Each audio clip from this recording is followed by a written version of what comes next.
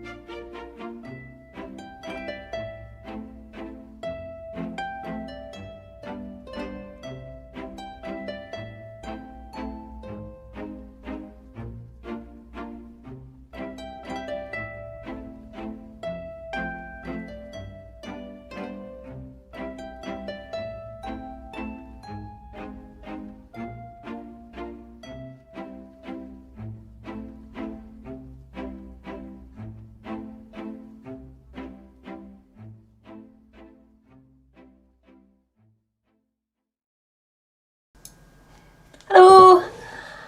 Sorry, 1 second. I've got a new layout. I just have to turn the intro video off now. There we go. Hi everyone! Yeah, Sanity Creations, I was actually just thinking that myself. I think we're going to need a longer pre-show clip because those photos are just not on the screen very long. And that one there still is missing the last handful that we made. So, yeah, we might need to have like a longer countdown at the start of these streams just to show them all off. Hi everyone, happy time zone. You may notice that we look a little fancier. I got my new streaming computer all set up over Christmas break. There might be some small technical difficulties as we go along today, but we're hoping to like work the bugs out a little bit on stream rather than just alone in a room. Is the stream channel not working? Celia, good, excellent. I saw your question earlier and I wrote it down because it's just so much easier to answer here out loud than to try and type. So what's happening with the stream channel? The stream channel is still going ahead, but I want to preserve the viewing order. So currently what I'm doing is I'm screen recording all of the old streams to preserve the chat because you guys are the reason why these streams are so funny. And then I'm going to start getting them uploaded starting on the 1st of January. And then once we are all caught up with those old streams loaded over there, I'll move the stream over there, probably late January, more likely early February. So until then, the streams will continue on this channel. It's just the old streams will slowly drop off this channel and start appearing over there. It's just, I'd rather people be able to watch from oldest to newest and get it in the correct order. And so that's just how I'm choosing to do it this time around. Bit busy tonight, but you're here. Thanks, WWJD. We would miss you if you weren't. But obviously, don't let this interrupt anybody. I understand that this is a very busy time of year still. For me personally, the window between Christmas and New Year's is that beautiful nothing time, because it's not last year anymore, but it's certainly not next year yet. So you kind of get away with a few little things. Oh, Emily, I'm glad. I did see your comment about having to dash in and out. That's obviously fine. We don't take attendance, but we like to have the folks around. Where's the other channel? Grim Squirrel. If you look in the description, it should have a link to it there. It's got like 250 of you subscribed already, so thank you very much for giving it a little bit of a boost, but it's got no videos on it yet. I have been updating the banner though to keep that count up to date, and I'm going to be trying to keep that up to date because we're up to 80 out of 151 made. Crazy. Like, we still got a lot to go, but like that's a lot made. Yes, little lollipop. Right, let us start with what we're supposed to do in these streams. Okay, brain, do the brain thing. So last week we made Tentacruel, who we called Squidcina, and this is how he turned out. And guys, I want to level with you. The patrons might know this already because I posted to them last night, but I lost one of his tentacles and then I couldn't find the yarn, and so he ended up with just 8, even though I know we made 10, or at least I'm pretty sure we made 10, because I wanted to keep him even on both sides. So, and I know that the Pokedex entry said that he was supposed to have 80, No. But yeah, there's our little squid Cena. Oh, hello to Sydney. There we go, so that's him. That was our first little guy. And then, of course, we finished the stream off with Lollipops, the Bellsprout, who has a big piece of wire and a weight in his base, if you missed that stream. So he does actually sit up on his own. And he steals the show quite effectively because of this. We're not at the crazy part of the stream, so that's not nearly as funny as it will be later.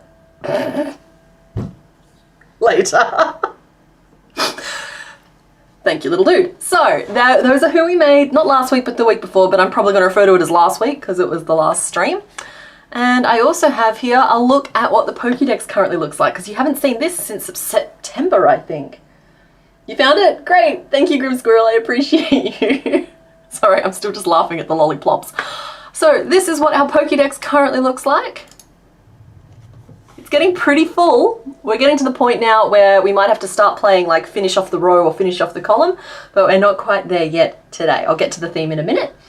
So that's our Pokedex. So I have added Tentacruel to there, I've added Poliwag in, and I added Bellsprout.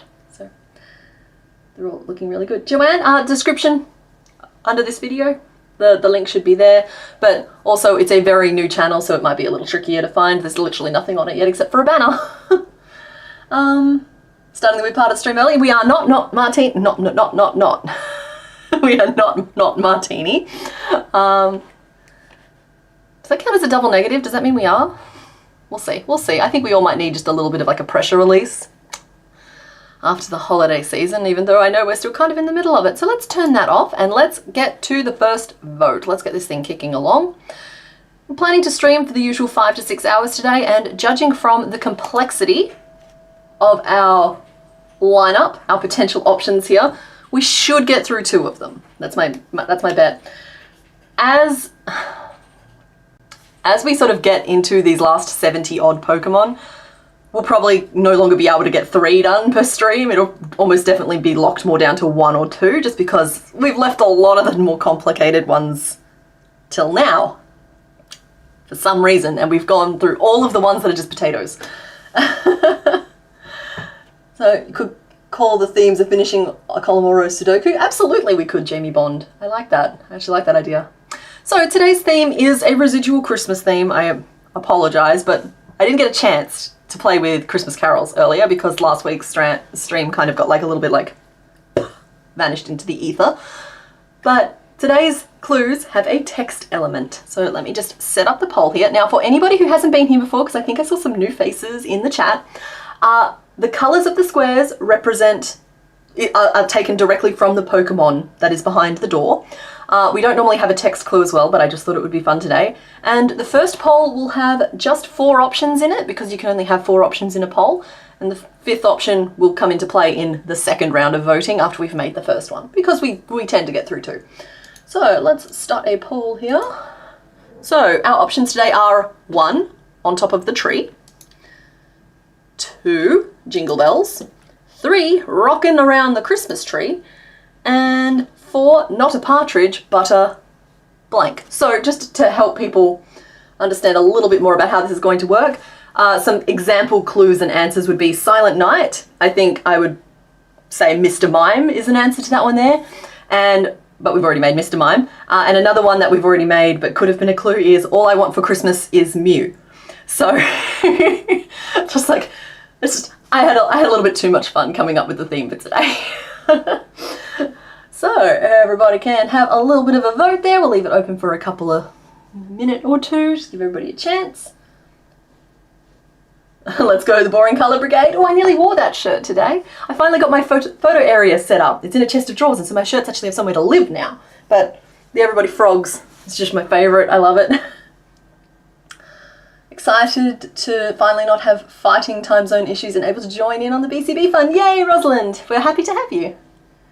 For I know that not what it says, but my brain says porridge. I feel like 3 years of Geodude evolution. There's nothing wrong with having fun with the thing. Oh, absolutely not. Yeah, oh, okay. So I thought 3 was winning, but I glanced up and it looks like 4 has stolen the lead. Looks like there's not going to be much in this vote, guys. So if you're around and you're sort of just pottering and listening and you wanted to have a say in what we're doing, you better dash back to whatever device you're watching on and hit the vote button real quick. Never felt so challenged on my Pokemon knowledge until right now. Well, we try to keep it fun and challenging, Shari. If it helps, I'm going to have to design whatever you pick in a second, and I'm a little rusty.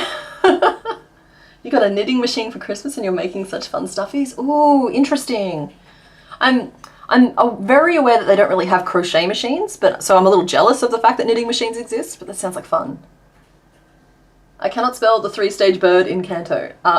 That's alright. So we think 4 might be Pidgey. I'm a little new to this channel, so what does the boring colour brigade mean? Shrooms Love Crochet. That is just a group of... During the early votes, whenever I had fun colours available in the votes, it meant that only the fun colours would get picked, things like the purples and the greens and the yellows, and all the beiges and the browns wouldn't get picked, and even in the whites. And then we would reveal who they all were at the end, and some of people's favourite Pokemon weren't getting picked because they were boring colours. So the boring colour brigade banded together to pick the boring colours instead, to try and make sure that there was some equal representation, I guess. Also so that some of these like boring coloured but are really cool, cute, amazing, loved Pokemon could get made. So that's the origin of the BCB. I'll be purchasing an Everybody Frogs t-shirt here soon. I can't wait to wear it to your office. I love that, Rainstorm. You can join the Frog Squad. 4 might be Far-Fetched. We've already made Far-Fetched. Sorry, guys. When I see guesses, if we haven't made them yet, I try to not pick on them. But if we've made them already, and I remember that we've made them because we have done 80, I do try and call it out. Tried to post the link to the new stream a couple of times, but it's not showing. Is it being deleted? Sam, I don't think it's being consciously deleted. I just don't think I've got the setting set to allow links in the chat. So YouTube might just be screening those out. In fact, that might even just be a YouTube default. I'm not really sure. Okay. Here we go. Oh, Tornado Kate, I'm sorry to hear this. Your mum and sister just completely and utterly killed your crochet and decided to create anything with one sentence today. Let's see if we can counteract it a little bit. One is probably Starmie. Lol, that's so funny. Justice for boring colours. Exactly. Justice for boring colours. Alright, we should probably close off this vote. It looks like you guys have made your choice. Alrighty, so it looks like... Oh, let's close the poll officially, because sometimes it ticks up or down a little bit after we've closed it. Is it going to tell me the answers? It is! So it looks like number 4 won with 33% of the vote, followed by 3 at 27%, 1 at 23%, and 2 at 14%. You guys are not interested in going for yellow today. That's interesting. All right, so number 4, let us do a reveal. And for anybody worried about it, I do reveal every single answer at the end of the stream because we believe in closure around here. Nothing worse than not finding out the answer to the riddle. Well, sorry, there's plenty of things worse, but like in the context of what we're saying, it's a bad thing. So... Number 4 was the answer, just double checking that there. Let us reveal. So it's not a partridge, but a Pidgey. You guys picked it. You guys picked it really, really quickly, actually. So I'm gonna have a go at making a tiny little Pidgey pom-pom today. That'll be our first one. Hopefully it doesn't go the way Fearow did when we made Fearow. Because Fearow I accidentally made too big. And then I actually had to remake completely on a smaller scale to make it work. But we're doing Pidgey today, so there is that. Let us swap back over to our other screen. And I do that by clicking this button. Yay! And we're going to turn a sprite on. Oh, don't pay attention to that. Let's see if I can change that without putting it back on the screen. You guys saw nothing. There we go. There we go. So just a little Pidgey friend. Cool. Excellent. Burb. Yep, I'm feeling very burb. I love burb. Yes, Pidgey, your beloved. Oh, good. You think 2 is the last OG bell plant line? Maybe. We made Bellsprout last week. I think 3 is you did, however it's spelled. Close enough, Emily. I got what you meant. Alrighty, let's... Oh, can't move the book. Camera doesn't follow. Let's draw us a little burb. So I want to try and keep this as tiny as possible because honestly, guys, if we get this polished off under the 2-hour mark, there's actually a slim, but not zero chance that we'll get 3 done today. It's all going to come down to your choices.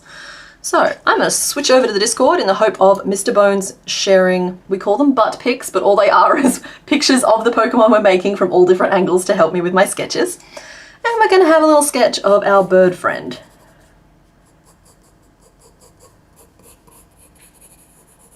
And she's an interesting little oblong.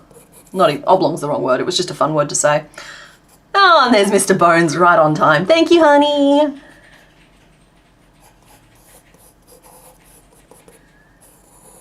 So I actually think that like the thing that's going to be tricky about this particular little burb today is how fancy her colors are, because while she might be just a beautiful toasted marshmallow type of color, there's a lot of different colors and color changes going on, you know? Like we've got like this little black swoosh around the eye, which is a detail, so I could choose a number of different ways to approach that. Her beak is a different color, which might not seem like much, but if it was the same color, we could just work it as like a bobble stitch without thinking about it too much. But because it's pink, we have to at least do a color change. And why did I put that eye so far back? Let's fix that. That's better.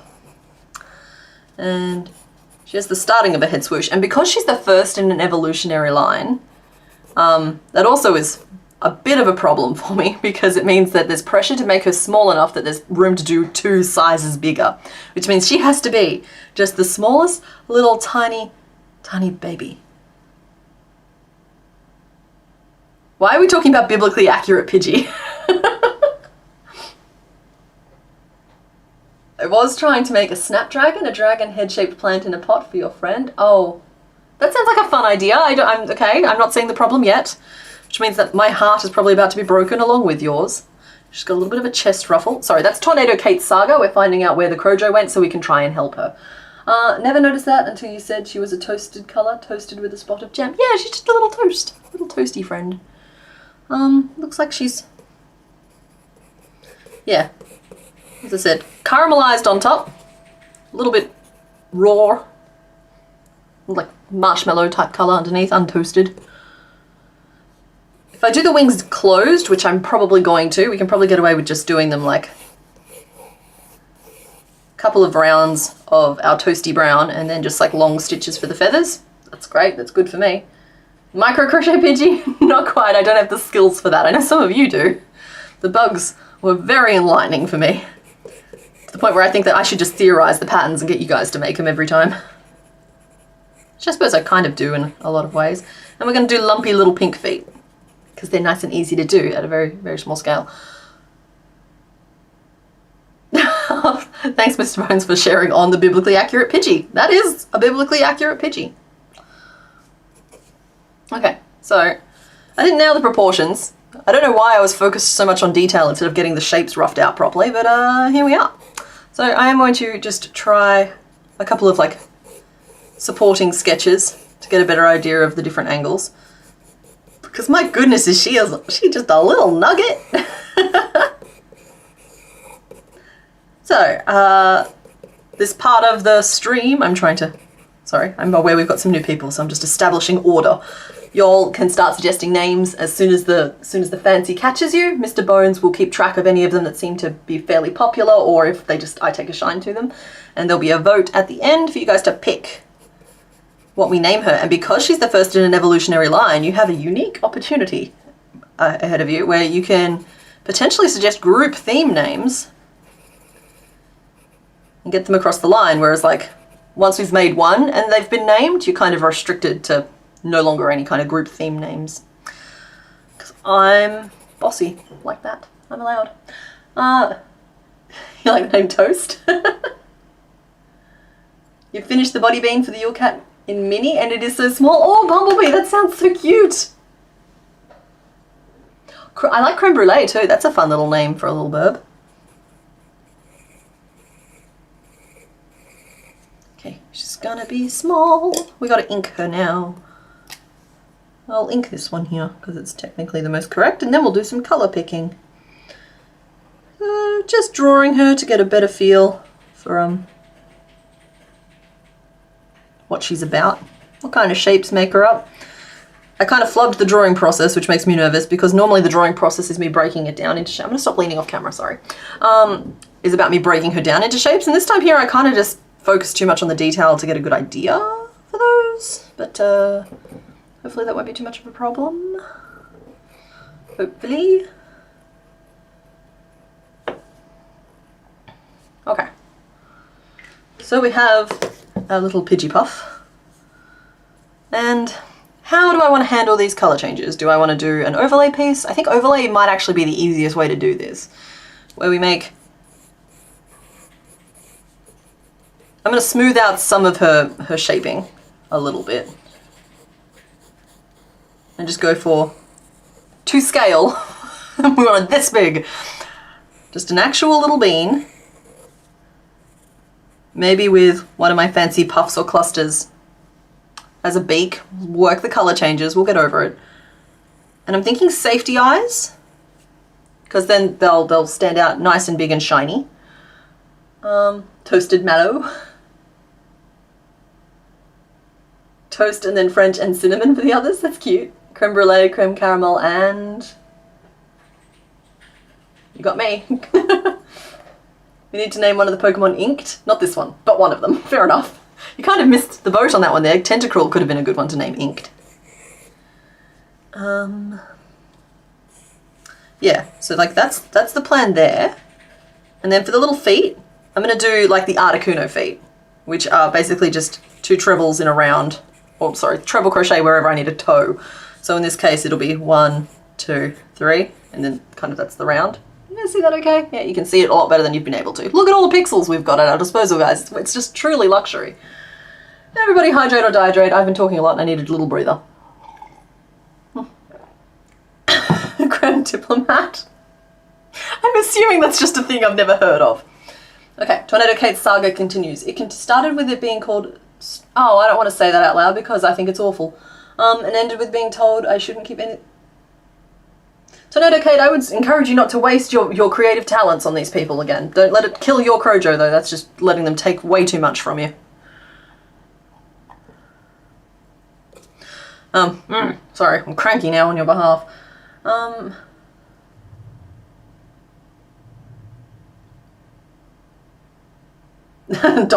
name added. We cannot call Pidgey, what is it, an ellipsis? We can't call her ellipsis. We could call her ellipsis, it's up to you guys, it's just it doesn't feel like a very nice name. Wing shape I've already mapped out there. In terms of... ooh, that's kind of tricky, because like we kind of need these colours to go under that eyeball. So maybe that eye gets attached through the face layer, and we build the flat piece up over the head, and then out to the side. We'll give it some picots to add the ruffle where we need it. So this is no longer going to come in under 2 hours, I don't think. And then swoosh down. So that's kind of what the belly and face piece will look like. And then we just need this fan that goes across the head. Just 3 colours, or 2 colours, but split into 3 pieces. And I might be able to do that, the fancy eyebrows is like 1 big piece. And then like a middle piece. But honestly, a lot of these tiny little details are going to come down to scale. So in terms of colours, I have gone for, right? I think those are pretty good. And the pink, I'm thinking the Antique Rose is nice. So that's for beak and feet. And I think we've got some grey caught up in it. There it is. Bean Baby Brulee Burb. Creme de la creme.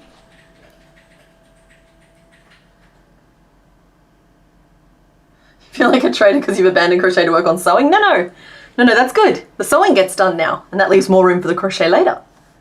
Yes, I think the colours are really nice, because like when I went to find them, I was just like, okay, I need some beiges or some creams or something, and then I was just like, no, she's saturated. Let's make a saturated bird. So, got to remember to write the notes down, because it would be such a shame if I like stopped writing the notes down now. And we're going to start in our caramel colour. Caramel.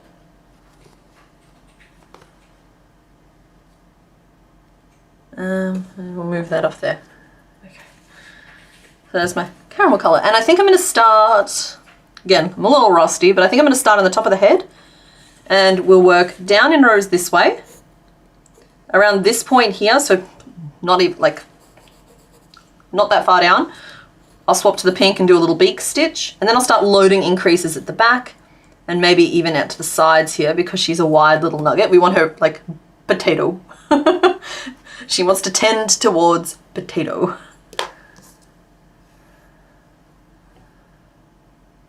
Okay, Bumblebee, that is the tiniest little Yule Cat body bean I've seen. I am so excited for this. Because I've got my boy, or my girl, sorry. I've referred to them as both. It's kind of a changes day to day. I've got my Yule Cat friend here.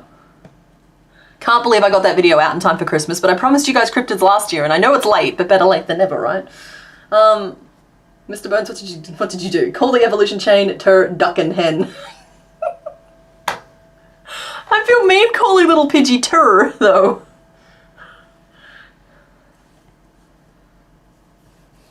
Alrighty, and we're gonna start with a little magic ring 6, and now the stitch magic has started. So I don't need to pay attention anymore, right? Because the hands will just do it. Cara, Mel, sorry, I got stuck on the first syllable there. Cara, Mel, and Krem. We could do that. Pidgey would be hen, because hen is the smallest. Pidgey is small, hopefully. I'm really nervous at this point because I've said small and bean and tiny and little, and how I've laid out exactly how important it is that she stays small, which means she's going to end up huge. 1, 2, 3, 4, 5, 6, but I really can't have her turning up huge today. You love the Yule Cat pattern? Oh yay! I think I would love to, I've got that one there in a list to release as a pattern video, but not for like Yule Cat, just as like a cat pattern. I think the candle just makes it a little bit weird, because like people can be a little bit funny about patterns even though I look at that and I see, oh, it's a cat pattern with a candle on its head, so if I needed a cat pattern I'll just make the cat. Some people get thrown right off by the existence of the candle and they can't unsee the candle. So I think I might roll that out at some point. I'm pretty thoroughly booked for the next 3 months, but I do have plans to release that one there, and a Dragon Portal Dragon as early as I can next year, but it won't be in January or February, and possibly not even March, because oh my goodness, do we have some plans for you guys. Also, a blue-banded bee out of some variegated blanket yarn for a little baby. Cute! I missed the first start of that, but it sounds like a project you've been working on, which is nice. Made a bunch of crochet gifts for co-workers this year, and most of them were your designs. Oh, yay! Oh, I like the name Custard. We're not mega burbing. I love Clodsire. We cannot. We do not have the resources or the time, because can you imagine if Pidgey ends up metapoded or megapoded? How big am I going to have to go for Pidgeot? It makes me the Pidgeot. That's what it does. You're here for duck hen. 4, 5, 6, 7, 8, 9. Okay, cool. I'm going to write down these notes because I haven't been. You guys should be reminding me of this stuff. I'm just saying. No, it's not your job. It's my job. Oh. Everybody please send a hug to Tornado Kate. We need to make her feel better, and I don't have access to emoticons at the moment. And the musical tone of voice is not mocking, it's because I am deeply uncomfortable with the emotions I am feeling right now, and I am not allowed to get angry on stream. 1, 2, 3, 4, 5, 6, 7, 8, 9. Hello! Hello. What? You're passing me a... marker. My hero! I was just casually, I didn't even think of stitch marker. Yeah, see, Blue Bear, that's exactly what we don't want to have happen. Pidgey-O or Persho? Oh, it could be Peugeot. That's true. I always thought it was Pidgeot. Because it was Pidgeotto, Pidgey, and so it was Pidgeot. We ride at dawn.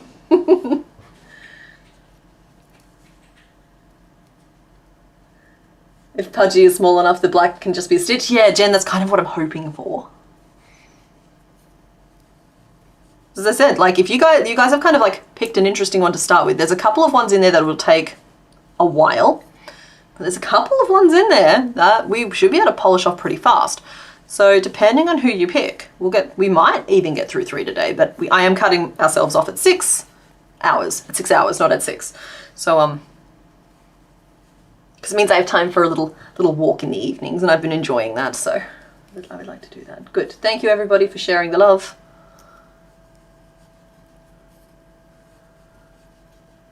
Pidgeot, yeah, Pidgeot. Pidgeot does have a mega evolution, so it would be accurate if that one ended up megapoded. Yeah, but that's for the mega evolution, not for the tiny little origin Pidge.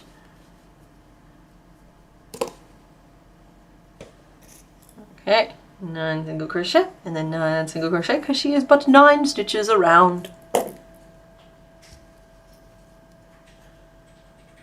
All right, you guys though, now that we have a bobby pin that's in use as a stitch marker, you'll know that you have a role to play here. You have to keep an eye on it, because I wish this was a bit that I was doing. I wish this was a joke that I was playing or a prank that I was in on, but genuinely it will wander off. I will detach it from the work and put it down right here, and it will run for the hills. So you'll need to kind of keep an eye on it. Ooh, aloha to Hawaii. I hope your weather is nicer than ours has been. Not you forgetting that I'm Australian and you're in the US, so it's currently 9:30 p.m. Yeah, sorry, it's 11:30 a.m. in the morning here. So I am very aware that I have daytime privilege or something. Actually, you know what? I'm going to frog that last row and put the beak in earlier. That'll teach me. That'll make sure that things end early. So that's 1 back, 2, 3, 4. That's where I want to put the beak at 5, because then I'm working directly along the back of the head, which I think will just help us a lot in the long run here. And then I need to frog 1 more stitch for the color change. But I only need to half frog it because I can just grab those loops. Now, what kind of bubble or cluster will I choose? Won't be a puff stitch because I can never get consistent puff stitches. It's just not a strength of mine, and so I found ways around it. The end. Thank you for coming to my TED Talk. If I'm not good at something, I will just avoid it. All right, so in our pink, I am going to work, it's just a tiny little bobble of a thing. I'm tempted to just do like a 4DC cluster. The runaway bobby pin stitch marker pain is real, yeah. I'll say, I have all of you guys to help me keep track of it. That doesn't mean it's going to be kept track of, so no judgment if we do end up losing it. Okay, so that's a 3. 3 could be really cute and little. Let's see if 4 is too big. No, flobbed that stitch a little bit. Might do a 4 double crochet. Should have changed colours there. And 4 is too big. 3 was better. Hi. Hey, beautiful. You're in a jacket. Why are you in a jacket? It's good because it's nice and cold. Ah. Getting the occasional skipped frame. Oh, let me have a look. It might just be me because I pushed mine up first. It's just you, honey. I've got 0% dropped frames. Cool. Sorry, guys, as I mentioned. Wi-Fi is turned off on the PC. Oh, I actually haven't done that. Yeah, sorry, guys. As mentioned, we're trying out some completely new hardware today, so there's going to be a few little, like, moments where things may not go exactly to plan. Like, currently, I don't know how to check where my internet's coming from. There it is. Okay, cool. And we turn off the Wi-Fi, and the stream doesn't drop. Hey! Pico Pidgey? Yeah. Pico a little pudgy Pidgey. Oh, pin feathers and golly fluff. There we go. Okay. Yeah, a 3DC cluster was the right choice there. Nothing fancy, no little picos in the middle. Where is Mother Magnet? I mean this. Mother Magnet has her hands full. But still good, still good.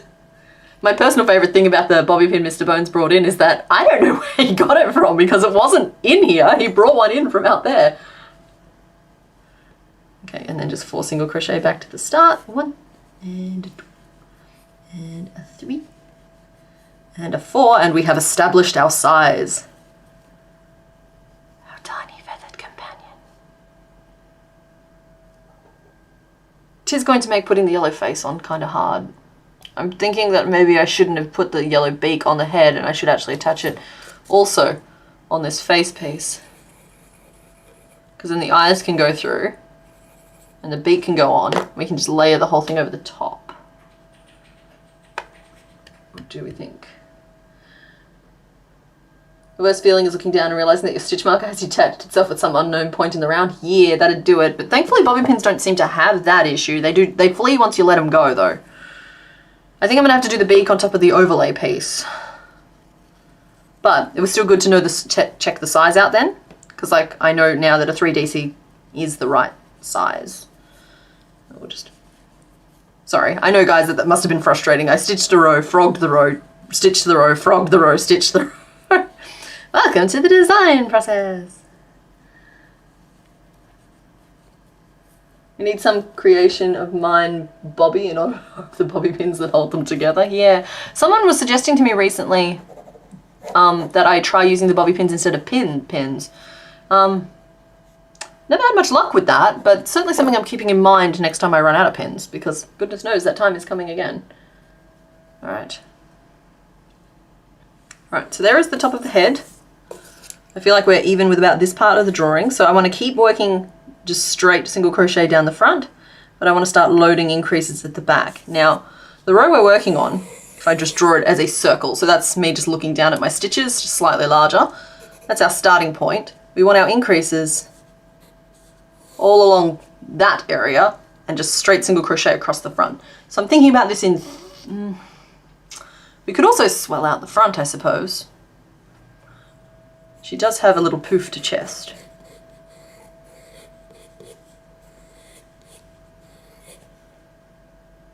No, that'll be covered by the fact that we're putting something over the top. At this scale, you can't put too much shaping in because otherwise it starts skewing everything.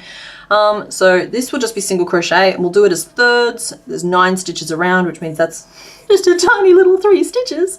We'll do an increase and an increase on either side of our starting point.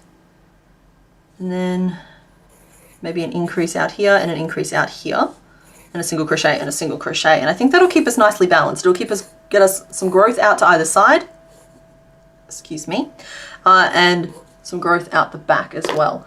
So that is how I work that out.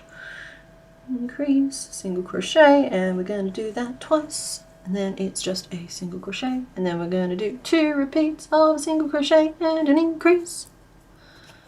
Ba-da-ba.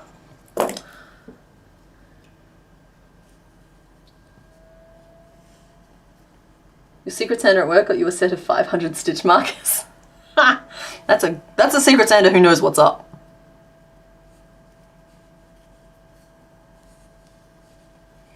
Alright, so now we just test the theory. She's so small. Yeah, and just straight 1, 2, 3. And we're going to increase and single crochet, and why is the math not mathing? 1, 2, 3, 4, 5, 6, 7, 8, 9. There should only be 9 stitches in my row, but I guess I didn't count, did I? Nope.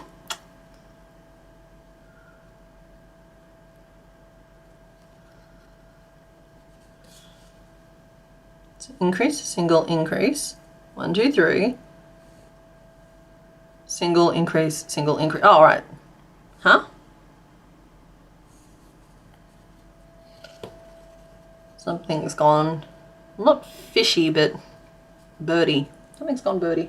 What color should you make the Snapdragon? Her favorite color is purple, but I made the pot purple. Oh, do you have like a complementary, like pinkish kind of tone that you could go with? Other than that, if it's a plant, green is always a very safe option. 1, 2, 3, 4, 5, 6, 7, 8, 9, 10. Yeah, I've ended up with 10 stitches. When did that happen? It's actually a disaster. I'm so sorry. We're lucky she's small because we're going all the way back.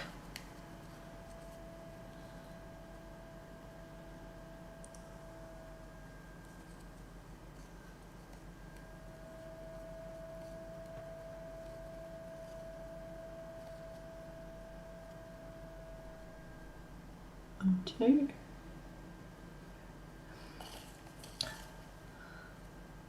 Sometimes starting again is easier than learning to count. 1, 2, 3, 4, 5, 6. Okay, so the problem didn't start in the magic ring.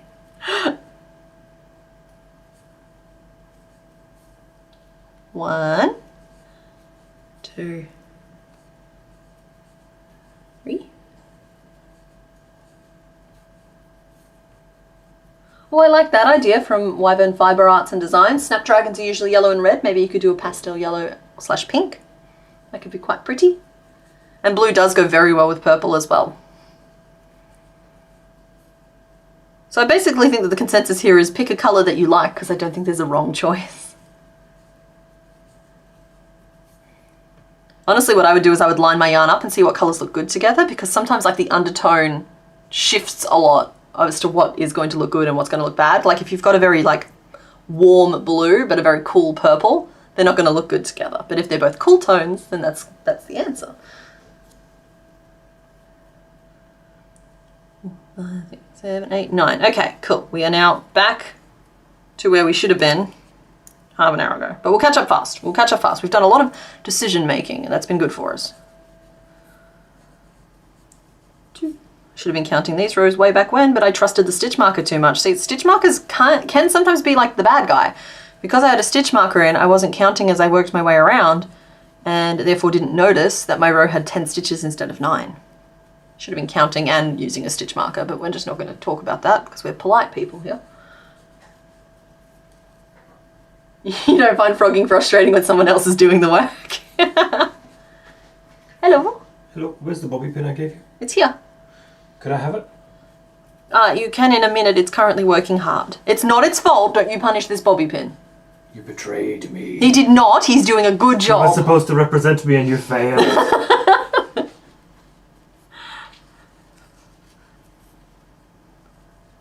Trust the process. That's what we're doing. Always a timely reminder though.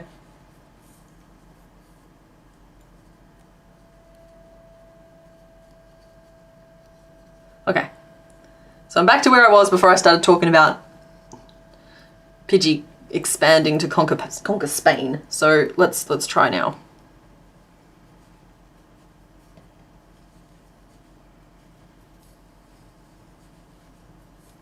So there we go. That's our first little bundle of stitches. And now picking where I put these increases, I'm already thinking, oh my gosh, she's so tiny. She's so small.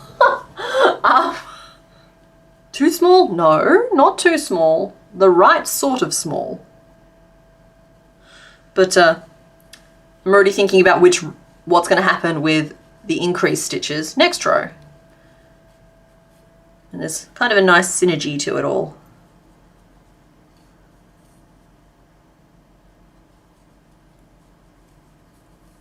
Darcy! Frogging increases the amount of enjoyment time per skein. Yeah, true. You just have to find yarn that takes a frogging well.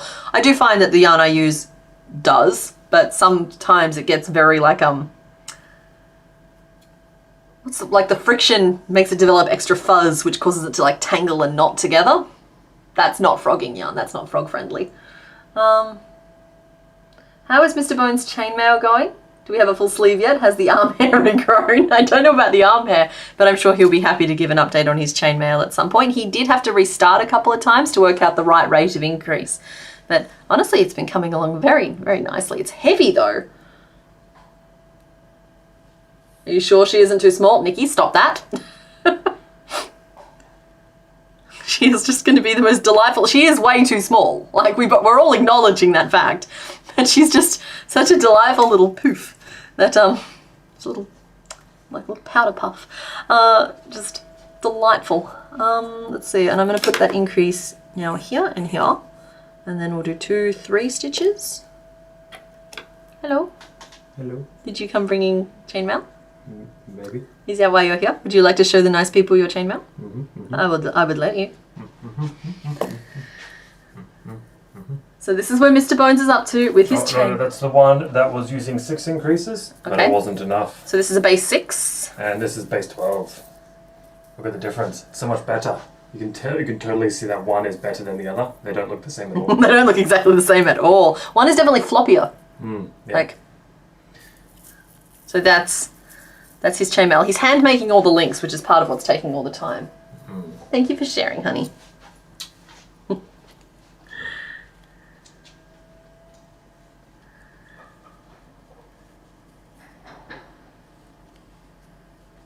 Oh, good. Sometimes it's helpful if I finish writing the row down. There we go. Good job, me. So glad you're home. I'm going to start working on that badger. There's a badger? Are we making a badger? We are mini potting. We are! I think this is the first one that I've managed to make so far. There's a lot to still bolt onto it. She's probably going to double in size. But this is the potato. We're pretty happy with the potato. It's less of a potato and more of like a tater tot, potato gem, potato royal, depending on where you're from and what you call them. There are no wrong answers though. Crease goes there, I think. Oh, whoops. I know what's happened there.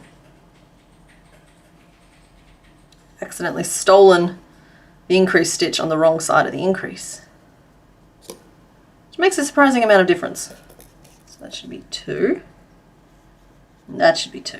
And that should be better. 1, 2, 3, 4, 5, 6, 7, 8, 9, 10, 11, 12, 13. Excellent. And that should bring us up to 17, which is fine. Honestly, I found that with minis, you have to work in these like horrible odd prime numbers. It's so funny to me because like when you're working on larger things, even numbers are absolutely the goal because they make everything easier. On these little ones, something about odd numbers and prime numbers work better. I'm sure it's just coincidence, and I'm unreliable narrator as well because it's not like I'm paying a huge amount of attention. It's just after doing all those mini bugs and now trying to do a mini pidge, like observationally I'm noticing. Should her beak be back in? No, that's fine. We're going to do the beak as part of the yellow piece we're going to sew on so that I don't have to worry about building the yellow piece around it. That's also how we're going to attach the eyes. Good question though, absolutely, because the original plan was to attach the beak in this round. And then, you know, I'm a changeable creature and I changed my mind.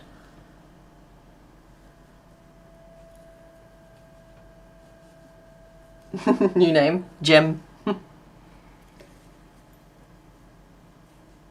The bead you were working with just blipped out of existence. Oh no! Okay, so there is our tiny little friend. Because she is the tiny bird Pokemon, so this is very much on brand for her. But she has 17 stitches around, and I think that's as big as she's going to get. So we're going to do some... I'll do 1 full round of single crochet around, and then I'm going to start closing off at the back.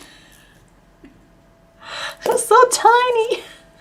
Can you imagine sending this little thing out to battle with literally any Pokemon? I mean, literally any of the others.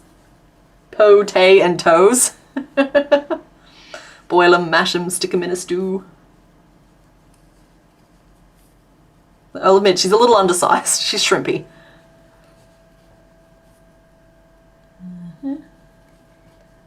Your mouse dropped and closed the stream? The 12 looks more stab protective. That's a chainmail reference, everybody.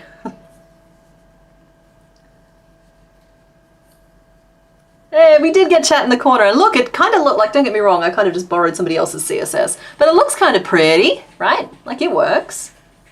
Needs a little tweaking, but it works, it could work.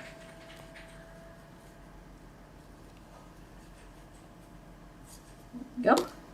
Oh, Ruffles, a little tato chip. She is but a tiny chip.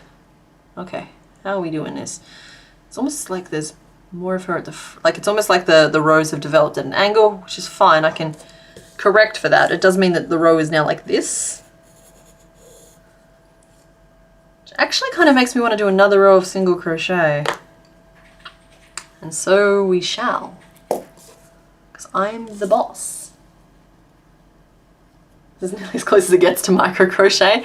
I don't know. I saw some of my bugs made so tiny and I struggle to make them full sized. I don't know how you'll do it. Seconding Ruffles. Okay. Oh, Mr. Bones has added Ruffles. Excellent. Mr. Bones, would you mind giving us an update on what that name list is looking like? It sounds like we might have to colour for you. The setup looks quite nice. Thank you. I tried. I had to set everything back up from scratch on the new machine. So far, touching wood, so far it's been working okay. I don't seem to have forgotten anything yet.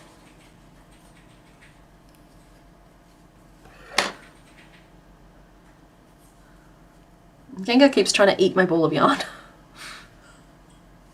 Okay, current name list is Toast, Brulee, Mini Pidge, and Ruffles. If anybody is missing your favourite name not on that list, now is the time to make an outcry. Not that we're not done, we're not anywhere near done, it's just get your name on the list, get your name on the list early. Okay. Tiny, chubby little burb. Alright, we'll put a decrease on either side of her there, and then two balanced ones at the front as well. So where's the center here? Let's say that is. One on either side. And do that one. And that one. So going this way. There's my first stitch. Sometimes it's hard to spot. Sorry, I'm now just actively muttering to myself. Mutter, mutter. So what I want to do here is I want to put a decrease on either side of my starting point in my row, and I want to put 2 more decreases up here with 3 stitches between them. So, believe it or not, guys, this is also kind of algebra, because what we know is that we have a decrease. So let's just, that's a decrease, and we have a decrease. It's the starting point of my row, just because sometimes it's helpful to always mark that out. Sometimes it's helpful to always. Great use of the English language there. And I know that that's the rest of my round, right? I know I want to decrease here, and I know I want to decrease here, and I know that there's 3 stitches in between those two. So I also know that I have 17 stitches to work with, and I want these two to be the same. So if I label them as X, then we have 1, 2, 3, 4 for the decreases. 5, 6, 7, 8, plus 3, plus 2X, equals 17. Now, of course, I'm not doing this long form. I do it in my head because it's just, 17 minus those divided by 2. But let's do it as algebra because that's what we're all looking for on our Christmas breaks, some math homework. So that's 2x plus 11 equals 17, which is the same as 2x equals 6, which means x equals 3. And now I know what stitches to put where. Who said you'd never use algebra? Wasn't me. I've made it a point to use algebra whenever I can. It's very simple algebra. There you go. And that's going to bring us down to 13 stitches. Tater tot added. Tater Tottington of Chip Keep. Okay, but you have to name the others as the Tater Tottingtons, like... You have to come up with 3 names that fit the Tater Tottington family. Just saying. I'm not settling for just one Tater Tottington. Math is fun, says the accountant. Yeah. Well, I mean, I'm not an accountant, but same. Decrease. And now we check it by just working the row and seeing if we like it too.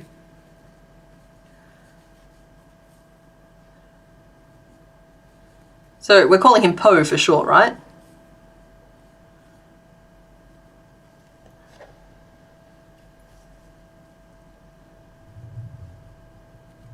Great.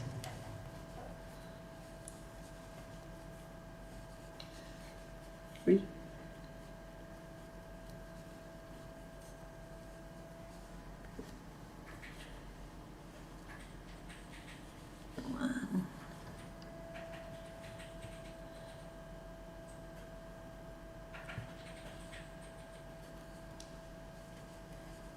Okay, the time has come to stuff our tiny chicken nugget. Tater tot toast sounds like a carbful. Mr. Bone says his work cut out for him, well, he has to type it every time. Okay. She's so small she's almost lost her entire form.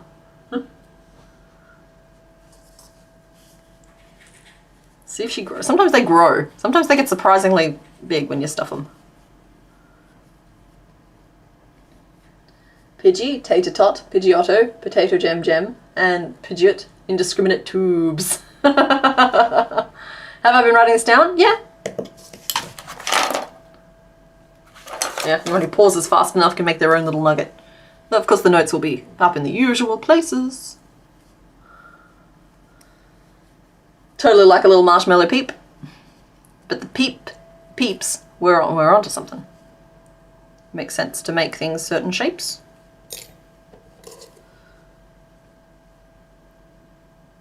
Also, I don't think I've ever actually encountered a marshmallow peep. I understand that they are a candy overseas, but I don't think I've ever seen one here.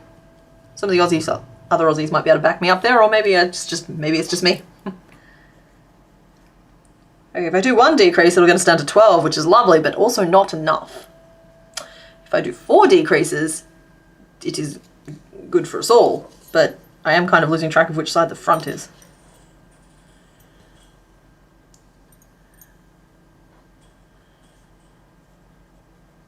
Decrease, sorry guys, little thinkiness. That's one.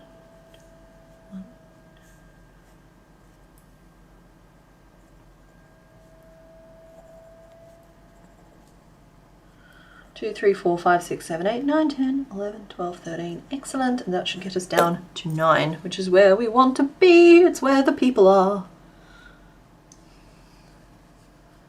Lol, in the US, Walmart sells giant 4-foot peep stuffies. Wow. That's a lot of peep. I know our hot cross buns are available for sale already. I like that in theory. Like, cool, delicious baked good. Why would I complain about it being available earlier? I've heard that if you, like, okay, I could be wrong. I'm probably falling for an internetism. What happens when you microwave a peep? Nobody try this, okay? I don't want to be recommending somebody try this if it's super dangerous or something, but I've been told that if you microwave them, they grow huge. But they're basically just marshmallow, right?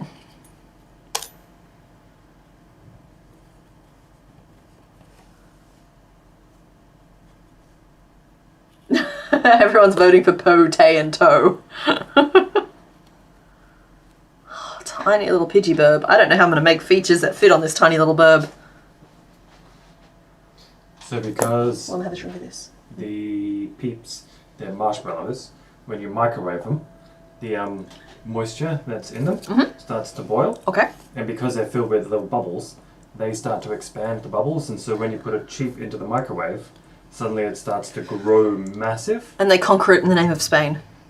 But the thing is, when as they grow large, the air escapes out of them. Okay. Because air does that. And so when they finish exploding in the microwave, Sneeze. all of the steam recondenses and then they shrink down. This is so annoying. I've got a sneeze right here. I'm going to click it. No. Oh, that's so annoying. Normally if you look at the light, the sneeze comes out because they're afraid of the dark. But, ooh. Nope, it's gone away again. That's so annoying. Unsatisfying. Yeah. Non-satisfactory.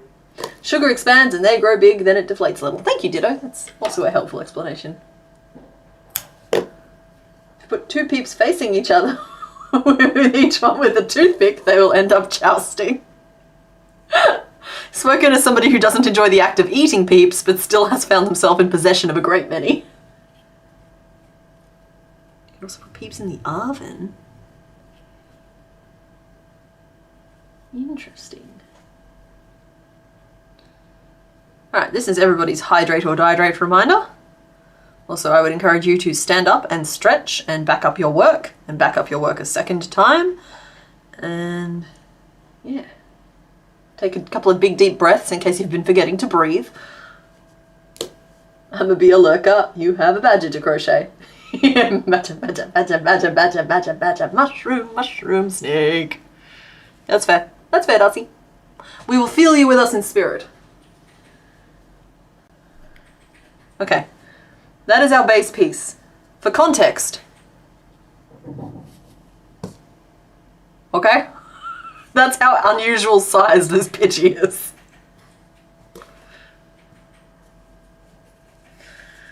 Okay. Oh, she's so little. I'm feeling a great deal of pressure to come up with anything that's going to fit and feel like an appropriate size. Okay. Wings. We'll do tiny wings that will add some width. Everything we add is going to add a little bit more to it. She's going to end up being like a little bigger in all directions. It's just right now that base piece looks super, super tiny. Cook it first? Are you talking about Pidgey?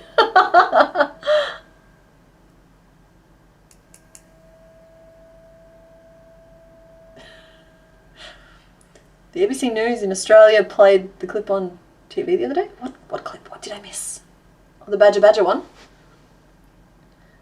Eagle Ironic, is this the opposite of a megapod? Maybe. I've been deliberately trying not to megapod it, but we don't think we have...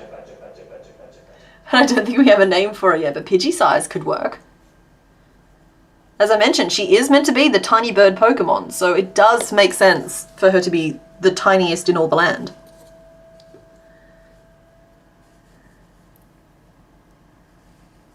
Ooh, what colour should a fat chocobo be? Well, there's always the traditionalist, which is the yellow. Am I using my usual hook? I am. It's slowly losing its colour again. Turns out it wasn't, my old hook was bright blue, I just took all of the colour off it.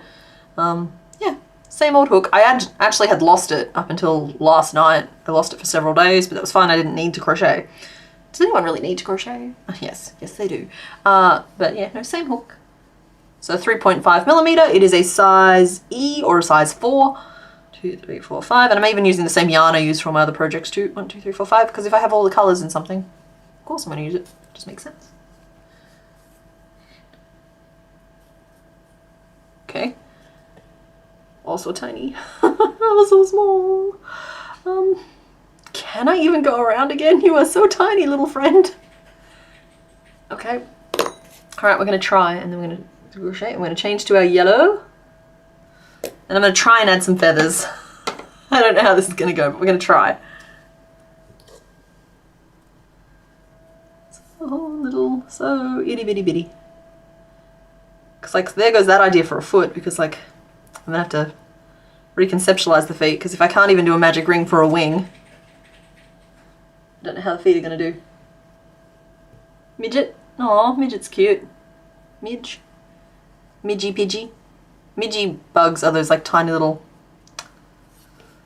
we've talked about this before, and I know that I think it's Canada calls them something ridiculous. Those tiny little bugs. So like, yeah.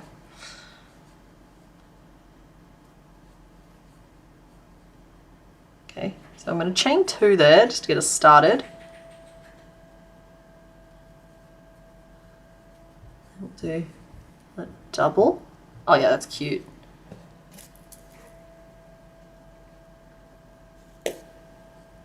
It's so small. I think that might just be it, and then we just like chain 2 and slip stitch.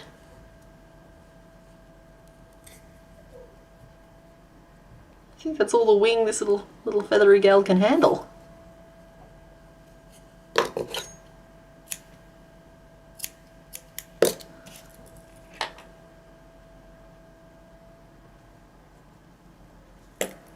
Pidgetot. So Pidgetot eventually evolved into Pidgeot. Okay, but that means that Pidgeotto has to be like Pidgeotto. Midgies aren't mosquitoes. They're they look like this. Actually to scale, possibly a little big. The tiny black specks that like to fly up and try and land in your eyeballs. Oh my goodness, it's so small. Look at that little tiny wing. No. Why are you doing this to me, Pidgey? I could have built the beak in, because at this size I could have just buttered the yellow up underneath and nobody would have batted a single eyelid at it. That's what I mean about too much detail ruining tiny things. Miko, Mini, and Standard. Nats, that's the one. Midgikai, yeah, that could work. Even just a little like cheese eye. She's bite-sized, she is. She's totally snack-sized, fun-sized. Oh, okay. Sorry, Kit. I was not aware that that was considered a derogatory term anywhere. I will be more careful with that one there. Thank you.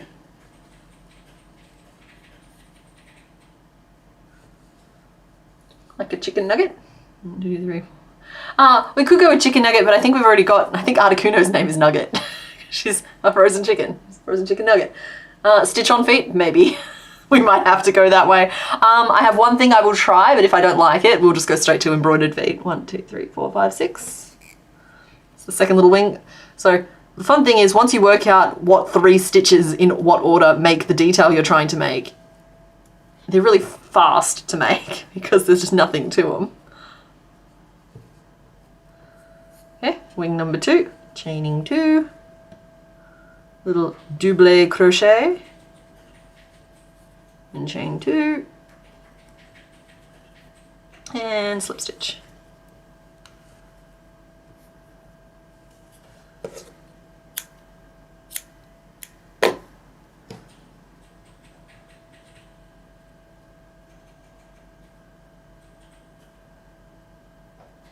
Why are we thinking of Hitmonlee?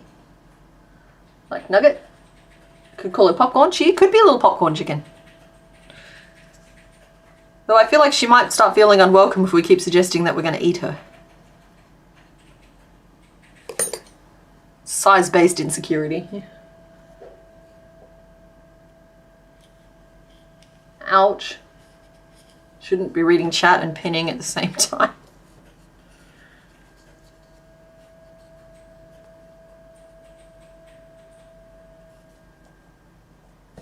Meep, meep. Alright, wings done. So I'm going to try the little thing that I think might work for the feet. So rather than starting them with a magic ring, I could start them with just a single chain.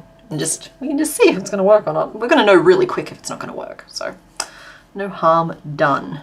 Not even using a magic ring. I'm going to chain. I'm going to chain again. So we'll chain 2 to start. And work a couple of trebles. Or treble and then like a slip stitch. Like I'm going to make this chain really work for its supper.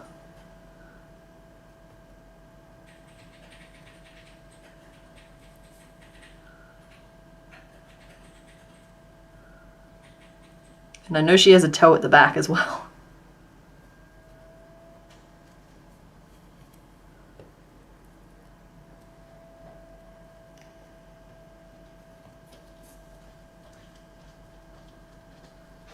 Hello. Yeah, pretty. It's official. Pidgey-tot is the new verb that's opposite of megapod. Okay, Pidgey-tot. So you megapod or you Pidgey-tot. Okay, I like that. I can work with that. Tiny little foot. Smallest foot I think I've ever made ever. And I think it's going to work really cutely on this little verb. Her feet are so big proportional to her body. But if you look at the sprite down in this bottom corner here, her feet are that big in proportion to her body. She's so small. I didn't write the foot down at all. Feet. We chained 2 and then all in the same chain I worked treble, slip stitch, treble, slip stitch, treble, slip stitch. That was it.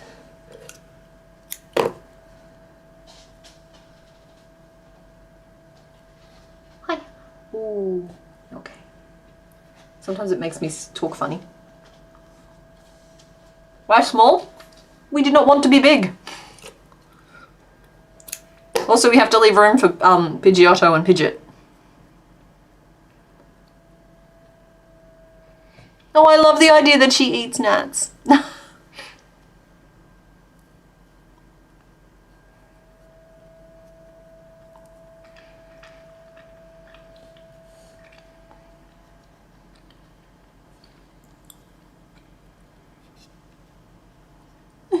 A tiny foot.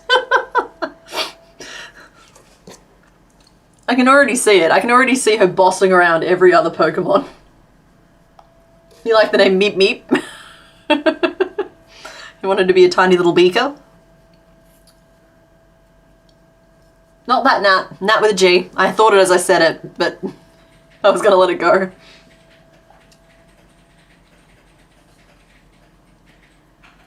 Meep Meep, Noot Noot, and Wah.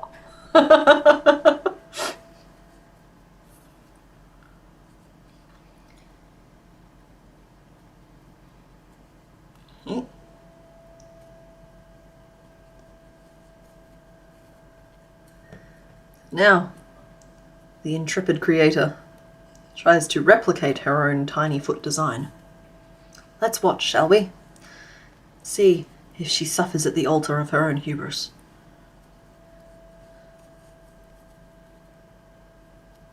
No, things are going fine. The denial is strong with this one, but still it may carry her through to the end of the process. But only if she trusts it. I'm going to stop this third person thing, it's not for me. There we go. Size comparison with Caterpie, I will do that in just 1 second. Pidgey fits fully in the mouth of Bellsprout though, I will say that. What's wrong? We're talking about Pidgey Tot being friends with Caterpickle. Okay, she could literally sit on its head very easily. Birds eat worms? Picture like trying to throw it up and you know how birds like they have like one eye bulging is like they unhinge their jaw trying to swallow something. Spit him out! Spit him out! She's so small. Alright, Caterpickle for reference.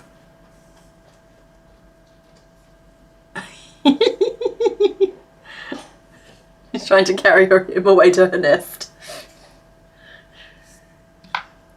Oh yeah, fine just means freaked out, insecure, neurotic, and emotional.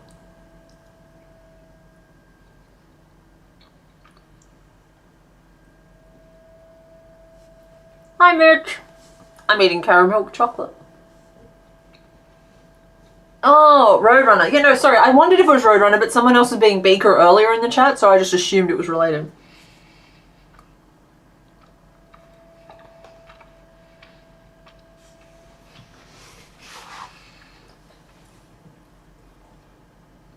Roadrunners are real. They're a real bird.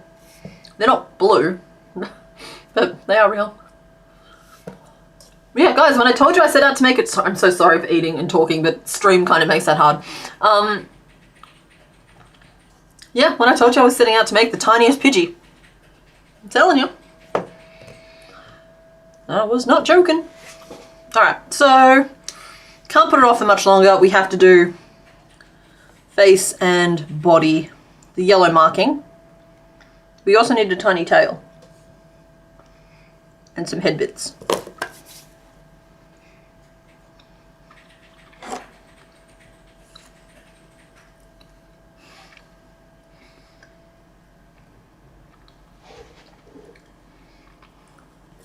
I'm still just amused by this.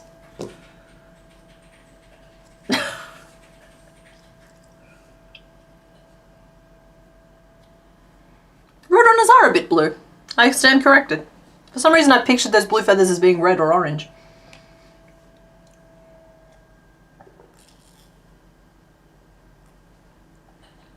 Officially they're supposed to be the same size. I've never let that stop me. Never let the truth get in the way of a good creation.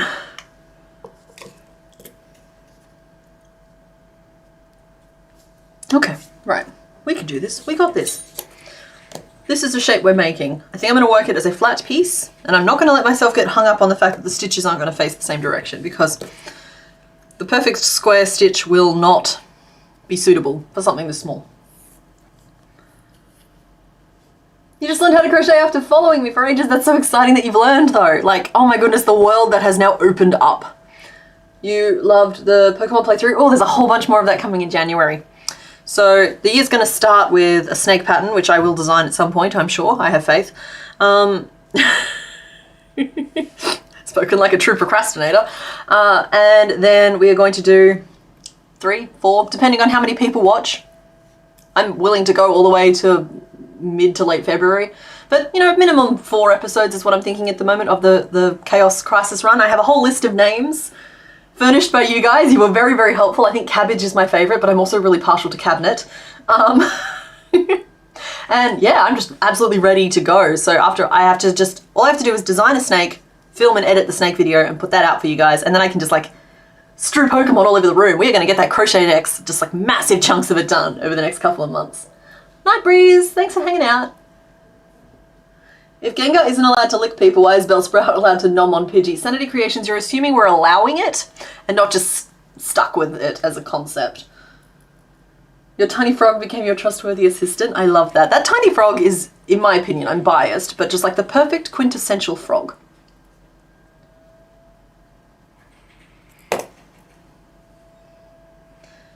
He knows his place. He is cranky about it, but my goodness, he's gonna do the job.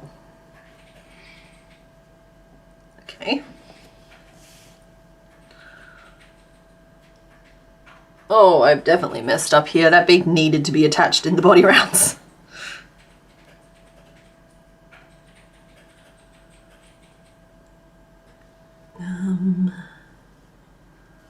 Okay. I need an odd number for this base, so we'll go back. Change it to a chain 4 and then 3 single crochet. Just finished the tail for Megachonk and he is huge. I'm so excited, Hannah Yarns. So excited. My boy is still in the background. You can kind of see him buried in the tinsel. If nothing shifts over the next couple of months, the next major project I do is probably going to be a giant rainbow mantis shrimp because I cannot shake that one. I cannot shake it. Which is funny because I thought my next major project... Emily Humans is having a candy off, and I was wondering if I could just win. Oh, Mr. Bones would like to compete with one of you. Hold on. I win. That's my stocking full of chocolate and candy. Also, Emily, I have my actual stream snacks here, which are Whiz Fizz sherbet cones. So I also want to compete. Just saying.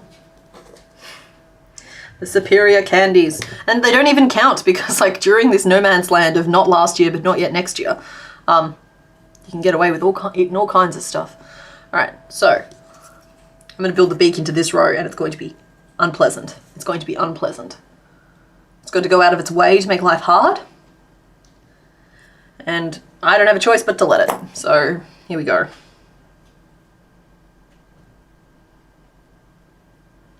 Don't even know how I'm going to do the eyes, but there's honestly the Pidgey's so small now that I might actually have to just stitch them on. You have Caramel Slice, Sour Patch Kids, and Cheezels. Okay, I have... That's a pretty good spread. You know what? I think that we can be community, not competition here. I think that sounds delicious. We have homemade sausage rolls that we made last night that are really freaking good. They're a secret family recipe though, so I cannot tell you why they're so good, but they're very good. I have Whiz Fizz Sherbet cones. I have caramel, which I'm trying for the first time, and I don't know if it's my favourite, but it's nice enough. And I have a fridge filled with fancy soft drinks. Because I've recently gotten into fancy soft drinks. You need a good shrimp pattern. We also have Tim Tams, yes. They're the double-coated ones. Oh, I think we have some white chocolate ones as well. Santa brought us a lot of snacks this year.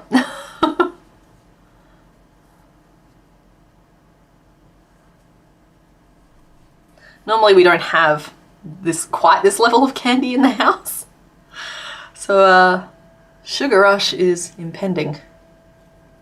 So is Doom. Doom! Ooh, Toblerone and Ferrero chocolates. You know what? I live in a world where I can never try those. But I know that they are meant to be spectacular. You have homemade pizzas, fudge, sparkling water, and peppermint bark. Oh, see, that sounds great, Tornado Kate. Sounds really, really good. Okay. I have accomplished beak.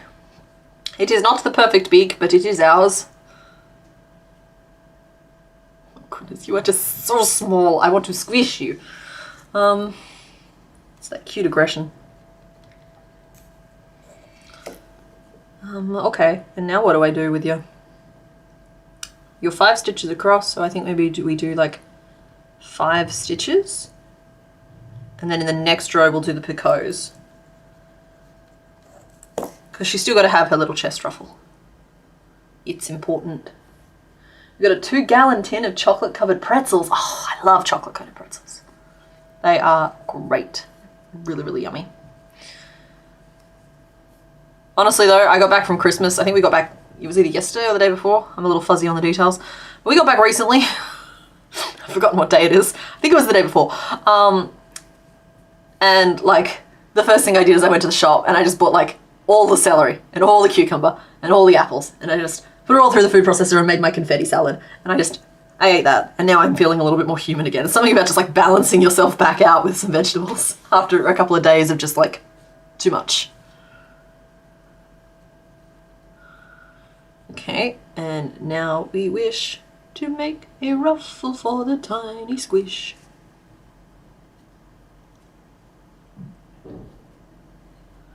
Or does it go down one more row? You are so small. I know it's my fault, but I'm going to keep blaming you for it, okay?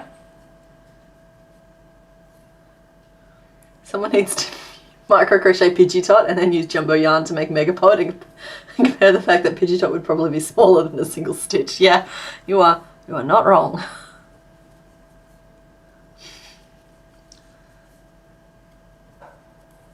isn't even cute aggression, it's just tiny aggression. I'm mad that it's so tiny. Stop it. Oh yeah, I tried my first Terry's chocolate orange this Christmas. They're quite pleasant. I think they're some of the nicest chocolate I've ever had, and I quite like orange with chocolate. So that's it was nice. It was very, I can see what the appeal is with the Terry's chocolate oranges.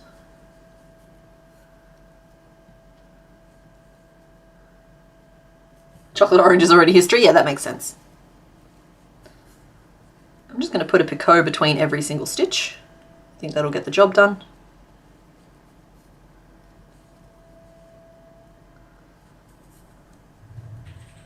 Am I planning on making anything smaller than Pidgey? Do I have a favourite early route bird Pokemon? I will always be partial to Pidgey. I tend to end up with a Pidgeot on my team. When I'm playing just like the very early gen Pokemon. These days, I think it's been replaced with like a Fletchling Talonflame. I'm very fond of Talonflame. I probably won't do anything smaller than Pidgey because even Pidgey is slightly smaller than is comfortable. It reaches a point where making them smaller doesn't save time, it actually makes things take longer because you have to solve more riddles to get to the end. So yeah, probably nothing smaller than this Pidgey. She's probably going to be the smallest we make, at least for Gen 1. I won't speak to the later gens, which we will roll straight into, by the way. I feel like we're going to finish Gen 1 probably well before the end of the year this year. And I just wanted to affirm that at the moment I'm planning on rolling straight into Gen 2 and start filling in those gaps. And with the Chaos and Chrysos videos, we should find that, come on brain, you got this, I believe in you. We fill out a good chunk, because like, hypothetically 4 episode 6 Pokemon, that's 24 Pokemon added into the decks as well as the streams. They'll be strewn across Gen 1 through 4. And there's a pretty healthy chance that any Gen 1 Pokemon that come up in that run we will have already made, which I'm actually kind of counting on to help me level up the Pokemon a little bit more. So yeah, it's just like there's going to be a lot of Pokemon for the next 2 months, which is nice because normally I believe YouTubers kind of take January off, and instead I'm just going to take a creative break and do Pokemon instead. Should be fun.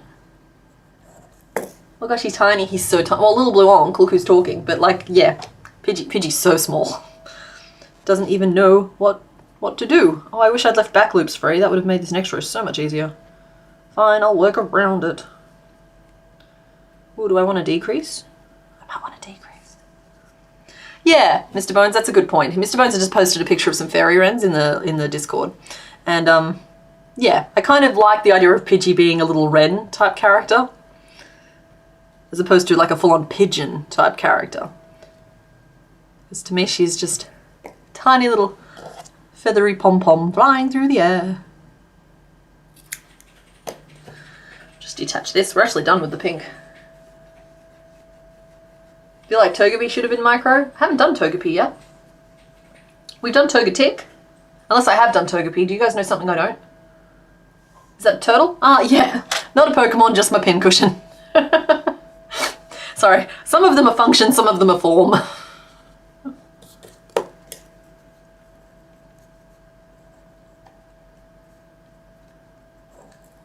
Alrighty. And if I layer this on, I think we want to... Oh yeah, we definitely want to decrease. Okay. Do the shiny forms if you've already made them? Maybe, but then it kind of counteracts the perk that would be not having to make one.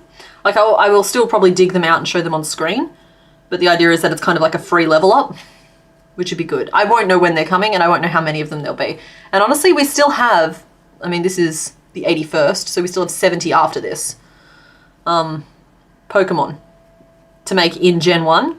And statistically speaking, that's still a lot of Gen 1 available. I'm just hoping that RNGesus is on my side. And there's just so many openings still in Gens 2, 3, and 4 for various mons that it may not even come up, but I've already decided that my solution to it will be, oh good, free level. Let's grind up another level. It'll also depend on where it falls narratively, because that series is completely unscripted. If it's been a really long time since we've made anything... Sorry, I just saw the Mega Chonk with the Caterpillar for scale. Oh my goodness, I'm so excited for that. yeah, narratively, if we really need to make something right then and there, shiny is a good backup option. Because it's shiny. I actually don't want to do a decrease in that last stitch. It's throwing me off. Possibly because of the location of those picots. We'll just do 2 single crochet instead. So 1 and 2, and I think that'll be better in general.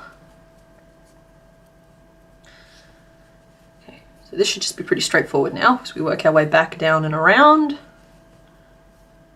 Some of this will be resolved in editing. Shiny Gengar, but with shiny Mega Gengar's colors, if that makes sense. Yeah, see, I always thought that shiny Gengar, who was actually just a slightly darker purple, at least he was last time I saw him, should have been Mega Gengar's colors, which is white, I believe, which is a nice spooky ghost feel. I think that would defeat the purpose of just being able to level up again. Yeah, okay, cool. So I'm slightly out of sync with chat, but yeah, that's basically what I was trying to get at.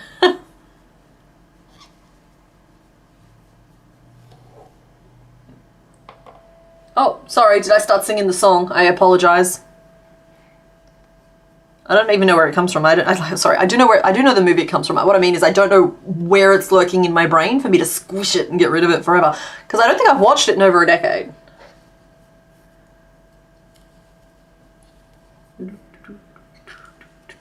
Now I can feel it lurking there, right at the back of my mouth, ready to go. You just posted a photo of your Mega Chonk to the Discord. I'm looking at the Discord. I don't really stray out of live streams, but also we like to keep a lot of the content here. It's just every so often I glance over. Okay, little feet. Off you come, little feet. See, there's his little chest ruffle. It's quite protrudy, but I'm kind of fine with that. I think it's fine. He's a very ruffled little burb. So I think we'll do... Okay, cool. We are very nearly done here, actually. Guys, I wasn't keeping count of the freaking rows that I did. I think it was 2, though. That's the row with the decreases, and it's been 1 and 2. So, okay, it was 2 rows of decreases. That's okay. It's fine. So yeah, I'll do a row of decrease, and then we'll do a single crochet 3 together. That's that piece done, and then I think we just have like the little head cresty options to get through. This tiny little burb is taking up a lot more pins than I would have thought, but it makes sense if I think about it more. Is napalm readily available? It would be neat to see Pidgey on her back. You know what? Because I went through and I reorganized this room, I can probably fish her out. It's not that they're not available, it's just that I'm looking at them and there's like 3 boxes of Gen 1 now. And I don't know which box she's in specifically. But when we finish here, there's if I can do a quick rummage, I can see if I can spot her. Can't from where I'm sitting at the moment.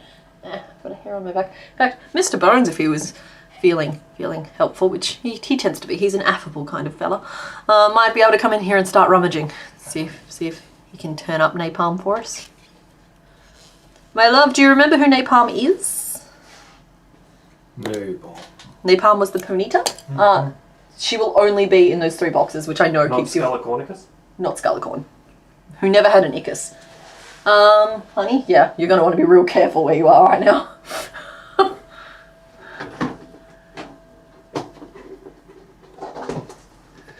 The healthy sounds of rummaging. Okay, here we go. So, I think we're going to have to stitch on eyes, but I'm willing to try this. Just to see how we feel about it. Oh my goodness. I don't know if I can do this to either of us. That's not it, that's Spiro. I know, but it's interesting. Oh, Firo, sorry. So that was that was our Firo. Look at the little Meep. That's... Please don't hand me all of them. Oh my goodness. I just think he's neat. He is pretty neat. Meep. This is our first lad. We're an hour and a half in. We're nearly done. Just these little eyes. What do you guys reckon? Do we use the safety eyes? Smaller than one of the heads. Yeah, don't pass that one up there. It's too floppy. It's specifically the pony. Yeah, I know, they're all really cool. Mr. Bones is doing his best. Like me. Ignore me. Like, I find it difficult to ignore you, my love. Oh. Bonita? Bonita. Do you feel bonita?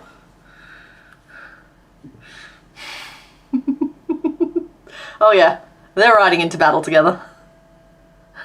Look at the little stupid bird. The eyes don't really fit properly, so it's just like, meh. Safety eyes, yes. Yeah, okay. He's just a baby. Beep, beep, beep. That's why I'm losing it right now. Just like, look at the face. You definitely need to do some big eyebrows on him. Oh yeah, he has a full head panel piece that I haven't made yet. He's just, do like the he's very top front heavy. Want a piece of wire? No, the tail will balance him out and the headpiece will put weight down Do you as well. want to do like a second pair of legs that are really long? Like one of the birds? No, but fun. Came in about halfway through. No, that's fine, you're allowed to ask. He gets to touch them all. Yeah, he was. Double battle. Her being so tiny but having the same sized eyes. Well, that's how you know she's just a baby. Alright, I have to try and make a hat for her now, don't I? And that and a little tail. Tiny little tail. Tail feels like a lower barrier to entry. See, I should have tried to make her this size. I should have used the pattern pieces from Firo and just recolored them and tweaked them here and there to make Pidgey so that they could have been a nice little set. Instead now, anyone who's working their way through these patterns on Patreon is going to be like, oh yeah, so we've made Firo. Let's make, this is Firo, right? Is this Firo or Spiro? Anyway, we've made the Eero one. It's just like, let's make the Pidgey so we can make all the tiny burbs, and then this happens. Introducing this thing. Okay, anyway, sorry, I'm done ranting. I was making a tiny tail piece. So I think on a full-size Pidgey, the tail piece looks like this, right? I don't know if we're going to be able to pull that off at the size we have available to us, which is approximately this. So she's going to get a tiny little square, and that will be her tail. It's Spiro, thank you. For some reason I always think that the long pointy beak of the evolved form is a spear, and so that one should be Spiro. But then I'm like, no, wait, but we should be afraid of the spear, and so that one makes it Firo. Yeah. Firo has the long neck. Yes. Long.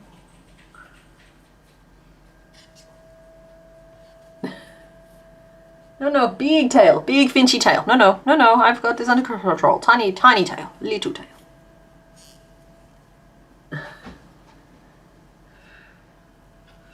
That's 3, and then I'll do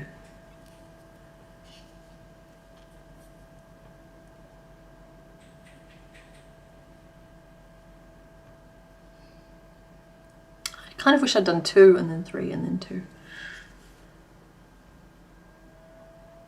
Yeah, that would have worked better. Okay, I know how to do this tail now. So I'm going to chain 3 and turn. I'm going to work 2 single crochet and then chain 2 to turn. Then 3 single crochet down because the first one will fall into a chain. Turn. And then 2 single crochet and finish off. And that should give us a shape that's not like this, but a little bit more like this. It's just slightly more birdie. Pokemon have definitely gotten smaller with time and experience, except for when they don't cooperate. Yeah. Well, the intention was always to make them kind of in scale of each other, but it's kind of, I've had to stop holding myself to that impossible standard at this point.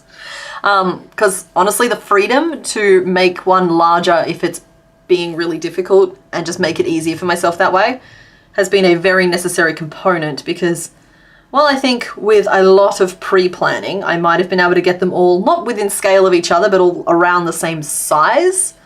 I would have had to like plan it from the most complex down. And I didn't do that. I just dove in. As you do. So yeah, I just dove in, and I have no regrets. It's part of doing it as a it's Sorry, sometimes I refer to these streams as like performance art, but it's kind of what designing these on stream is. Actually, you know what? We won't do that. We'll do this, and then we'll do 2 single crochet and a picot turn, which will give us the same point, but with much less fussing about, and it'll be way easier for you all to replicate should you try to make the tiniest bean. This is baby Pidgey, yeah, fresh hatch. Tiny little egg shape.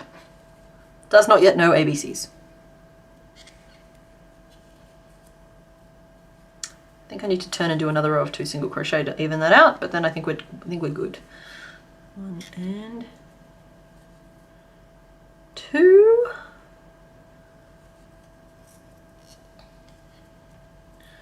Slip stitches. Slip stitches to get the yarn back to the same side. Alright, 2 single crochet and turn, and then 2 slip stitches and finish off. And I wrote that whole thing down. You guys will be so proud of me. I wrote it down as I did it. Can't even sand attack. Nope, single grain of sand.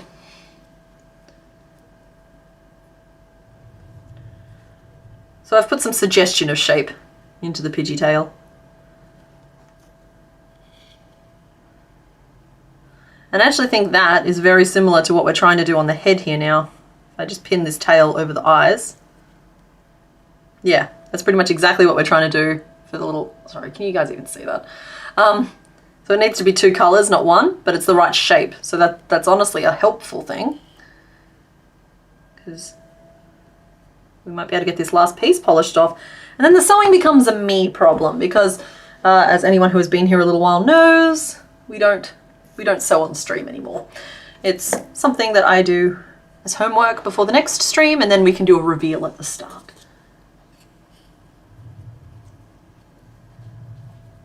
Why do we keep talking about eating the Pidgey? Are we still talking about eating the Pidgey?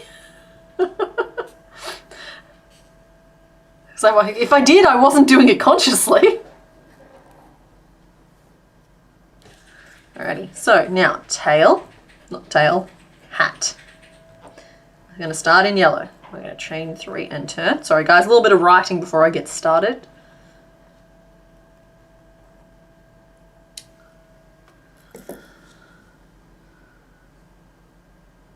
And then it's 2 single crochet.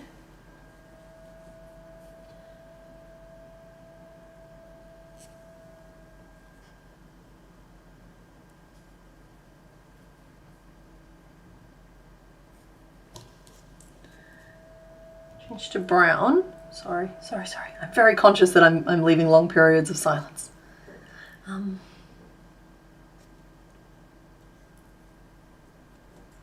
she's back to yellow for the 2 single crochet, turn, and 2 slip stitches. So yeah, literally her tail and her hat are the exact same shape, just one has more color changes in it.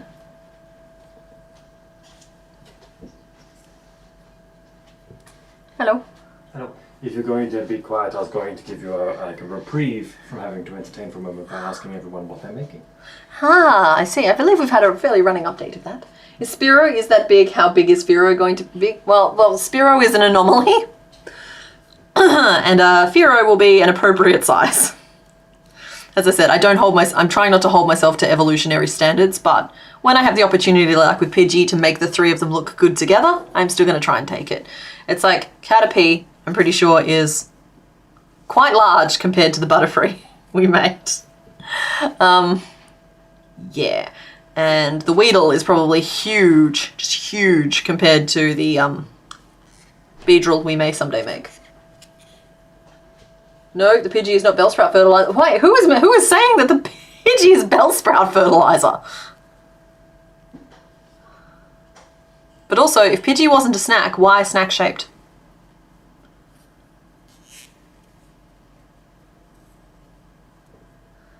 Okay, here we go. Pidgey eats Caterpie and fish, but with Pidgey, fish and Caterpie eat bird. Oh, okay. Yeah, that makes sense. I don't know why that made sense, but it did make sense to me. Okay, for anybody who's just listening to this, I apologize. I was trying to translate a comment in chat from the tiny little pictures that the young folks use to communicate into language. You're making a zombie? If all of y'all keep joking about eating Pidgey, I might be as well. Christmas presents took forever to make and now they're done, so it's like, what to work on now? Well, that's the beauty of these beautiful little nugget of days between Christmas and New Year's. 'Tis not last year, 'tis not next year. It is time to catch up with all the things that you've been wanting to do. Play that game, read that book, bake that cake, clean that house, if I'm honest. Okay. Okay, and then this is her little hat, which we will pin carefully into position. Then it'll be time to vote again. All right, let's get that name vote going.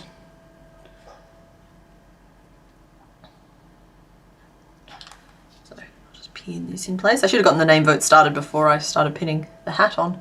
But here we are, and it'll give me a chance to eat a little sherbet cone.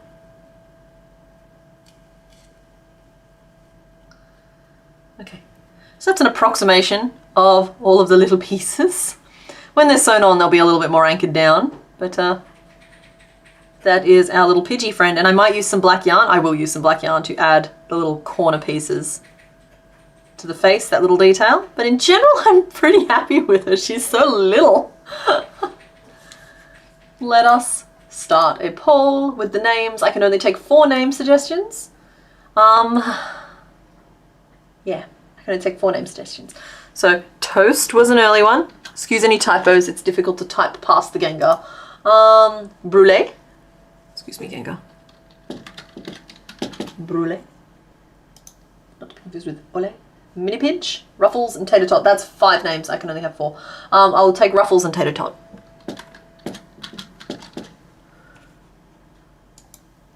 And the Taterist Tot. Tater Toot. There we go. There you go. We are naming the smallest Pidge. Now I'm going to have a Whiz cone while we do that. So guys, enjoy your voting. I'm going to sit here and chew. Meep meep.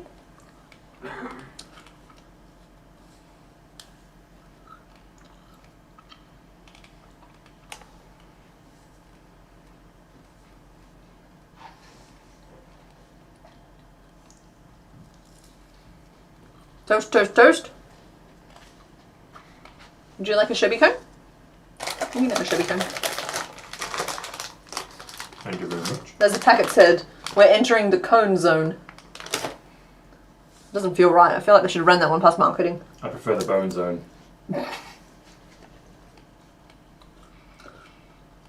What am I planning on doing for the shiny Gyarados? I don't know. I'm not sure if it's going to be Gyarados or if it likely has been swapped out for something else. So it'll be a shiny something. Honestly, I'd forgotten that it was a thing, so thank you for reminding me. I still think that my instinct is to make it in its normal colors. Depending on what it is. If it's a real basic potato type creature, I might make both. But I kind of... Maybe I have to make it shiny. I'm just going to go with what feels right on the day, honestly. Sorry, Tornado Kate, I go with Mr. Bones' curated name list. Oh, I forgot about Hen and Meep Meep.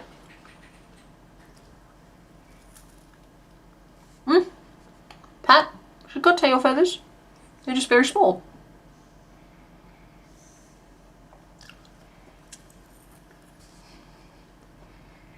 Caterpickle for scale. Never a more fearsome battling duo has ever been seen.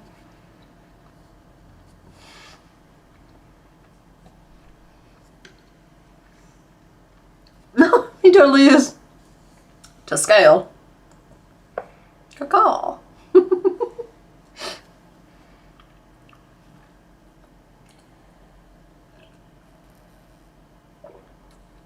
Alright guys, that looks like this vote is pretty conclusive, so I'm happy to call it there. Let's end it. No, I'm sorry to hear that, ice cream kitties. That's a bit sad. Alrighty, so the name that won will pop up any second, I'm sure. There it is. Tater Tot, 45% of the vote. Toast at 33%, Brulee at 13%, and Ruffles at 7%. So Tater Tot, welcome to the family. It's just such a satisfyingly tiny bird. I kind of feel like it's the perfect size to be like attached as a hair ornament. Like, neep, just on top of a bun. Like a messy bun. Anyway, we'll pop you over there for now. Alrighty, so that means that it is time for me to remember how to use this program. There it is. Okay, cool. So, oh, Pidgey. Pidgey's still on the screen. I'll move Pidgey off the screen in a second. She's just feeling nosy. Here we go. So, the next poll, the clues are 1, on top of the tree, 2, jingle bells, 3, rocking around the Christmas tree, and 5, deck the halls and not your family. So let's start the poll. You guys can vote on who we make next. Depending on who you pick, we might even get through 3 today. We're only an hour and 45 minutes in, so we're making pretty good time. I will go for the full, like, it's kind of like I say 5 to 6 hours because, like, depending on where we're up to, I won't start a new one if we don't have at least an hour and a half, 2 hours. Solid, nice, solid chunk of things. You made your child the hermit crab for Christmas, but your carpal tunnel flared, so they got 80% of a hermit crab pinned together, a promise to finish it, and a note to open carefully.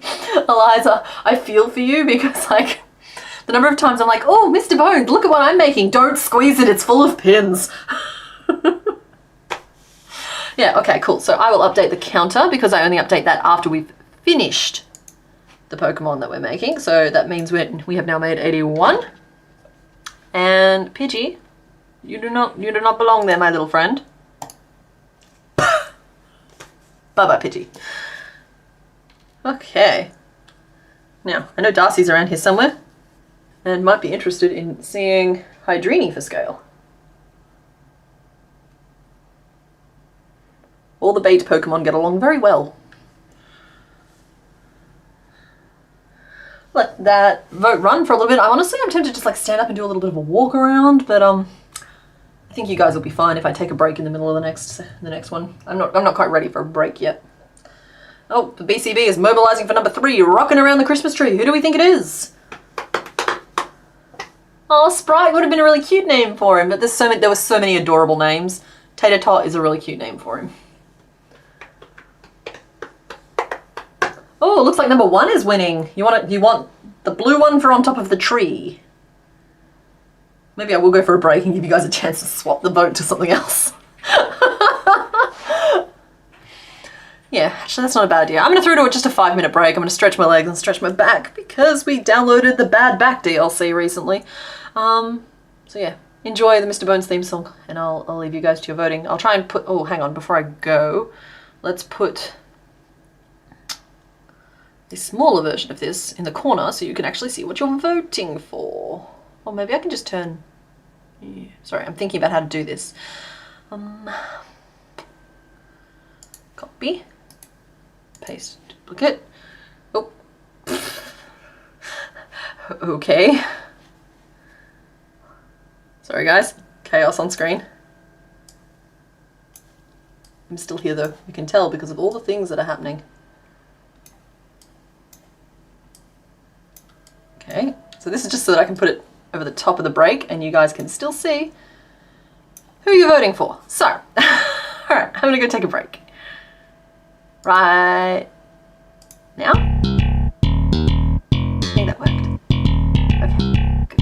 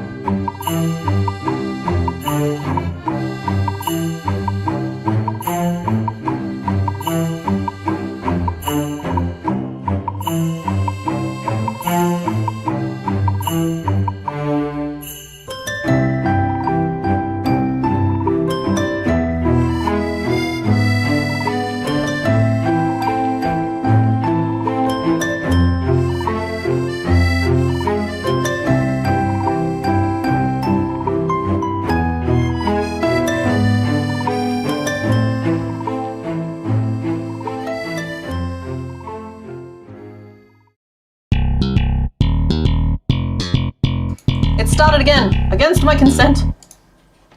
I'm here. Articuno was one of the first ones. His name is absolutely Nugget. You're all trying to guess who number 1 is. I'll admit, I was kind of hoping that number 3 would win, but number 1 works. So, let's have a look.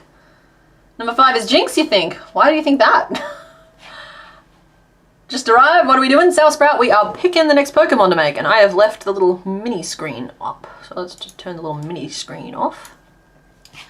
And let us close the poll. Quick, Sour Sprout, make a vote. Make your vote quick. Do we have a count for how many of the Pokemon have food names? No, but I can prep that if you like.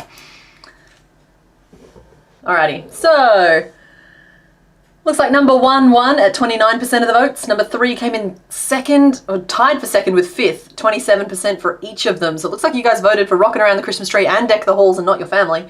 And then 2 came in last. You guys are not interested in Jingle Bells whatsoever.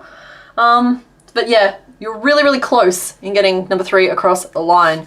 But that's okay, we're gonna make number 1 and we're still gonna have fun making number 1. It just means that we're probably only gonna get 2 done today. So let us erase and see who is behind this door. Now I saw a lot of people suggesting it could be Starmie, but the colour was all wrong for that. I was very careful to pick a colour that could not be mistaken for Starmie. Because what goes on top of the tree? Oh, my star! And I thought we could call him like Angel or something because he's the angel on top of the tree. And I've had Thalulu here waiting. Well, I thought I had Thalulu here. Where's my Thalulu?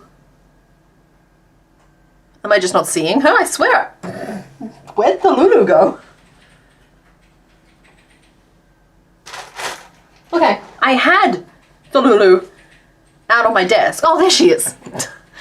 Gengar was hiding her. Yeah, we're making Omastar. Sorry, I will refocus and show the things that are actually important on screen. There we go. I've had Thalulu sitting here waiting. And Thalulu is, of course, such a little angel that Omastar could totally be an angel if we wanted him to be. Oh, my star! Grim Squirrel, I live for the groans of disappointment, so it was not a terrible joke, it was perfection. I nailed its delivery. And I am not sorry. She's eating Tot. Nope, no one's eating Tot. Tot's fine. But we do need to draw ourselves an Omastar. And I'm going to basically be trying to make Omastar... Oh, cream. Struggling a little bit under these lights, but that's okay. Wow, it's even worse under those ones. What was Mr. Bones' suggestion? Lucifer, because he's the angel from the depths, he's the fallen star, or son of the morning star. How do we order the shirt, please? Oh, there might be a link to the store under the stream. It's and if there's not, I can deal with that now.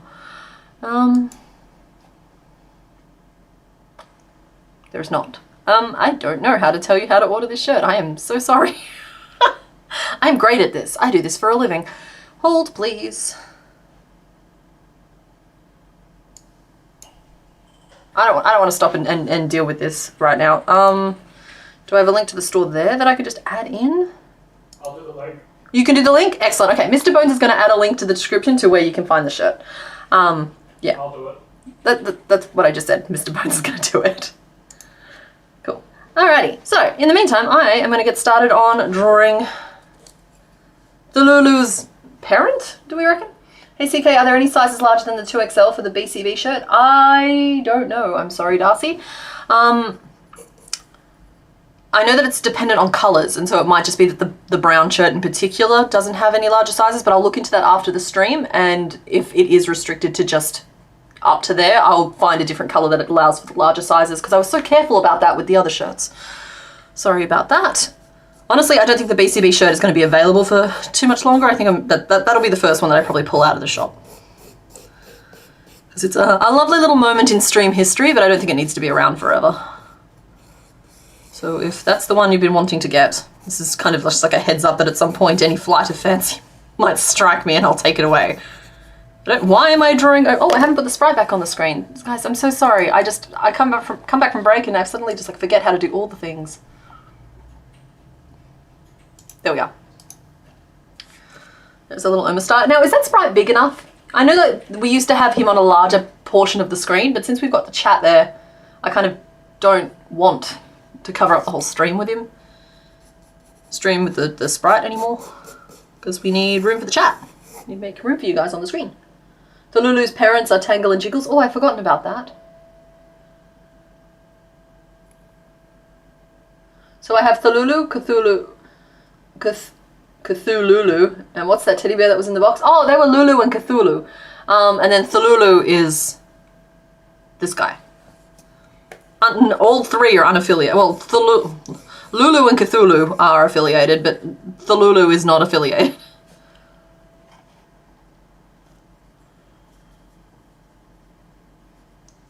Sorry, I'm not trying to create a sense of false economy where people feel like rushed to put themselves under any kind of stress to get the shirt. I will probably leave it up there until I come up with some more designs. So yeah, I apologize if that has caused any undue stress to people. It was not my intention. You have a lot of tentacles, sir. That is a great many. You've got like 6, so that's 3 coming out each side. And you've got your main star-beardy ones. For some reason I drew him from the side first. Not sure why. Probably because I was looking at Mr. Bones' reference images. So even just drawing this, I already know how I'm going to approach those 2 pieces. So these are just 3 little yellow balls with black lines stitched over the top of them. Gives us the face. And he's got this headband of a shell, which coils up and away.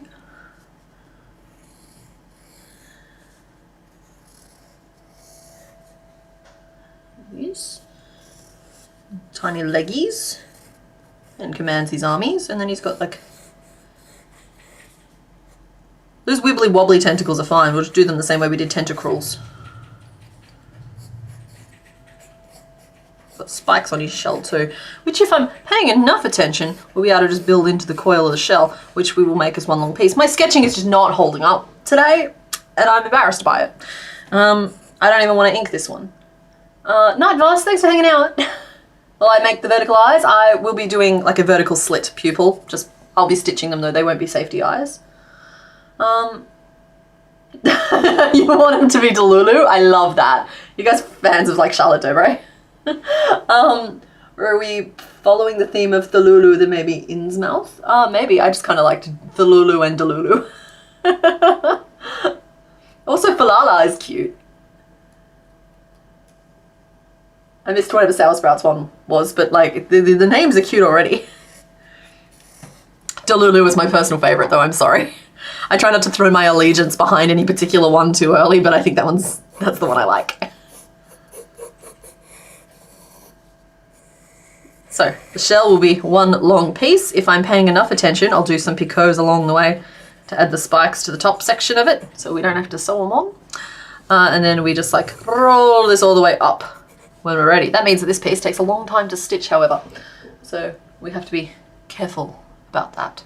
As I mentioned, the eyes and mouth are separate pieces. And then this blue little gremlin piece, it's kind of a triangle nub. This is just it from the side. And then it's like round from the front. Squarish is fine. I think square would probably give it a good point of stability. We'll make these pieces sew on. They are actually technically ups. And we'll make 2 little down pieces. And then as mentioned, we'll do some sea tentacles the same way we did tentacles. Yeah.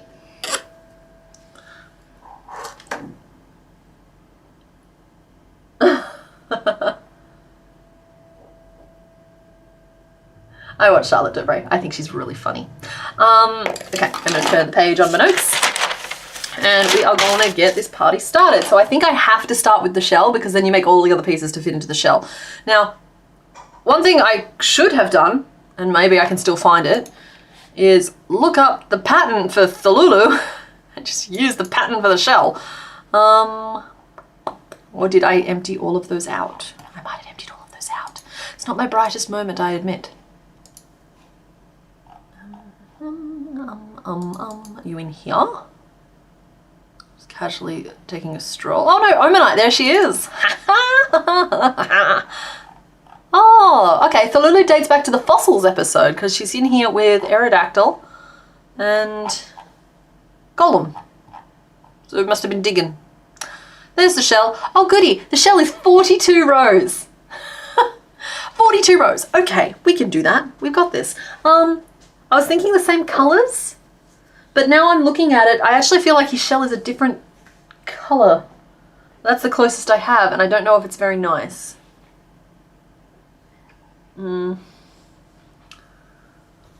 reminds everyone of the Petty Potato Queen. Yes. Well, fine with whatever name you'll come up with. Excellent. Delulu, not Delulu. Maybe if we make Omastar in green, red for next year's Christmas, they can be Falala, and this one can be Delulu.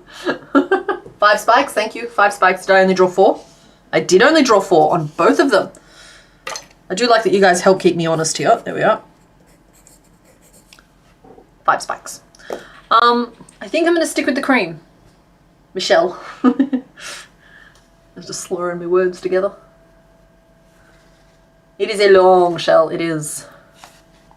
So I better get started. It's fine, we still got plenty of time to go. If it was exactly the same shell as the Lulu, I would just honestly make it off stream and let us move on to the more interesting stuff. But because I want to add that spike detailing, I feel like I need to, and that'll be done right in the final rows as well, I feel like I need to make it on stream. So here we go. Not a lot of design work happening, but just a bunch of crocheting. He does look like he's a little, he's kind of a very face grabber.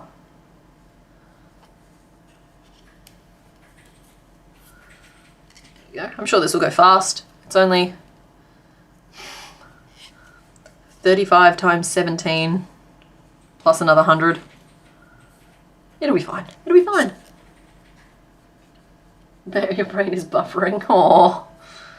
That's okay. Now is the perfect time to let your brain buffer and catch up with the stream of life.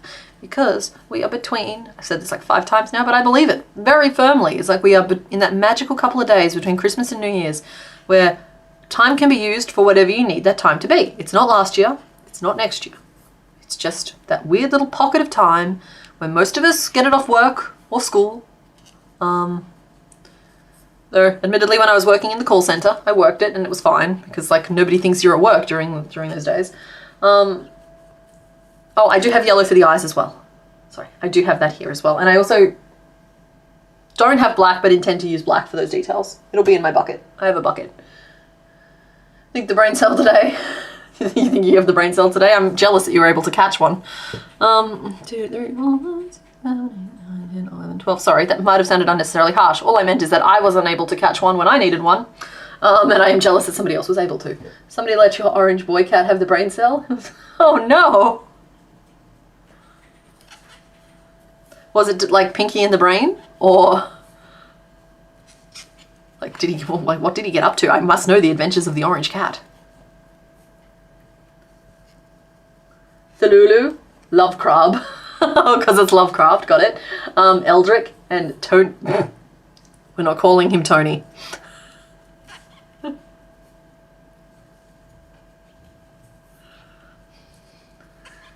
The song that I have stuck in my head cannot be sung on stream because there may be children present. And I like to be advertiser friendly. For survival reasons.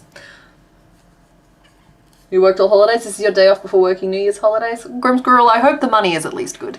As mentioned, when I was in the call center, I didn't mind working like Boxing Day and Christmas Eve because not only was it kind of slower because not as many people were like calling up, but the people who did call up tended, I think they felt bad for me. So they were all just a little bit nicer than they used to be, but than they usually were. But yeah, you'll never catch me being awful to anyone working in retail or working in a call center, even if they're making my life hard. I don't have it in me. Not after doing that for a year. 1, 2, 3, 4, 5, 6, 7, 8, 9, 10, 11, 12, 13, 14, 15, 16, 17. Okay, guys. Where'd the bobby pin go? I know that I left I know that I last used it a while ago. One of you were watching it. Just where'd the bobby pin go? I can grab another one. That's not the problem here. It was here. And now it's not. I said, honey, I did say I could find another one. The more's the point is that where did the original one go? Under the boy? Oh, under the boy. Thank you. No, honey, please stop bringing me bobby pins. Attach them to the mother magnet. Thank you.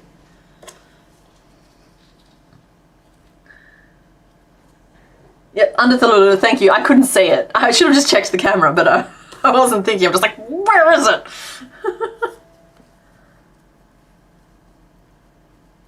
Yeah, sorry guys. If you chant something often enough, eventually I'll look up and see it. Fitz the orange cat did not run into the door once today. Oh, wow. You know what? And as far as metrics for successful days go, that's a pretty good one. He tends to run into it at least once an hour. He did not face plant into his food, and he did not fall off the cat tree once. So it sounds like the brain cell might have just been like a small boost to his dexterity stat. I love that Fitz had a good day. Please tell him pss, pss, pss for me. Honestly, yeah, if I can go a full day without kicking my toes once, that's a good day. Hydrate or dihydrate? Thank you very much, Nikki. I will do indeed. Everybody hydrate or dihydrate. I have no issue with the name Tony. I have an issue with Tony's title.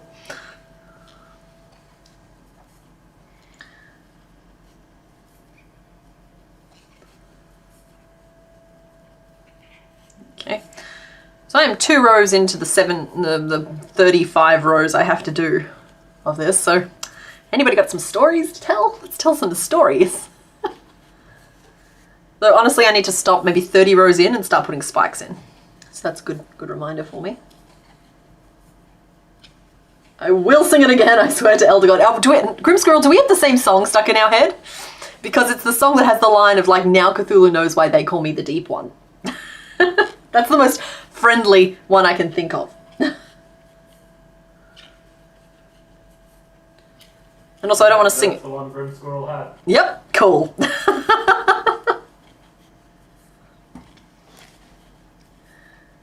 Excellent. Yes, no, that song I sing frequently. I just can't sing it on stream. And ever since I saw the name Tony and the title of Tony, which funnily enough I just said, but anyway, I have been kind of like singing along in my head, know all the words.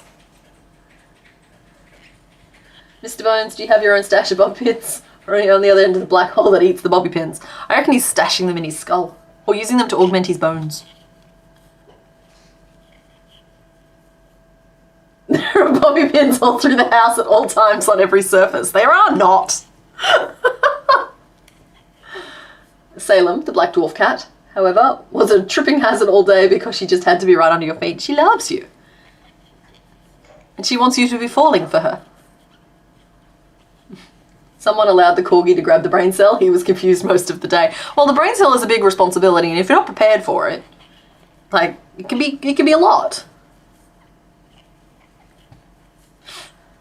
You've been shiny hunting a female Marini, and you just got her along with a shiny Gyarados. Julia, that's amazing! Ooh, actually, that's a good point. I could totally fire back up Pokemon. Try and get me one of those shiny Rayquazas. I was gonna bat Grim Squirrel for singing that line before, then you said it, and now you're humming the song. I am not humming the song. You just hummed the song. I know I hummed the song. Nobody sing the song that we all have stuck in our heads, okay? we just have to get through it.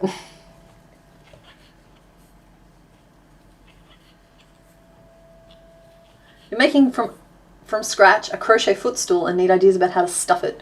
Also, Grim Squirrel, behave yourself. Should you use a zipper? I wouldn't use a zipper. I would use the cushion cover type of technique if you're going to do a cover that way, where like you have like one big panel, and then you make like 2 panels that each cover like 3/4 of the space, so there's an overlap in the middle, but you can like totally put pillows and stuff in through the openings. You don't have to fuss about with fasteners that way. Can you have the brain cell? You've got a cover letter to write. Oh no. Well, I mean, I volunteer mine. You may have to come and collect it though. Rain is having a hard time figuring out the scale she wants to do for her new project, so she has moved on to her other project. I think that's a perfectly legitimate thing. There's a reason why when I'm like, okay, we're going to do some sketching, I immediately sketch the first bit of nonsense that comes into my head just to put marks on the page. Like, you just got to get the machine moving. Sometimes the machine is a little bit cold and needs to warm up first, and you just have to start doing something, and then once you're already doing something, well, you may as well do the other thing that you were supposed to do.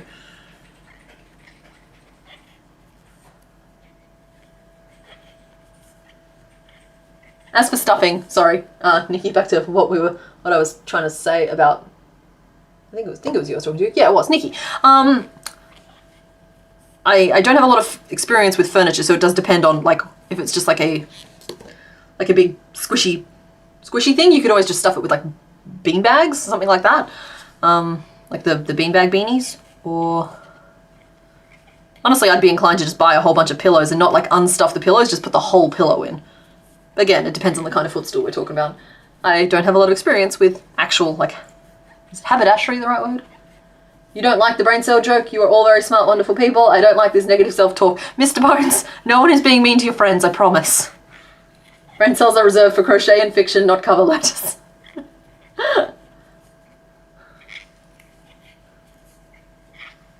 Mr. Bones makes it really hard to be self-pitying sometimes.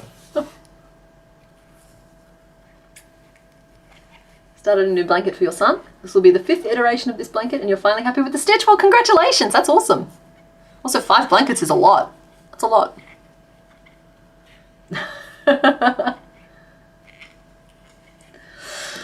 That sneeze never came back. I don't know where it went. It'll make me suffer later.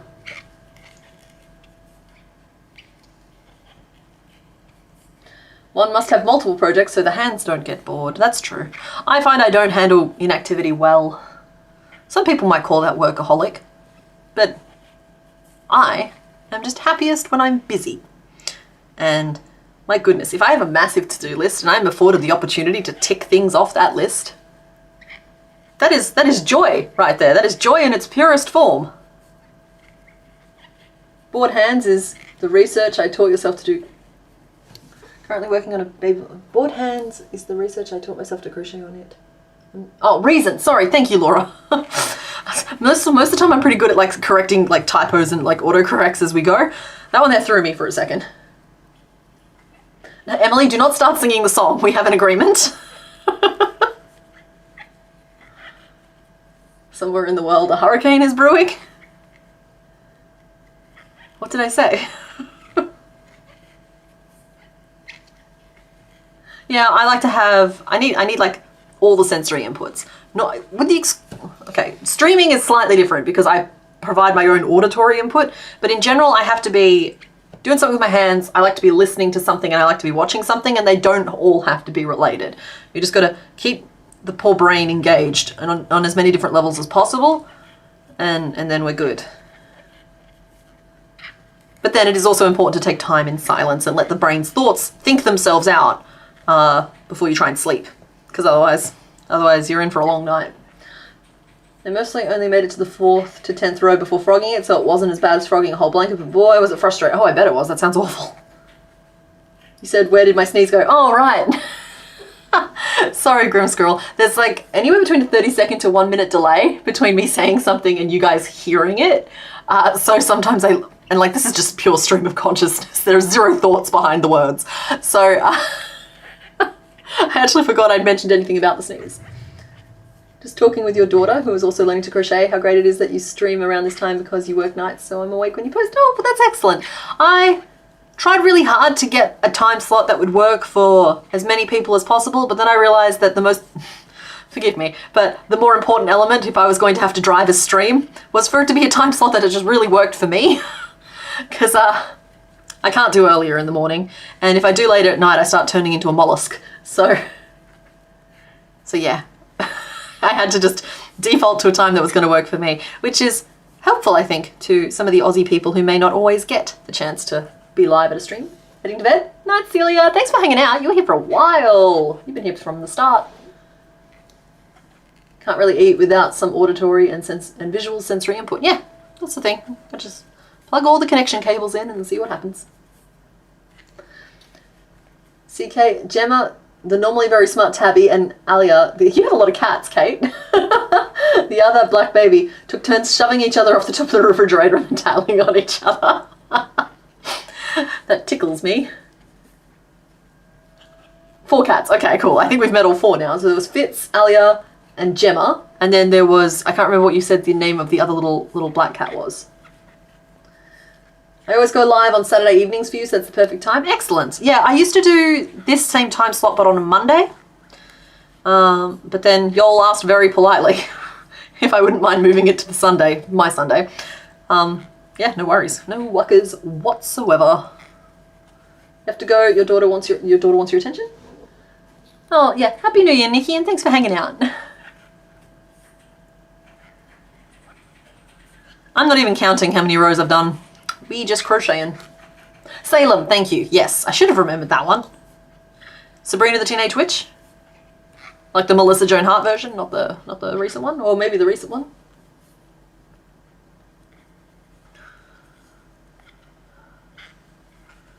Excellent, excellent, excellent, excellent. Well, I have a story to tell. This is more of a rant than anything else, but I may as well like force you guys to hear it because you're a captive audience to a certain extent. It's like, I was betrayed at the highest level recently. I purchased a pair of jeans online. And in the promo photos for these jeans, they looked completely normal. Wouldn't have batted an eyelid at it. I've bought from this brand before. No big deal. Should have been fine. They arrived. They have no pockets. Not a single pocket to, well, so sorry, they've got butt pockets, but who uses butt pockets? Like, no, they look like they have pockets. They've had their little panels like sewn to give the appearance of pockets. The product listing specifically states like something like jeans 5 pocket styling, and the photo of the model has her hand tucked carefully behind her back, right where a pocket would be. So like if you're just glancing through, it looks like her hand's in her pocket. No pockets. Like, what am I supposed to do with jeans with the pockets? They're basically leggings. They're basically leggings with a zip. Who wants leggings with a zip? Like, it's actually made me so, I'm so twitchy about it. I'm twitchy about it. It's just like, I feel utterly betrayed. I bought them on sale and I can't return them. I'm currently wearing them. It's just like, there's no pockets. What am I supposed to do with the things, guys? Time to learn to sew pockets? I know how to sew pockets. I just don't like, I don't want to spend $60 on a pair of jeans and then have to make immediate moderations to them. Modifications? Yeah, no pockets, that's unacceptable. And like, I know that the running gag is women's clothing doesn't have pockets, but our jeans were relatively safe for a while there. Like, sometimes you got those stupid little half pockets, which like, okay, I would still be annoyed about, but I wouldn't feel betrayed and lied to the way I do. Because I do. I feel like they lied. I feel like they did everything they could to make it appear like these pants had pockets. No pockets. I left a review saying, hey, guys, there's no pockets in these pants. It says that there are, and there's not. Don't let it trick you. Tricked me. CK in the house. There's 4 cats, 4 dogs, 2 rabbits, a lizard, 3 snakes, 3 spiders, a turtle, and a fish tank of fish. And that's not counting the farm animals. That seems like the right amount of animals. It feels like the ratio is correct there. You've got the whole food chain illustrated nicely. No pockets are the worst. I agree. Like, don't get me wrong. I have like the magical like women hands where I can hold like a million things. No stress here, right? But like, I don't want to have to do that. When I go to the grocery store, I want to have my phone in my pocket so that it's not in one of the bags getting crushed by the heavy things. Imagine if we took pockets off the clothing design for masculine people and see how quickly the pockets make it come back on alternate clothing. Look, I do think that this one here is largely my fault and I should have checked, but honestly, even if I'd read the listing, it would have caught me. It's just this one isolated instance. And this brand is normally really good about putting pockets in their like maxi dresses and stuff as well. I've gotten delightfully surprised with unexpected pockets so often that it feels like an even worse betrayal that the pockets are just not there on these pants. And it's worse because like, I just want a pair of pants, guys. I just want a pair of jeans. I just want a pair of jeans. They're my go-to pants. And right now, I can't find jeans anywhere that haven't had an angle grinder taken to them to put the holes in them. I'm getting very worked up. I should try and calm down a notch. But like, I don't understand, like, it annoys me a lot to buy jeans that already have holes in them. And that is how I know I'm becoming my mother. Because like, that should not be an annoying thing, but it's a very annoying thing. But it's not nearly as annoying as like, them faking pockets. Like, why? Maybe I just got a factory malfunction? Nah, I didn't. Because like, when you check the photos on the listing very, very carefully, they look the same. Oh, here's a cat kitten story back when Rain was a baby and her brother Diablo used to fight over the clothes horse because they both used to love sitting on top of it. That's cute. So we got a pillow on top, but also wanted that spot for themselves, so they would push each other off. You work with the same yarn. I think the colour mint would match better. Oh, instead of cloud. I think I have mint here. I can show the people the mint. Which one's mint? I think it's that one. Alright folks, you can choose to make him minty. I think we were just trying to match the Lulu. I guess we know where they were sales jeans. It's just like I'm so irritated. Because like I could have just gone into shop, but like I trust this brand and I bought online from them before and I knew what size I needed and I knew that they were the like they label the types of cuts, you know, like that, like they'll call like a certain type of jean one thing or the other. I'm using vague language because I don't want to call out a specific brand because I know that I'm at least a little culpable here, but I also feel betrayed. Yeah, the audacity. Exactly, Mary. Thank you. It's just like, why style them to look like they have pockets? Surely it's less effort just to put the pocket in. That's duck egg? Alright, sorry. Which one's mint? Mint's a more green colour. I don't think that's right. That's iceberg. That's the other one that might be bluish. Sorry, Blue Bear. I'm trying to keep things ticking along. If I don't have an open one for it, I won't be able to pull one out. Let me look it up on the website real quick. Spotlight. Mint. Yarn. Oh, biggest sale ever. Nifty. I should go and restock some of my yarn. Spotlight has a big sale on right now, Aussie friends. Of course, it's always got a big sale on. Oh, I know what mint is. Sorry. Yes. Okay. Thank you. Surprisingly enough, it's a colour I use all the time. I just didn't realise that's what it was called. So that's mint. Very green though. I'm afraid I don't agree. Are they fake pockets or sewn shut from the manufacturer? Nope, they have no internal mechanism. Hang on. Here we go. Can I...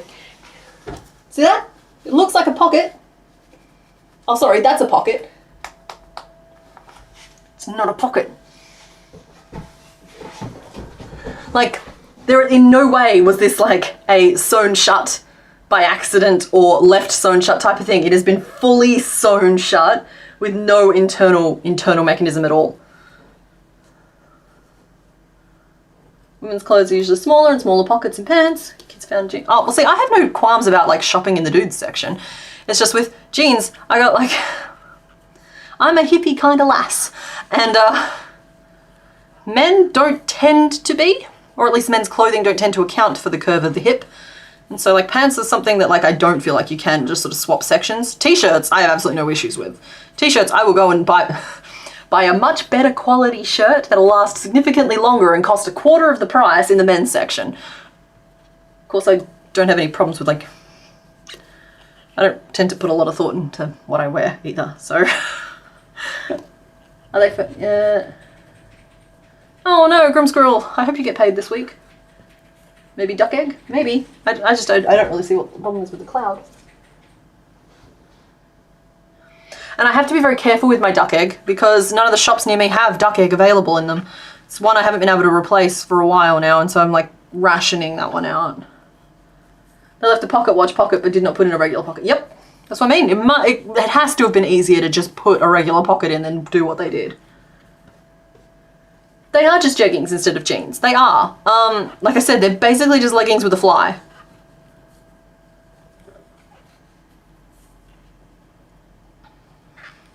Oh, we picked light blue and pastel yellow for the Snapdragon. I love that. That sounds very pretty.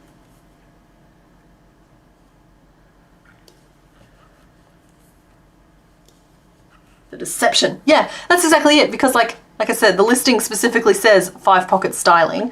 And what they mean is we've made it look like, not we've included the pockets. And it's just like, even just the model pose of just like making it look like her hand is in her pocket when actually it's tucked behind her back. Infuriating. So yeah, I can absolutely pick these apart and put a pocket in. I'm just not done being angry about it yet. I don't want solutions. I want to be angry about it. You buy your trousers in the men's and your shirts in the women's because you like your shirts to be fitted. Fair enough. I love an oversized t-shirt. Last year I was able to get some like 6XL giant shirts. Loved them. Well, you know what I mean. And just like, yeah, they are my sleeping shirts and they are very comfy. Baby and toddler jeans have full pockets. They're not functional humans yet. Why do they need real pockets? Because they got stuff. They got stuff. You know what? They should learn early the pure joy of being able to cram whatever they want. I should count how many rows I've done. Being able to just cram all kinds of treasures and trinkets and bugs and goo into pockets. For frogs and sand, exactly, Mr. Bones. You would have returned them with a pithy comment. I couldn't, got them on sale. Otherwise, don't think I wouldn't have.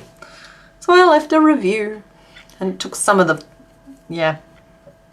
Because like they're fine jeans. Honestly, if they had pockets, I'd be like, oh, those are a little bit tight and stretchy, but okay. I like my denim to feel like armor, and these are a little bit more like not armor. I lost you at bugs and goo. I'm sorry. Sanity Creations. I've thought about swapping to scrubs just for like day-to-day wear, and not just because Dangerfields always has super fun prints. Watching along while you set up your yarn inventory spreadsheet? I have a yarn inventory spreadsheet too, and I highly recommend having one if you're someone who goes through a vast volume of yarn, because it means that I can go down to Spotlight at any point, just whip out my phone, I keep it on a Google Sheet, and just be like, okay, cool, these are the colours I can replace because I need to, and these ones I can buy because it'll make my spirit happy. You've taken to making your own clothes lately? You made overalls and they have one giant front pocket, 2 large butt pockets, 2 side pockets, and leg pockets. That is the bare minimum number of pockets. Okay, my stitch marker's all the way back there, which means that my row start has like spiraled a lot. All right, I'll finish this row and then I'll count how many I've done and hope it's not too many. Dangerfield scrubs are just too small. Oh, dang. Yeah, the prints are so fun. I love looking through Dangerfield stuff because I always can find like something in a fun print. Even if sometimes it's only available in their straight sizing, which is a bummer, but yeah, not their fault.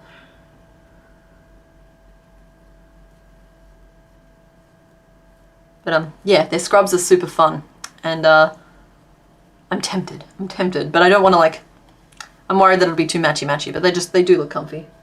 You just wear plain black scrubs because they look like dress pants? Ah, yeah, see, I was corporate for a long time there, and I feel like corporate pajamas should be a thing, right? They should, like, you should be able to wear just a nice pair of black pajama pants to the office. You think you need to call it tonight? You're getting distracted? Okay, night Sanity Creations. Thanks for hanging out though. It's been fun. 4, 5, 6, 7, 8, 9, 10, 11, 12, 13, 14, 15, 16, 17, 18. We have done 18 out of 35 rows.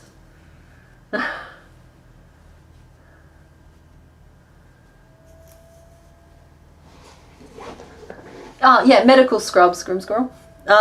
If you're curious for an example, go to the Dangerfields website and they have a whole section on scrubs. And you'll see, they're basically just like, I think they're like they're meant to be a cotton that's super easy to just like boil clean. Yeah, they're just functional clothing, like nurses and doctors wear. Your dress pants for church don't have pockets. They're next on your list to be remade with pockets. Fair. I went through a brief making my own clothes phase. Turns out I don't have the attention to detail to turn out properly wearable pieces of clothing, but I do have a lot of fun with it, and I have successfully made several dresses that I wear pretty frequently during the hottest parts of summer. That said, one of them has an elasticated waistband that literally like doesn't even touch. I just let it like gap. It just drapes. It's fine. Regarding shirts, would it be possible to get the Complicated Knots shirt in a different color, a purple or a wine red? I will think about that, not Martini. I didn't want to list anything in the shop that I hadn't personally put hands on and like seen what the color looked like in person. And which is why I have so many of this Everybody Frog shirt. So yeah, I wanted to tweak the actual graphic of the logo a little bit, to clean it up a little bit, and they didn't have any purples that I liked the look of. So I will try with the next batch, because I want to come up with at least one new design, and then I'll order another batch of samples and see if I like them, and then the shop gets updated. So I never want to just arbitrarily change things in the shop without testing them first. You wear scrubs for work and scrub pants are all you wear now, aside from... Okay, that's good to know, Annie. I wasn't sure about taking that leap. Because, like, I love sweatpants in winter, but sometimes you just want to feel like, particularly when you work from home, you kind of just want to feel like you're preparing yourself for the day. And sometimes that takes the form of putting, like, proper clothing on.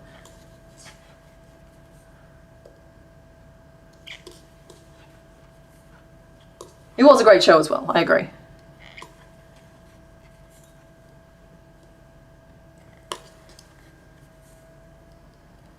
Black scrub pants with the large waistband feel like PJs and look like dress pants. Perfect. Okay, cool. You are reopening my interest in just... If you start seeing me wandering around in scrubs during videos, you'll know what's happened.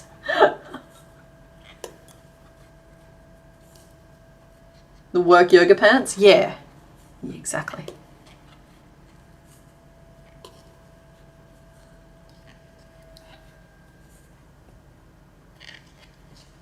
Because yeah, I would also like a nice deep wine red. I also would love like a really deep forest green.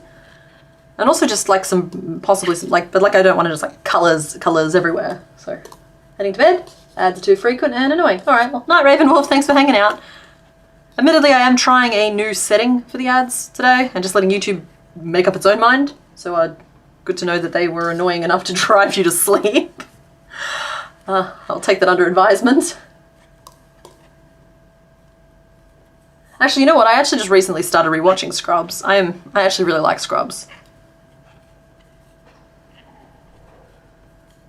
It was being released when I was a teenager.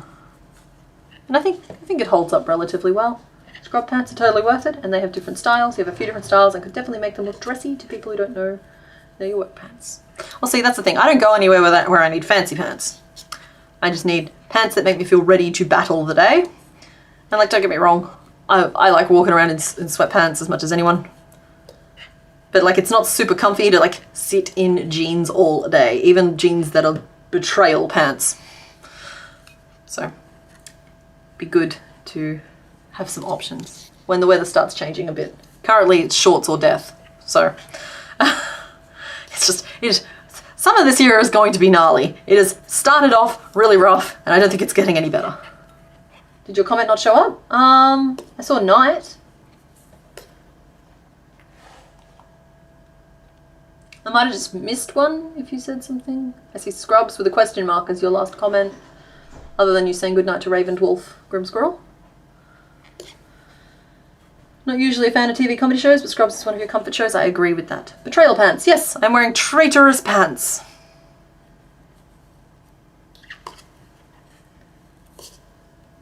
Feel the shorts or death? Yeah, exactly. But I will say that Big W, for anyone who needs a reference point, Big W put out some relatively nice like linen shorts this year. And they had them in like black and navy blue, and I grabbed them in a couple of different sizes. And honestly, they are comfy. I've never been a shorts wearer, but they are comfy and they have sold me on the notion. Shorts except for the 2 weeks of winter. Yeah. It's between Rainstorm and Tornado Cave. Scrolling. Nope. There is no comment there for you. I'm sorry.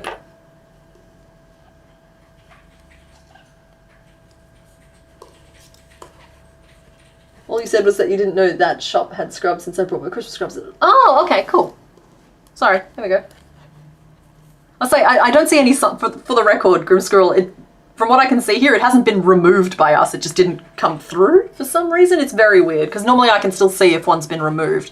I just don't normally bother to click into those, because Mr. Bones always has his reasons. There's just nothing there for you. Need to boycott the women's pocket, it's unacceptable. Well, no, to be fair, like I said, most of my wardrobe has all kinds of delightful secret pockets. Like I've never had problems with this before, which is probably why this betrayal feels so painful.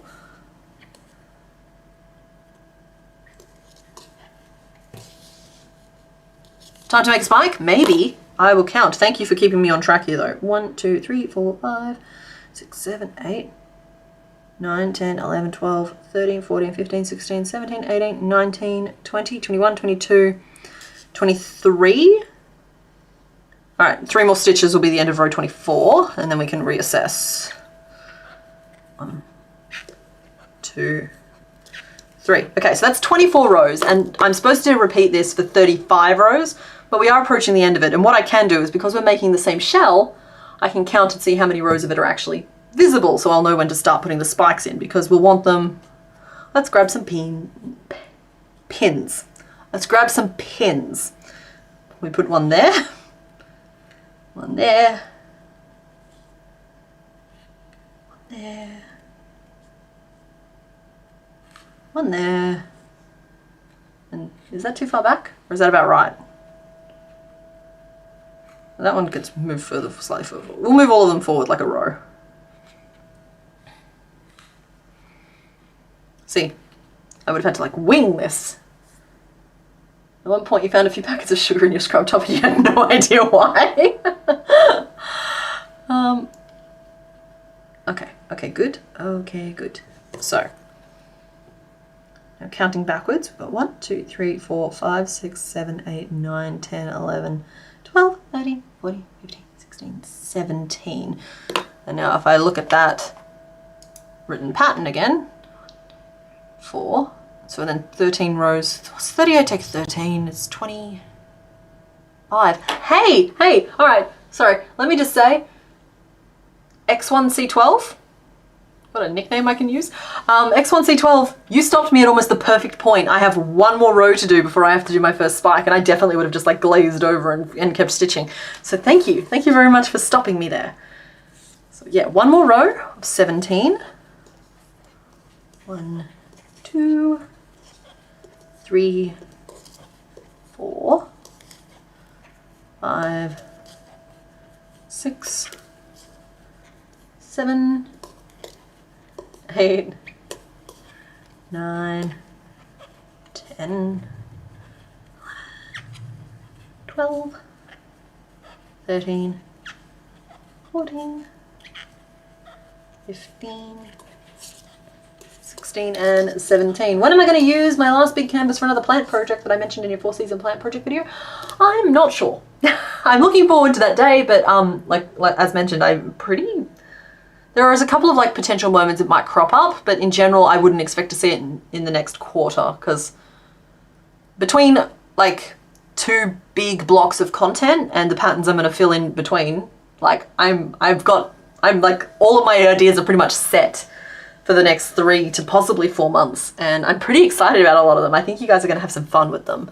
So canvas stuff still going to happen. It's just, it's one of those things where I've got like a lot of series going, and like it's hard to keep all of them moving at the same time.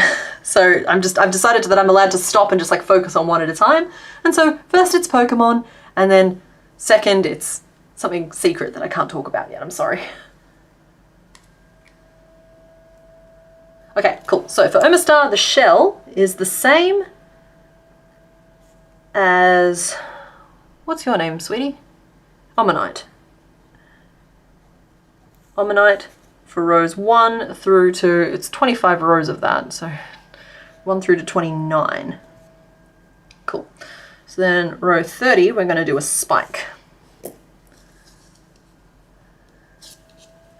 And I'm going to arbitrarily decide what side of this is the top, and then I'll just rotate the last few stitches when I'm creating the opening to fit whatever it is I decide to do. I think that's going to be the easiest way. Are we talking about tie-on pockets? I think those are so interesting. Are we getting the angry pug? I'm sorry, Blue Bear. I have not finished developing the angry pug. I feel bad because it's clear that there's some enthusiasm for him, but he's just not ready to go. I have him down in my spreadsheet though as a potential pattern to come out relatively soon. It's like, hang on, 2. It's, okay, just as an example here, we've got Yule Cat, right? Cat pattern. I consider this pattern 100% ready to go. I can film this at any point. I've got the notes already. It can just be filmed. So this is what I count as 100%. I've got Dragon Portal, who I think is about 70% of the way done because he just needs his new body. And then I've got Angry Pug, and I consider him at like a 40 to 50%. He needs some development still, but he's on the list. He's like third on the list. So he is up there and he is in it. Patu is on there at like 10% because I think it's a great idea. I just don't think I've nailed it yet. 1, 2, 3, 4,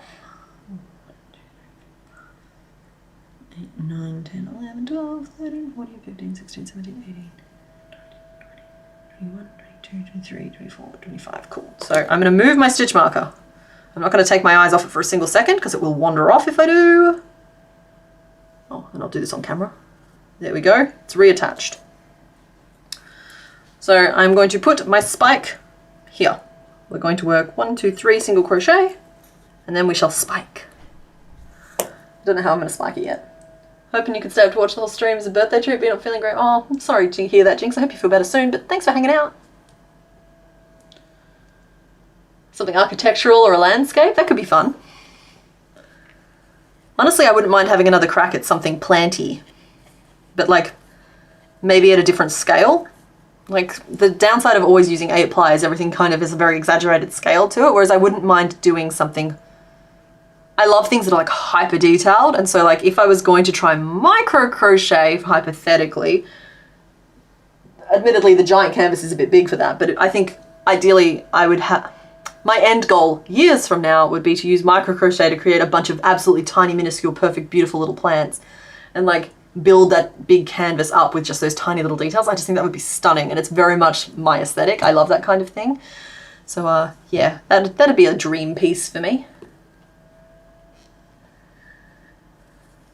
Okay, don't know what I've started to do here. I think I'm doing a, oh okay, I'm doing a treble cluster.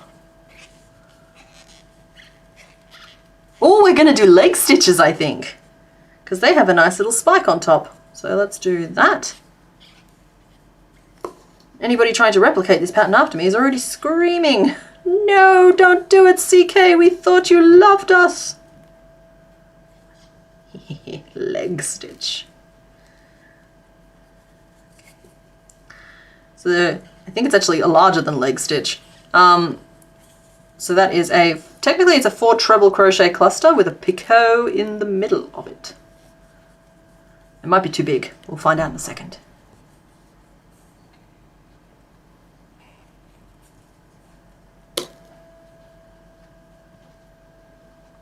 So it's a serration. It'll like roll up. Hello. Hello, pretty lady. Is the computer still being too loud? It's a bit. Guys, is the computer noises annoying you? Please say. Just don't mention it because then people can hear it. They can't hear it if you don't mention it. Oh, I've already mentioned it. That ship No, has sailed. No, it's just done now. I'm doing somewhere with the thing. Okay, spike. It might be too big though. I haven't decided.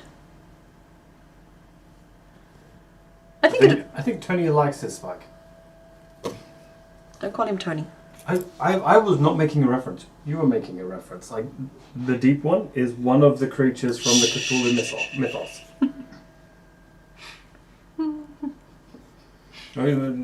I'm not even humming. I'm just sort of bopping.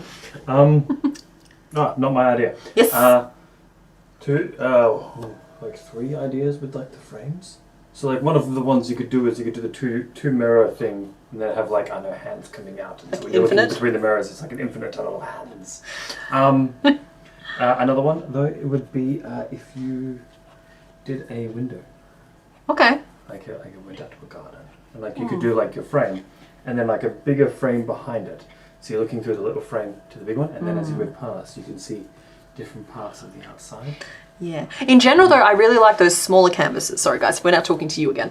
I like the smaller canvases because they fit perfectly on that like window's edge beneath the window, and they act as really good. It's not soundproofing, but it stops a lot of audio bounce, and they look really nice. And so I've took them away to film the Christmas videos because I just needed the desk space, but they'll be moved back, and I would like to add a few more of the smaller ones in there just to finish that desk edge, and also just, like I said, I think it just helps the audio quality. The patterns do come out wonderfully in mini. You can see your blue bees on actual flowers. I love that, Bumblebee. Also, your name checks out. Oh no, not the bug's leg stitch. Yep, it's the... Thank you, honey. Sorry, it was a good idea. The third one? The third one? Oh, there was another one. It was Moldy Road. No. Don't be sad. Sound dampening is wonderful. Yeah, it's like I've got a bunch of acoustic foam around, but I'm just also very aware that this room is still a little on the echoey side. So it doesn't help that like one of the walls is basically just giant mirrored cupboards. There's a slight whirring, but it's not an issue. That's okay. Thank you. The new PC is large enough it has to be on the desk. At least until I remove one of the shelves from down below to make more room for it to be under the desk. And because of that, it also has like 4 giant fans. And when I start exporting videos and whatever from it, it sounds like a plane taking off.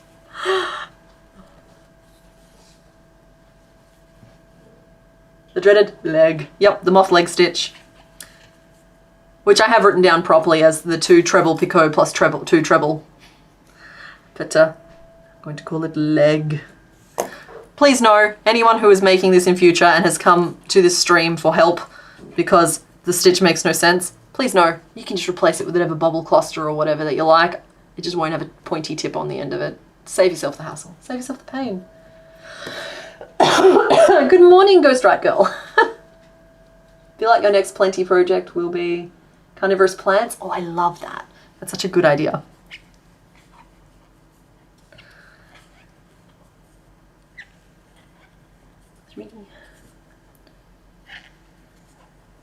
There's so many good ideas out there. I will never get through them all. It's also why I'm no good at like chasing trends, because I get too like caught up in the ideas I'm excited about. It's like I get that the world is excited about a tiny hippo right now, but I don't have room to be excited about the tiny hippo. I'm excited about putting a candle on a cat's head. It's like, don't get me wrong, I wish I'd gotten excited about the tiny hippo in a way that was convenient, because I think it would have been great, but I'll be excited later about a tiny hippo once nobody cares about a tiny hippo anymore. Okay, that's 2 rows. I should actually math this at the moment to see how far apart I should be putting them. I didn't write down the rest of that row. That's gonna cause me problems. I think it was 13. 31, 17 single crochet. Alright, so the rest of this, I have to map it out. I have to make sure that I get them in the right spots. It's too important. So we have 31, 32, 33, 34, 35, 36, 37, 38, 39, 40, 41, 42. And 42 is like the final row, so we can't have a spike in the final row. We've got to have a spike in this row, and we had a spike in this one, which was row 30. And I have to fit evenly 3 more spikes in between. So this is just a quick illustration of the rows themselves, not the actual round. Pick bobble? It could be a pick bobble. Could be pick hobble. Considering how well Carnivine came out, you'd be so keen to tackle some carnivorous plants. I would love to do like a proper Venus flytrap. I think that'd be so cool. I even do a relatively decent pot, because I've made, as in like pot for plants to go in. It's like, because I've done a few of those over the years, because for like, before I was this, I made some of the Plants vs. Zombies plants, and so like my little garden pots come out really nicely, actually, because I'm not afraid of post-stitching. Maybe I should be afraid of post-stitching. 1, 2, oh no. Oh no.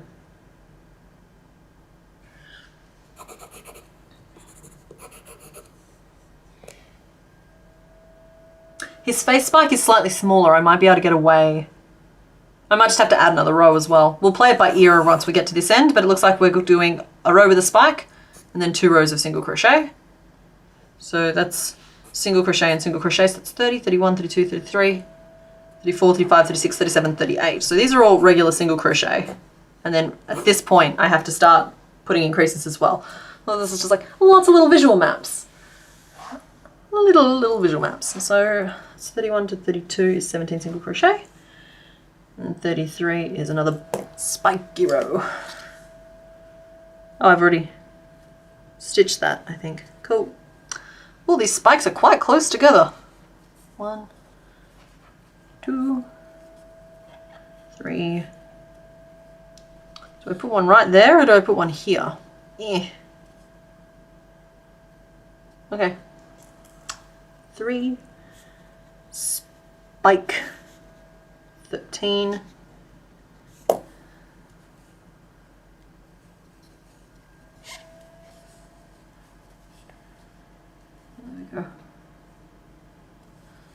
So we'll do another little bobble here, and it'll be nice. They're quite close together, but I think we'll all just have to make our peace with that. I think it's because they're proportionally huge. I should have done a smaller one, but I ain't going back. Been here too long. Tell you what, guys, if we finish within the next hour, which I don't think is possible, I will do number 3 as well. If we don't, he'll just have to tick over till a next time type of thing.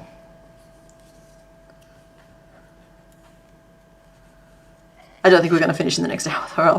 I have to admit.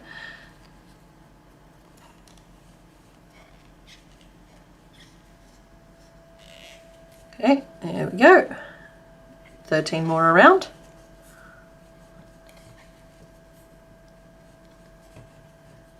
We're talking about the rafflesia. Yeah, giant flower. Stinky. What's the tiny hippo that I was talking about? Mudang, Cosmic Creepers. I was ranting about Mudang and how if I was somebody who followed trends a little bit better, instead of just having to always go with what I'm excited about at the time, I probably would have jumped on the Mudang trend and crocheted one, but oh well. Hi Sharky's Crochet. Who was obsessed with the tiny hippo? Oh, the world was obsessed with the tiny, or TikTok was obsessed with the tiny hippo. That's okay. I think the tiny hippo has kind of faded a little from the zeitgeist. Night, Rosalind. Thanks for hanging out. These are very serrated spikies, but I'm okay with that, I think. Honestly, in the written notes, I might suggest that people use a double crochet instead of a treble, because this is a lot. It's quite aggressive. Cool, and then we're going to do 2 more rows of that. 34 and 35. Both at 17 single crochet around. Never? Oh yeah, no, Mudang is adorable. What I was just bemoaning my inability to focus on anything that I'm not personally excited about at the time. So I was looking at Mudang thinking, oh, how cute and adorable. But all I wanted to make was my Yule cat. So it's kind of a problem when you work in an industry where chasing trends is kind of part and parcel of it. When you can't find the bother. 6, 7, 8, 9, 10, 11, 12, 13, 14, 15, 16. I lost a stitch somewhere. Uh-oh. SpaghettiOs.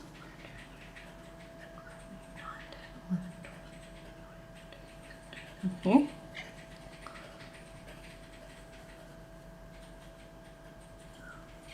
I'm not going back, so I'm just going to like fake a couple of stitches to balance us out.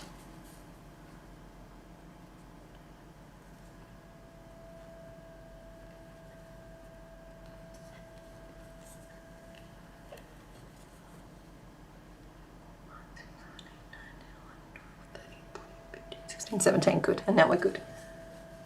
You've seen people crochet Mudang? Yeah, that's what I mean. It's like, that's what I mean. It would have been the right choice at the time, would have been to crochet Mudang, particularly as, at this point I'm relatively confident in my ability to sit down and just design a pattern within a couple of hours, put it out.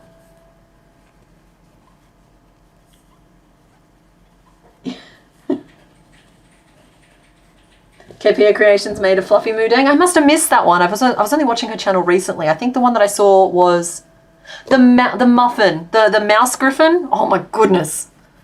Ugh, stuff she makes is so cute. But I have to be careful to watch her stuff because I get too inspired and then I want to make a mouse griffin. And I'm just like, no, you don't get to copy the other creators. You've got to come up with your own stuff.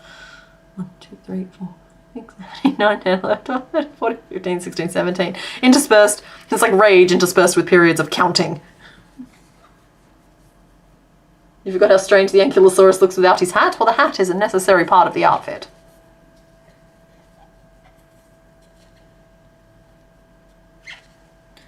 Now see, if I was a little bit more intense on details, what I would be doing is I would be doing these rows with an increase on this side and a decrease on that side to maintain the stitch count, but to counteract the drift so that my spikes will end up a little bit more straight.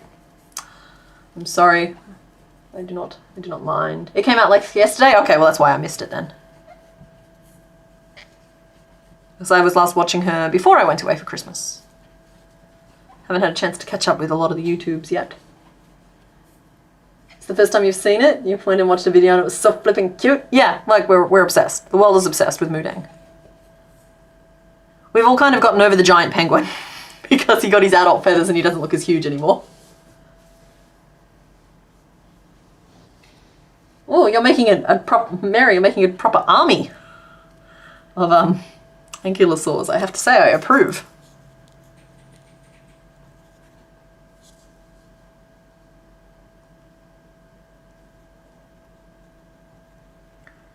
Alright, so with this next spike, I'm not going to go 3 stitches in, I'm going to go 4 stitches in. Counteracting the drift. 3 and 4.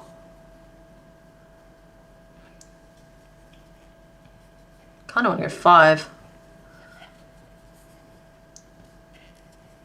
That's better.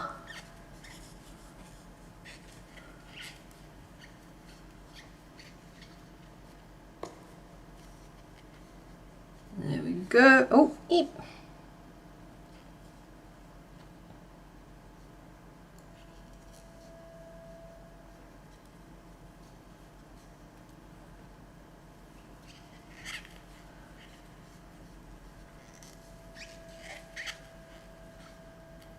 And there we go.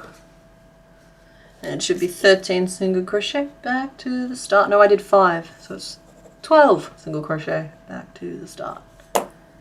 It's your favorite dino? I love that. You know what? I have met a lot of people whose favorite dinosaur is an Ankylosaurus. And I kind of love that because like when I think about favorite dinosaurs, like favorite dinosaurs as a generic category, I feel like everyone kind of goes for the big, I don't know if I'm calling them the big 5 is right because I haven't really counted them, but like you got Stegosaurus, Triceratops, T-Rex. Raptors are popular, pretty much popularized by the second Jurassic Park movie, I think. But like, you know, still a legitimate favorite of people. And yeah, I don't know, maybe I've always had a soft spot for like Parasaurolophuses or Pachycephalosaurs, but like pterodactyls, I feel like the Pteranodons are kind of in there, Megalodons are kind of in there. But like ankylosaurs, I love how many people seem to love the ankylosaurs. Before Mudang there was Fiona. One of my favourite authors, I believe, is obsessed with Fiona, and I love that. I love that I've heard about Fiona because somebody else loves Fiona enough to have talked about Fiona. These spikes are too big.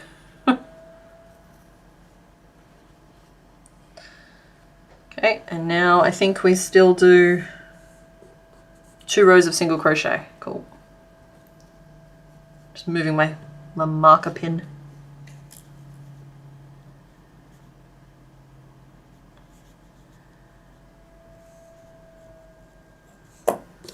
Raptors are the cats of the dino world? Yeah, exactly. And like every home I've ever lived in, I've checked to make sure that the door handles are raptor proof. For example, current home I live in, doors are not raptor proof. I feel like I am protected for the most part because of the overall locking mechanism. I don't know if dinosaurs would be able to work it out, given that most delivery people and human beings can't seem to work it out. But, you know, so I feel safe on that level. But if a dinosaur, like a raptor, is ever loose in the actual building, nah, they're going to be in whatever apartment they want to be in. Plesiosaurs and raptors, yeah. Since we're talking about dinosaurs, you have to mention that you got an ugly Christmas sweater this year. It is Santa Claus riding a Christmas T-Rex. That sounds amazing. You're so confused to suddenly hear your name because you were not looking at the chat. Oh. Fiona is a hippo. A very famous hippo. Afraid that's the only details my brain can provide at the moment. There we go. That's only 1 row, but I wanted to stop and check that I haven't lost another stitch.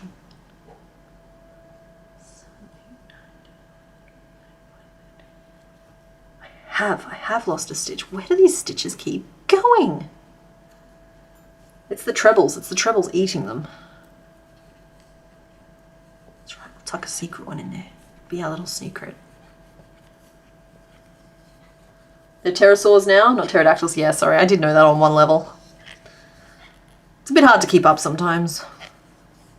Recently fallen in love with Caudipteryx because there are fossils with actual preserved colour banding on their tails. That's amazing!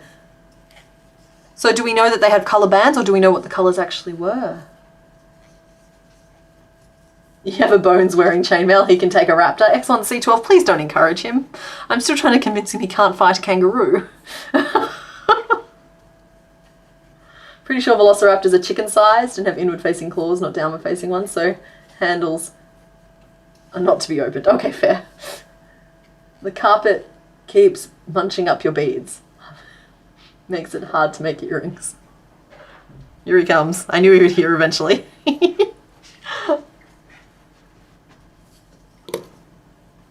Okay, so a velociraptor's main weapons are piercing, like they jump onto you and then they use the toes to like do the stabby stab. Oh, I have. Oh, you can't get him. But if I had chainmail, I'd be fine. You know, I just have a bird on me, and I grab him by the legs and like, yeah, what are you going to do now? It's going to fall on the floor. It'd be fine, you know. I can take a velociraptor. This chat will now be co-hosted by my velociraptor. Especially one that size. Yeah. Hello, everybody. I've got claws. Rawr. You know what it means, though. And toes. Rawr. Dinosaurs probably tasted like chicken. Probably. He's big and squishy. You're a lovely cuddle size, Peaches. Your head's a bit floppy. Forgot about that. Hello. Okay, let's just park you somewhere. Maybe you can be parked in frame if I'm really paying attention.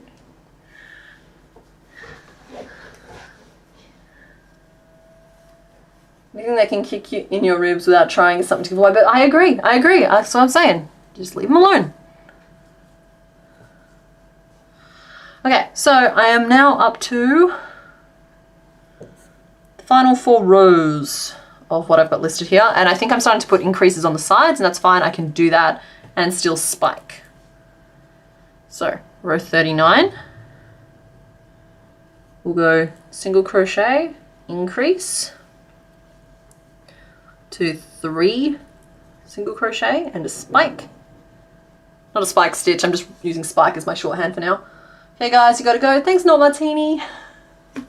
Happy New Year if we don't talk before then. It is hard to keep, I'm still salty about Brontosaurus not existing anymore. It's just like Brontosauruses, Triceratops, Pluto. They take all the fun things. I do like bouncing on the ball. And actually I feel like it helps me focus a little bit, and also stops, like, I don't end up with back pain when I sit on this, probably because I'm like constantly moving. Whereas like if you sit in a regular computer chair, it causes me problems. I don't know if it causes anyone else problems. Because like it helps me maintain my posture as I stream as well, which is kind of an important thing. I do need to stop drifting out of camera though, that'd be good.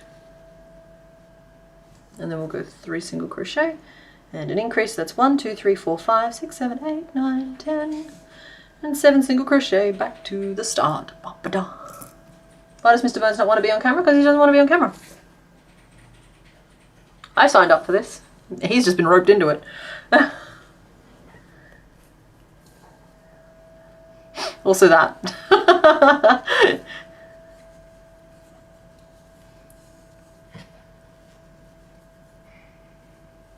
1, 2, 3.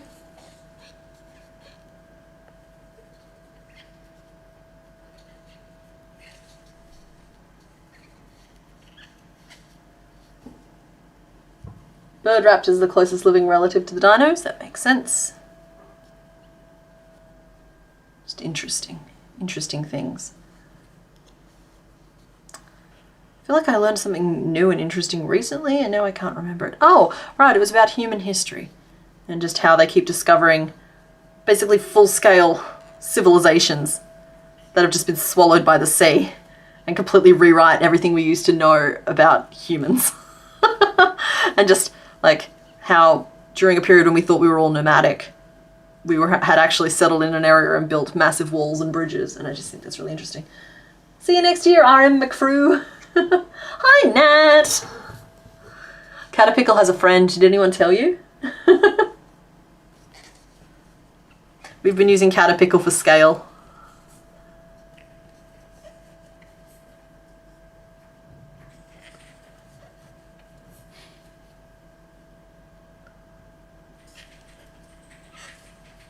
Back in business? Oh, hello to South Dakota. A wild gnat has appeared. We didn't even need the Caterpickle summoning ritual. That's true, we didn't.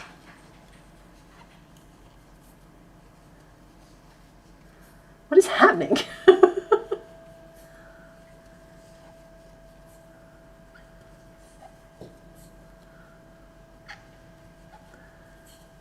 Okay, there we go. So that's second last spike. Again, they're quite serrated, but I think they'll be okay. It is not the lollipop. It is our tiny little Pidgey friend who we made earlier and keeps trying to fly off with Caterpickle, but we think they're friends.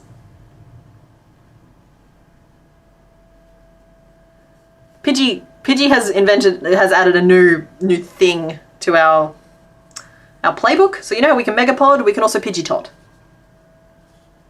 Is it, did I say it right? Everyone correct me if I got it wrong.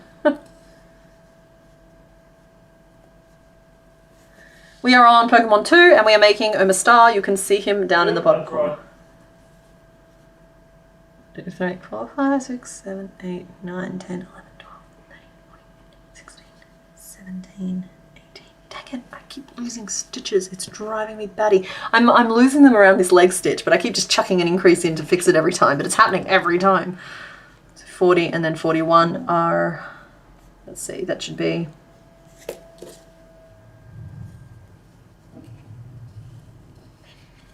19. Cool. So we're going to go 2 single crochet, increase, 7 single crochet, increase, and then 8 single crochet back to the start. I'm going to hydrate or dihydrate. Yes, it is Tater Tot the Pidgey.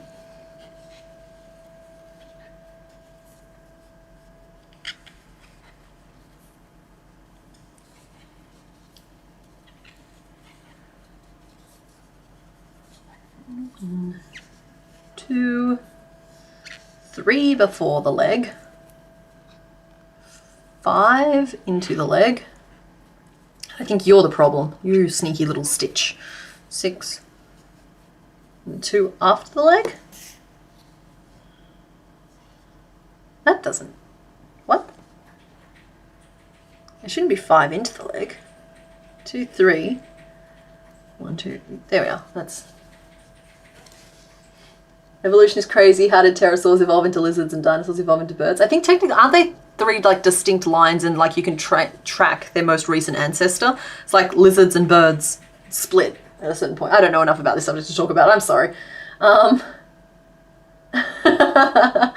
hope you're having a nice holiday, Nat. We're having a good time in the little like empty vacuum between last year and this year. Last year and next year? Yeah. You know that feeling when it's not 2024 anymore, but it's certainly not 2025 yet? That's now.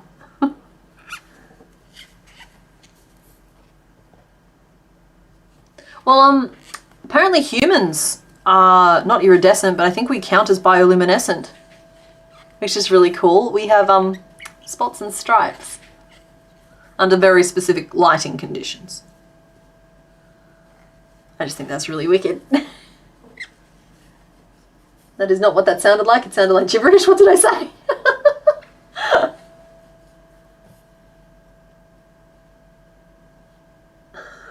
I'm sorry if I'm slurring my words.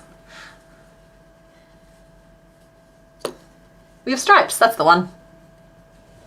Okay, let's roll it up.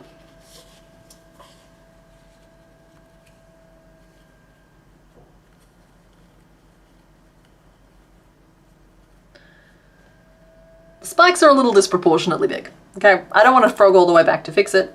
I think we can just acknowledge the fact that they should be smaller and carry on. 10, 17, 18, 19, 20, 21. He likes big spikes and he cannot lie.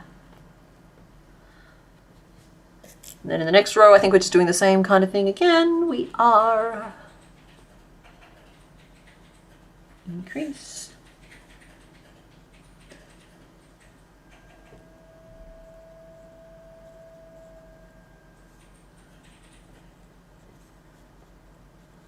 Sorry guys, 1 second while I just finish writing this down. This video is from Mr. Bones, starts in the 1 minute mark, okay. Mr. Bones shouted what sounded gibberish. Oh, okay. Right, yeah, no. He was just confirming that I got it right. It's just I was talking over the top of him at the time. Once the body is attached, it might look more proportionate, maybe. Even if it doesn't, I'm perfectly fine for this to just be part of his personality. Like everybody else files their nails a certain way, he cultivates shell spikes that are a little larger than normal. You love the giant spikes? I feel like he's about to jump into a mosh pit. Yeah, exactly. He's like... You can easily counteract the hugeness of the spikes by just making them with double crochets instead of trebles. It's just, yeah. It's fine. It's an easy thing to adjust. I'll leave a note for it. I will leave a note for it in the pattern notes. So that people can make their own choices. 1, 2, 3, 4, 5, 6, 7, 8, and 9. That increase is creeping closer and closer to the top, and I don't approve at all. But we'll see. I'm trying to trust the process a little bit here.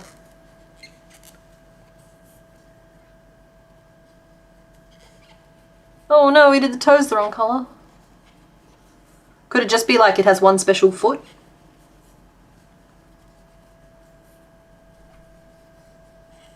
Got to pet a couple of dogs. I love that.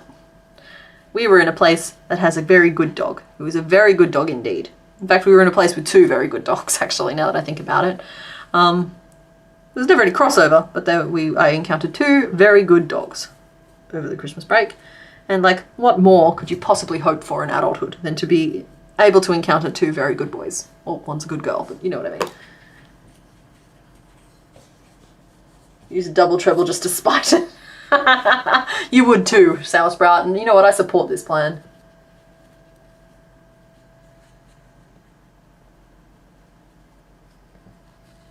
Nope, it's supposed to be a pastel version of another dragon. Oh, I'm sorry then, Viara. It sounds like you might have to redo the foot. Okay, I'm now supposed to do the last remaining forehead spike. Like, it's not a bad serration, it's just not quite what Omastar is supposed to look like. I'm supposed to do the final spike here, and it needs to be a smaller spike. So, remove my safety marker. It's not a safety marker. 1, 2, 3, 4, 5, 6, 7, 8, 9. We're going to do 9 single crochet. And then I'm going to do a smaller spike stitch. So I'm going to do a double crochet one maybe. Like so. And that should leave me with 13 stitches remaining, I believe. I think God love. Okay. And that is technically supposed to be the last row, but I'm going to see if I have to do another row after it to help it settle. Good dogs until they steal Mr. Bones' legs and make him collapse on himself. No, Mr. Bones enjoys that process. They grab his legs and he gets like dragged along like a wee, arms flailing like a Kermit.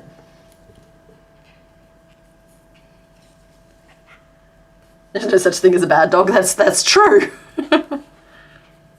Keenly observed. So somehow you managed to increase by 2 and 3 in your row and it still worked out. Okay, don't question that the I don't know, the craft magic has decided to smile upon you today, and just try and keep count further on. Alright, here we go. We're going to do a little double crochet spike, a little double action. And we are using the leg stitch. I think this one here is literally the leg stitch now. Not to be confused with the lich. That's a whole other thing. Should call this guy Phylactery. Oh, did we pick a name? Because I was still partial to Delulu, but I know you guys were still kind of discussing it, and I will go with whatever you guys vote for. I just like the idea of them being Thelulu and Delulu. Happy... Alright, Nat, I'm going to try and do this justice. Happy holidays, my noodle, baby Caterpickle. I'm so happy you got a friend and kind of relieved he's smaller than you because he's kind of your natural predator.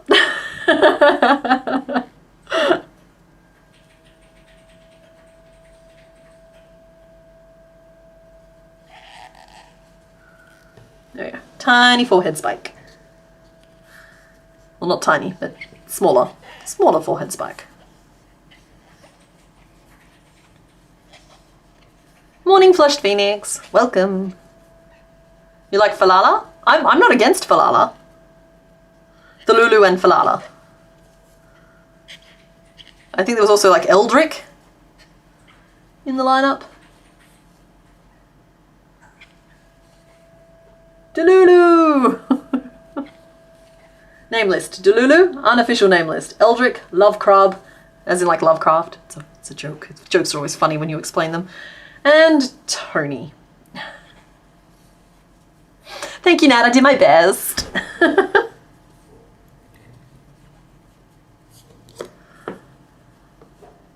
Alright, I do think I'm going to add one more round around, and then we're finally done with the shell. And I think we've been working on the shell for like 2 hours. Night, Hang Yang. Thanks for hanging out. Add your vote to Delulu? Okay, noted. If it's a tie, Delulu will win.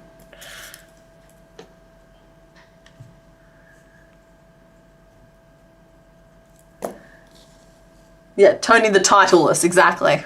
I'll put him in the vote, but you guys better not vote for him. What about Kalulu? Harichi Crochet, I'm open to it. Is that a reference to something that I'm just not getting? Or just a cool sounding name, because that's also fine. No bad dogs, only bad owners. Yeah, that's true as well. Sorry you've missed the last couple of hours for the first time in nearly 5 years. You actually slept for more than 5 hours. I am so pleased for you. Oh, there are a few sweeter joys in life than just a good night's sleep. Make the other dinos eventually, but you just love Mr. Waffles. I like that. I love that you love Mr. Waffles, and I'm glad that he's working for you so consistently. It's always reassuring to me when I find out that somebody's made the same pattern over and over and over again and it still works for them, because for some reason I feel like gremlins go in overnight and rearrange some of the numbers. Like, based on some of the comments I get, that like, you'd think somebody was rearranging the numbers, because I'll see 100 perfectly working Mr. Waffles, and then I'll get a comment being like, nope, pattern's wrong, instructor is bad. I'm like, cool, bro. Great story. Tony Starr, Fossil Man. No.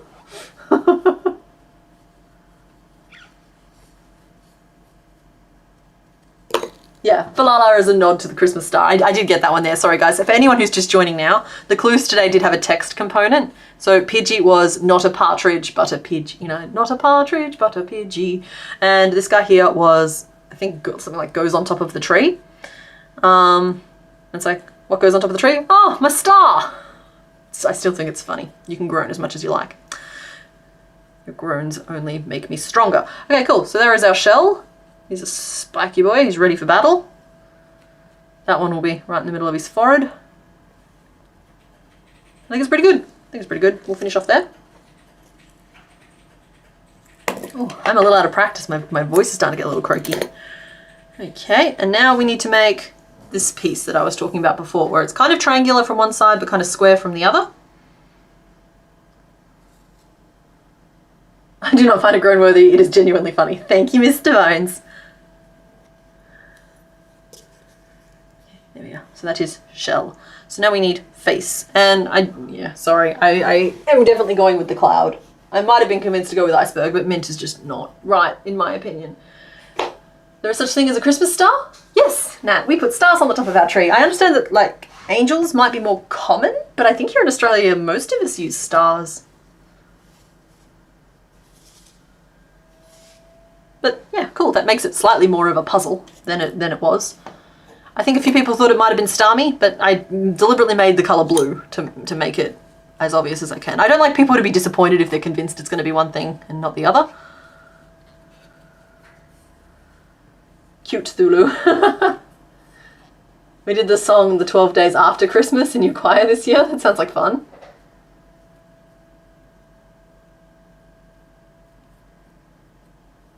Yes, but they have names? Huh?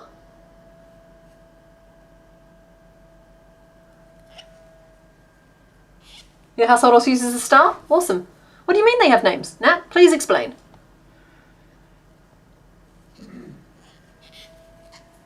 Is your star called Park? No. No, they don't have names.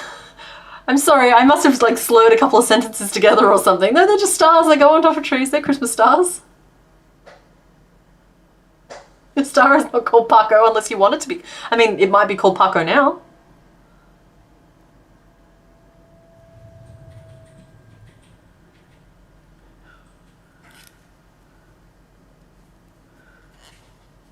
There's definitely a miscommunication happening here somewhere. You have a Santa on top of your tree? That's fair.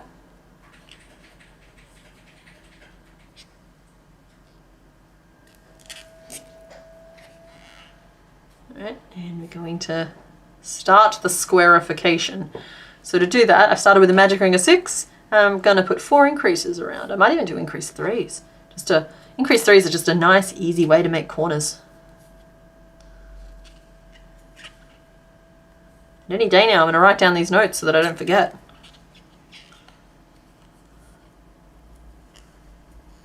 Then why is Falala a Christmas star name? Oh, it's...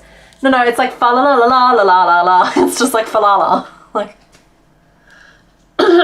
Sorry. Need to build back up some of my streaming stamina. My voice is going. Your family in Scotland alternated between an angel and a star because the star represents the star the wise man followed, and the angel is Gabriel, who told Mary she was carrying the child of God. Yes, I did know that about the star. The angel, the angel is new information, but that's cool. Your emperor caterpillar was your tree topper this year? I love that. And also putting your kitty on top is like vaguely threatening. As a suggester, it was just a Christmas reference. Yeah, it's okay, Sour Sprout. I think we finally straightened out the miscommunication. Hydrate? Yeah, I'm okay. Hydrate or dihydrate, everybody.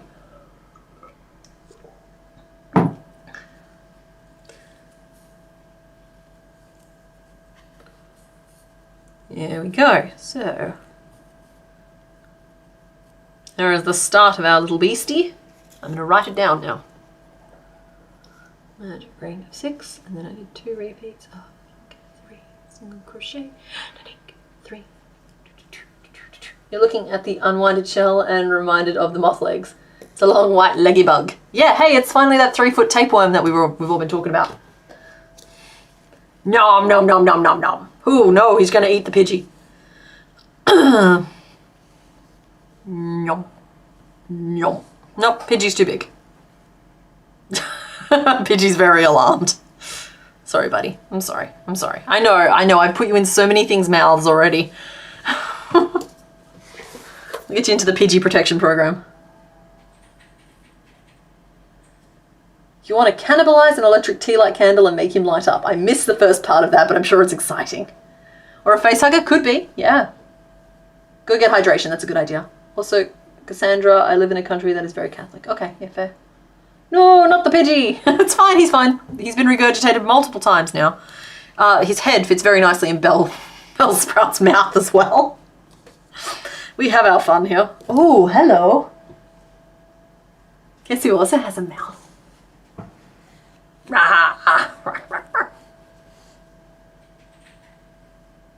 Luckily, he's on Pidgey's side.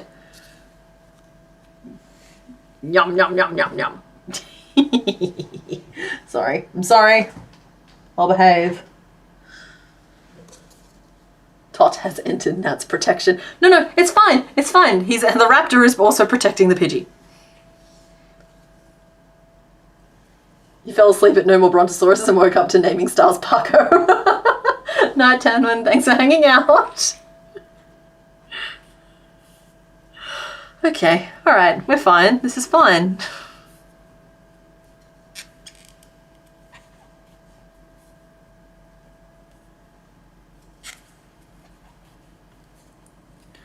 So I'm emphasizing the square.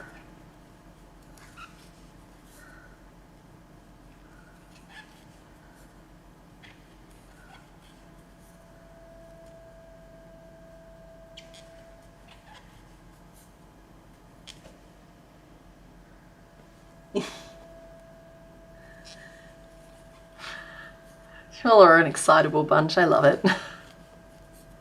I missed you guys last week. I don't like having to skip streams. I'm going to try and... I've set myself a target this year coming, 2025. We're not going to miss any streams.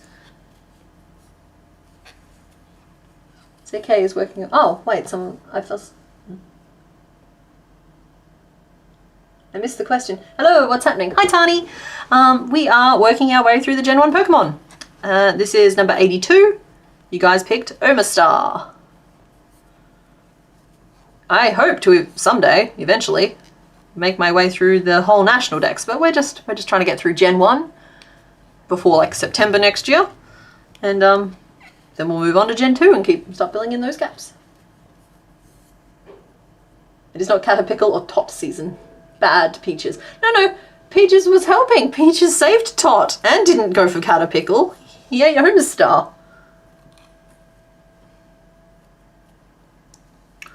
Square. I think it's a good size square. I wouldn't want it too much bigger than that. Now I want to build the 2 bottom tentacles in, but the 2 top tentacles I think might have to be sewn on. So let me just write down that previous row before I forget. Oh, and also we have made Pidgey so far this stream, and this is our second one.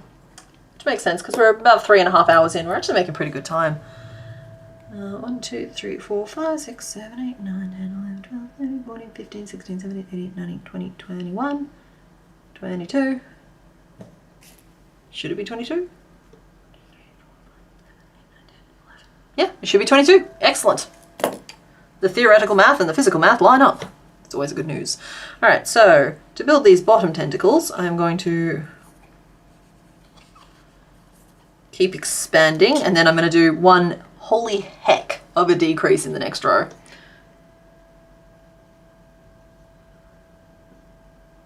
But for the rest, I'm going to just single crochet around. So 1, 2, 3, 4, 5, 6, 7, 8, 9, 10, 11, 12, 13. 13 single crochet back to the start. I should be using a stitch marker, but I'm not for some reason.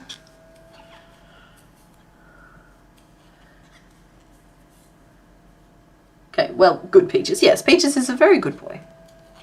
Actually, I don't remember what gender Peaches is. We have holidays until January 7th or 8th. Okay. Good for you, Nat. That's awesome. We always used to have to go back on, I think it was whatever the first day was after the public holidays finished. That said, I think Australia gets a lot more public holidays than some places. Not as many as others, but like a lot more than some. So yeah, I would normally have to go back to the office on the 2nd or 3rd or 4th. Honestly, I've just already gone back to work because I love my job and I wouldn't know what else to do. Oh, it's okay, Tornado. Peaches is a very forgiving dinosaur. Also is just super excited to be out of the cube. I'm glad that you find the streams fun anyway. I don't think that I feel like there is something still to be learned if you like crochet, and I also just think that, honestly, everyone in the chat is excellent company. I know, because I am streaming for them to keep me company.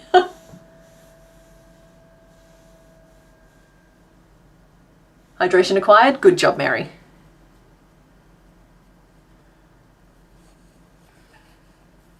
I think that's it. Yes, that's it. Cool. So, now, these bottom 2 have been expanded an additional time. So, I'm going to be decreasing these top 2 with a single crochet 3 together. With these bottom ones, I'm going to try a single crochet 5 together, which will actually bring the stitch count all back in evenly, but should create like a nice little cornery pucker for the bottom 2, which I think will very nicely form those tentacles. So at least that's the theory. Single crochet 5 together. So that's what, 1, 2, 3 from there, 4 and 5. So that's 3 single crochet between, and then a single crochet 5 together. And then I'll work out the next part of the row once this part's done. I am, however, going to take my stitch marker and use it. We just vibing, yeah. For the next Pokemon. What? What do you know that I don't? Oh wow, I've missed a lot of comments in the live stream chat. I'm sorry guys, I don't really look at them. Mr. Bones, do I want to click these or not? You've spoiled them, and then there's like a little vomiting icon underneath from Uniquely Sarah, who's tipping me off that maybe I don't want to see these.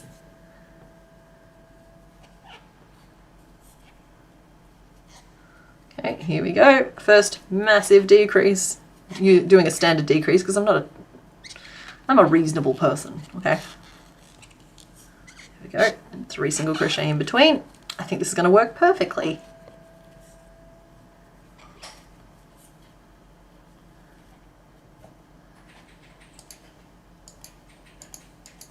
Mr. Bones, are they tapeworms?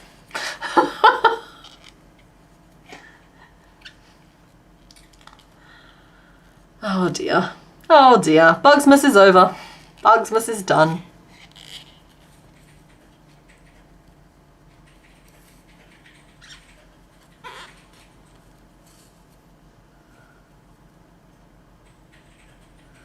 Okay, and I think it's 2 single crochet up to the single crochet 3 together.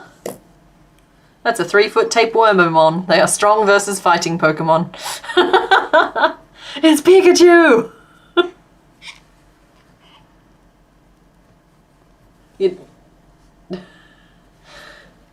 Just, Mr. Bones is a bit of a stirrer sometimes, which makes sense. He's basically made out of ladles.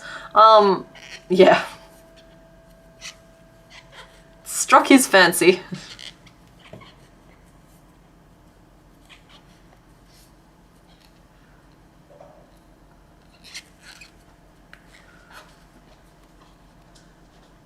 Hello.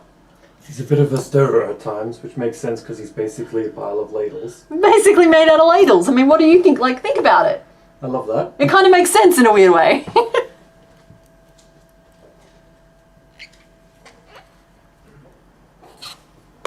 Okay, so now he's got his 2 little bottom leggies.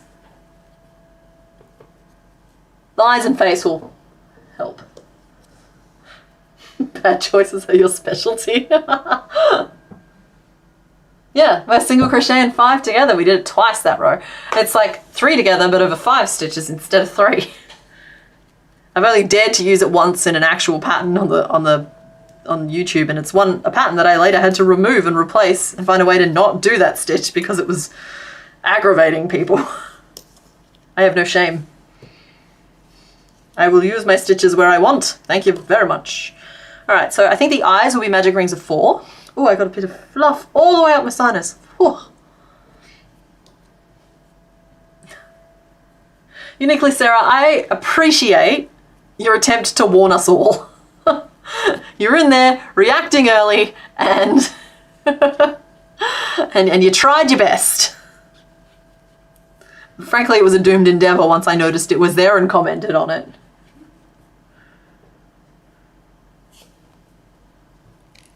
Okay, so that's one little eyeball.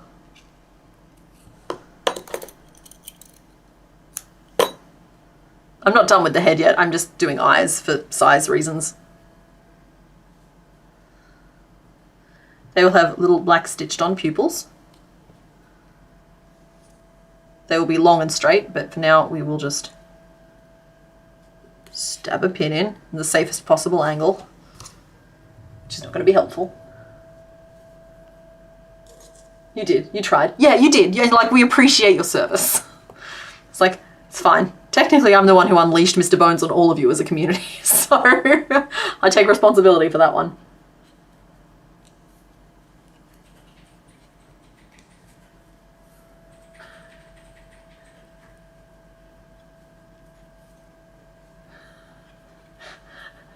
You just popped your thumb?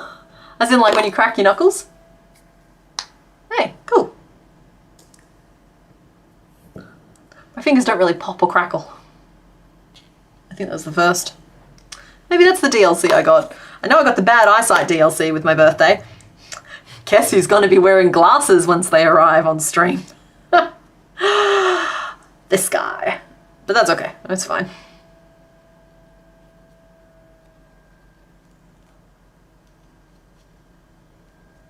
Frog leg back. Oh, excellent, Fiara. Hopefully it wasn't too painful. Oh, wow. What is that? What is that face? That's actually a really fun one. That goes really nicely with what I was just saying about needing glasses. See, what we have there is the eye doing its job and the eye not doing its job.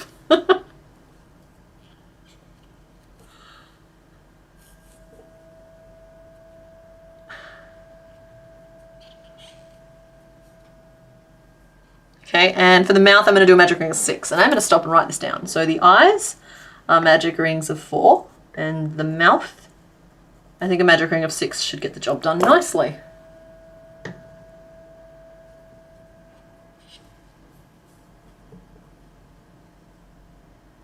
Oh, okay, it was a different dinosaur that has the banded tail. Thank you for the correction, Eldridge. I don't think I read it out loud anyway, but the Sinosauropteryx.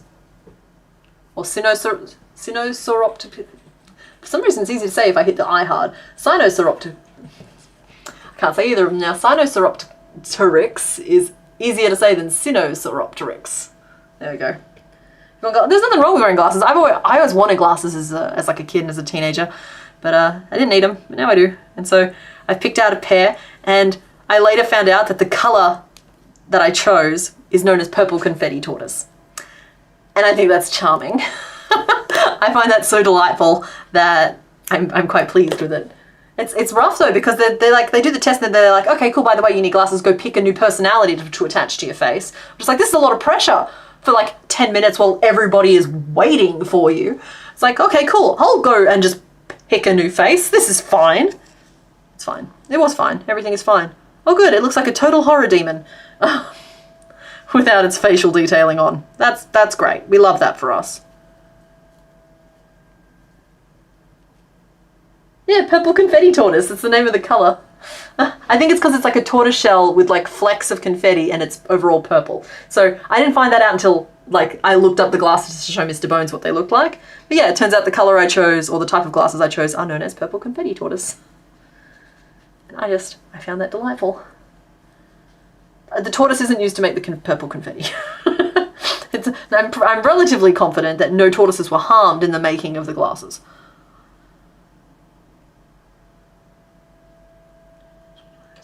8, 9, 10, 11, 12, 13, 14?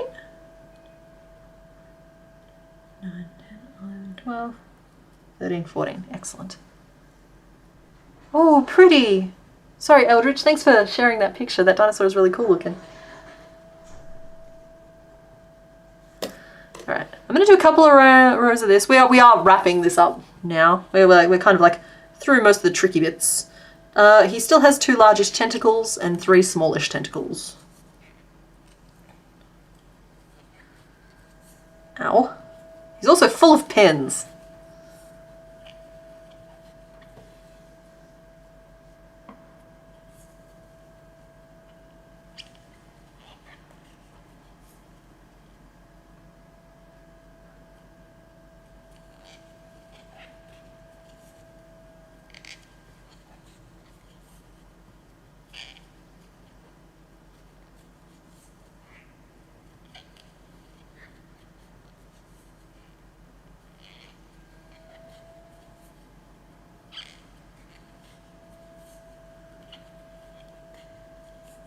Sorry guys, it's so full of pins I have to watch it a little bit more carefully, which makes it a little hard to keep an eye on chat.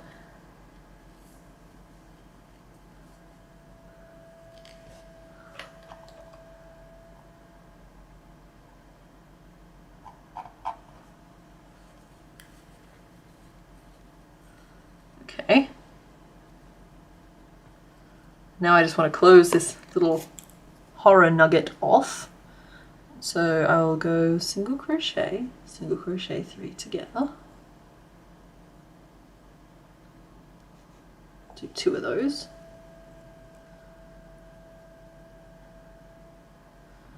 And then, yeah, cool. And we'll do that whole thing twice. Works for me! You get that feeling every time you pick out new frames? Yeah. Just if I was more prepared, first of all, Caterpickle is very studiously holding a bobby pin for me just in case I need one. He's ready to like leap across and help me shoot in a moment. It's just, he's a very good boy. But yeah, I wasn't prepared for picking frames, and so if I had have been prepared, I could have like researched it first and worked it out and been like ready. But I was not in fact ready, which is funny because I'd taken myself for an eye exam for a reason, you know? But yeah. It is what it is. Can I get a pack of Caterpickle nose boop? Boop. Unfortunately, in the booping, I've now realized that Caterpickle's nose diameter and Bellsprout's mouth diameter are the exact same thing. And so I'm going to lose. I'm losing a war here at the moment, Nat. You might want to look away. Ow. The pins are not sharp. Okay. Just because like My brain is doing this math. I like jigsaw puzzles, and I can do this math. Ready? It's everything I wanted it to be.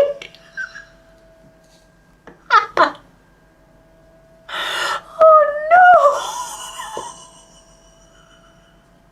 no! No.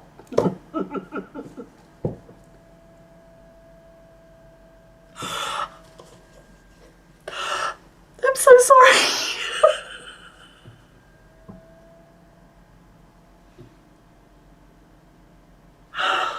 Okay. Okay. That was just so perfect.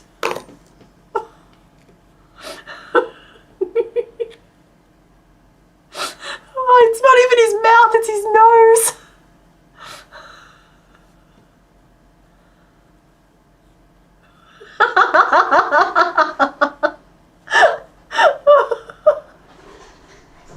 Not hurry, Chi Crochet. Thanks for hanging out. Hi. I don't think Mr. Bones knows what just happened. Just 3 hours, 43 minutes. Okay. If you wanted to put a timestamp on when the stream went weird. Oh. I think that it was artificially accelerated by the use of sugar. Performance enhancing sugars. I'm watching chat, I just don't have headphones in for a minute. Oh no, that's fine. If you hear me frantically running through the house, because I'm about to delete a message. Oh, that's fine, honey. I keep an eye on it. That random wolf, I'm so sorry, out of context. No, you know what? I don't think context helps that. I think it just is what it is.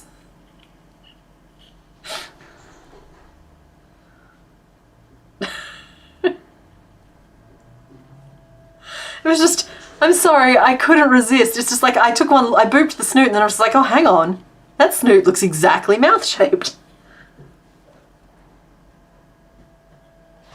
Oh, Tornado, I have seen those glasses. I think those are really cool. And honestly, I'm very keen to find out how mine work against the blue light, because I'm not sure how well I believe in blue light as a thing. But in the end, like, because they were making me glasses anyway, they threw some blue light protection in. So I'm just interested to see if that stops my tension headaches, or even just like the fact that I basically have one working eye and one eye that's not really doing its job. And I'm just like, I always have like this low tier tension headache. And I'm curious to see if this fixes it. A crime against your boy is what it is. No, it's not. He enjoyed it. Look, they're still sitting happily next to one another. Oh, ferrets. Sorry, you knew what you were getting in for when you got ferrets. Those little guys are mischief. They're mischief noodles. Okay, he goes in here. This guy is not going to look like anything at all until I sew him together, which is so funny to me because at one point you're gonna not be prepared for it. I'm gonna be like, and we're done. I mean, he's a plant-eating bug, and it's a bug-eating plant. Can I make it any more obvious? Did I go to Specsavers? It's close enough.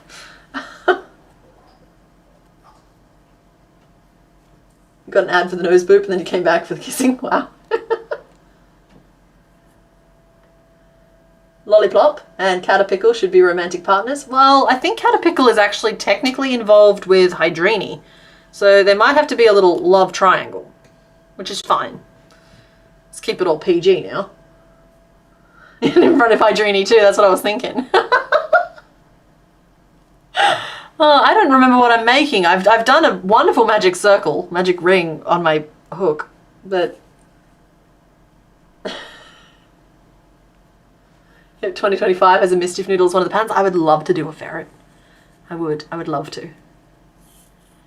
Okay, I'm trying to make tentacles, but my brain is not helping. I need a long tail, because we're going to work over the top of a long tail. We're going to make those 3 spindly loopy boys.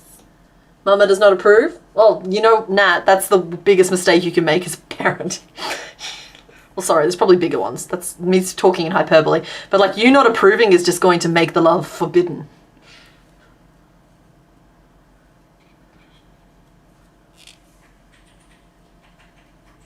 There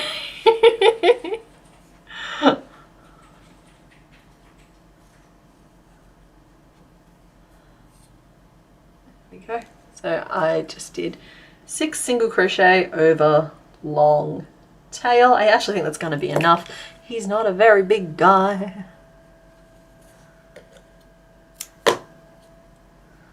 But we will still give it a little pull. Always feels like a magic trick to me. You can't stop our love. Caterpickle might be a player. He could be a Polly Pickle, I don't mind.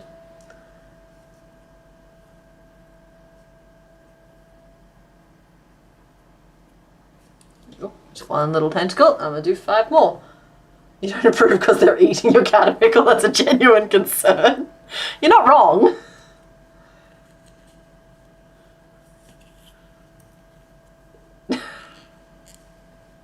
Sorry, I'm just amused. I'm just sitting here quietly amused. Oh. I gotta learn to control my impulses sometimes.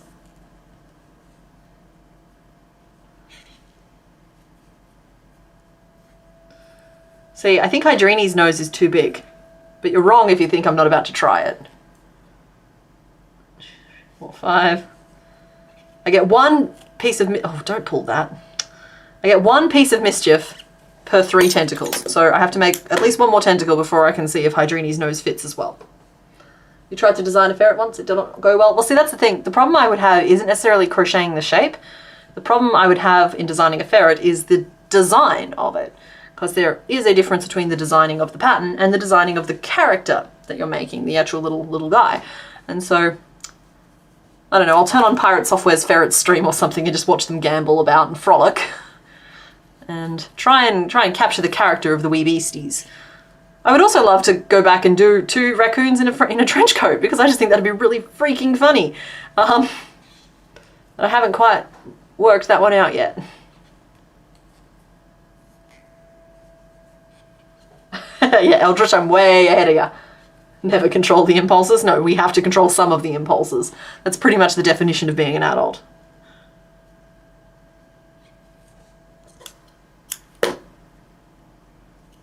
The next stream is just me sitting there with a line of all of the Pokemon to see who can fit inside inside Bellsprout's mouth. Had an obsession with ferrets once. A pattern for one would make child you very happy. Yeah, I feel like ferrets are a beloved creature. Yeah, ferrets are absolutely a good solid idea. Okay, that's 3 tentacles. That means I get to try this. Okay. What do you reckon? You guys want to place your bets? Do you reckon they'll fit?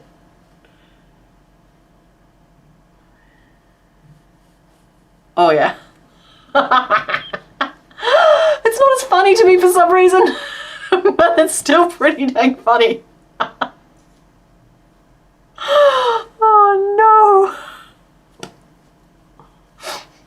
So now we have our answer.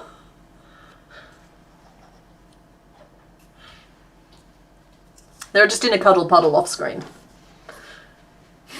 Whatever this is, aside for a moment. You were talking about making ball joints before? Was I? Yes, I was. Perfect thing to go off there. No, it's not actually. Ball joint, the biggest... Sorry, no, you're right, because like I tried this exact approach, but the reason I'm like, no, you're wrong, is because I have something interesting to add. And that is the biggest issue I found with creating ball and socket joints isn't actually creating shapes that fit together. That's actually relatively easy.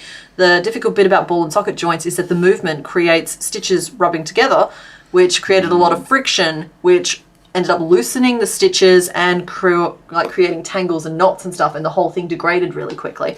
That said, I do think that a 3D puzzle that slots together using ball and socket attachments is an option.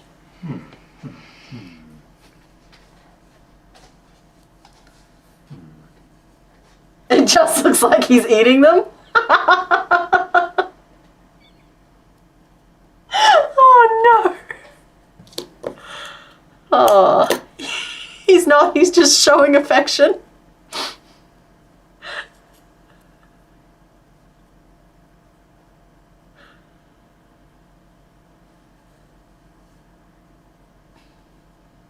Merp.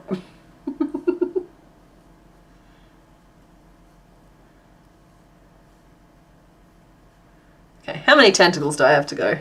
2. Alright, cool. Does Hydrini's nose need to be pushed back in again? No. Oh, maybe a little. Love Monch. Exactly.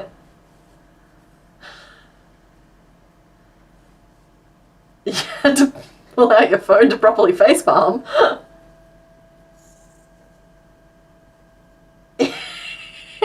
Grim Squirrel, somehow that's way more graphic.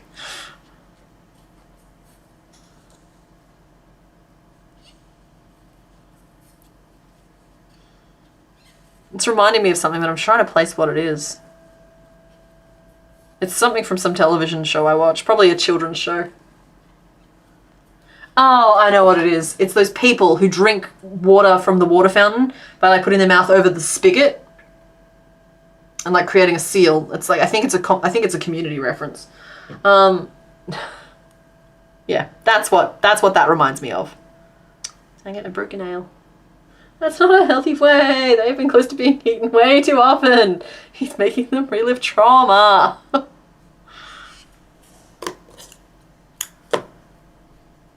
Look, okay, there's no denying this level of happiness. Look how snuggly they are. They love one another. They're happy.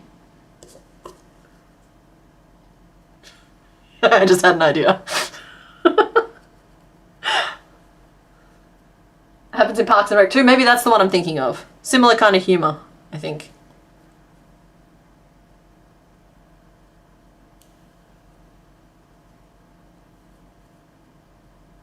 Yeah, no, it was Parks and Rec. Good catch.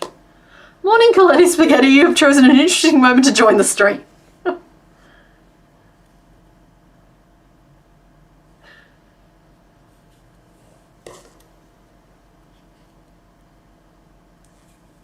They're his hostages? No! They're not his hostages. Because we know Peaches would come and intervene. Peaches doesn't stand for that. But honestly, I do let you guys write the law. You guys can decide if they're hostages or not.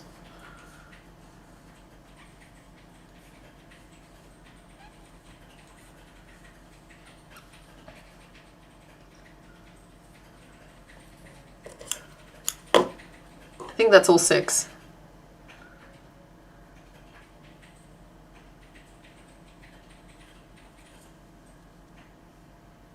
Yeah, sorry, Coletta Spaghetti, we're a little weird. That's all. I was just saying hello and warning you.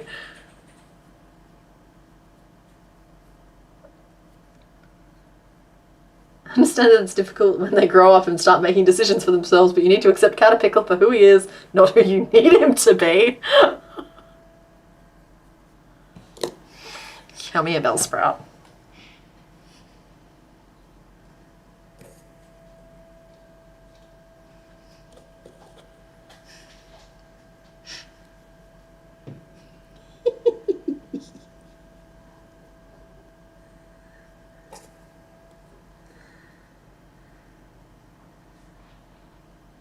Oh, this is unsettling.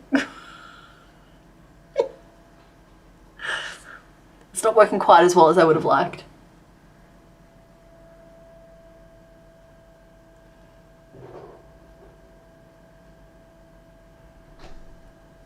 Blah.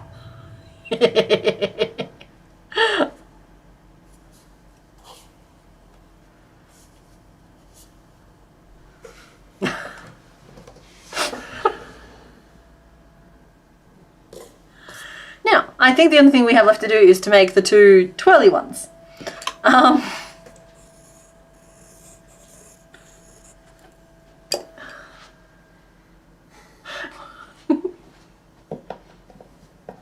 me Bellsprout.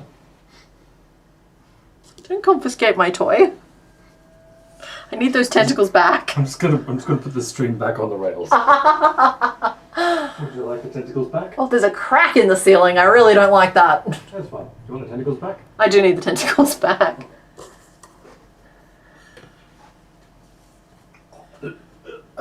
Oh, gross. There you go. They're a bit wet.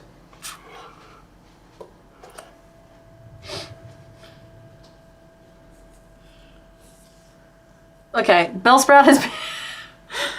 Bellsprout has been confiscated. Because apparently I wasn't working hard enough.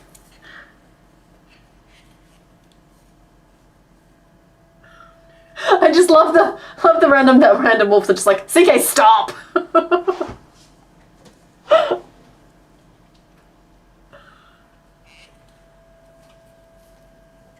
Look, we're making toys, and what's the point if you're not playing with them? Okay, so that's a magic ring of 4. We don't go any smaller than magic rings of 4 because we love ourselves and self-abuse is not okay. So, ta-da.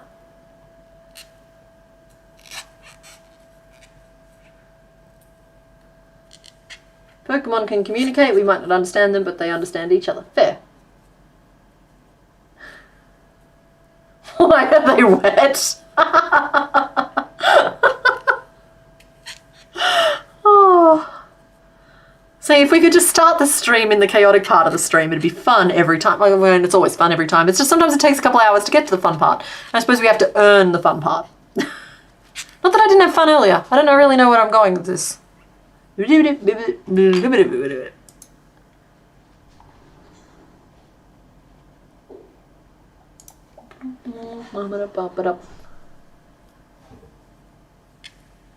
don't know, they've collapsed now without Bellsprout's support. Is it with relief? Or are they sad? I could offer them cake, but honestly cake would apply in either situation. I do still have a shoulder. I also have a ditto with a knife. Oh, hello Victory Bell. Hello. Mr. Bones is outside. That means I have 30 seconds easily before he can come in here and intervene. What do we want to do? I feel like we've already done these whole ones. Like, it's just not really tickling me. Tortoise, would you like to get in on the action? Nope. You're too heavy. You don't stick on things properly. I'm trying too hard to make this work. How about we... Okay, that's something.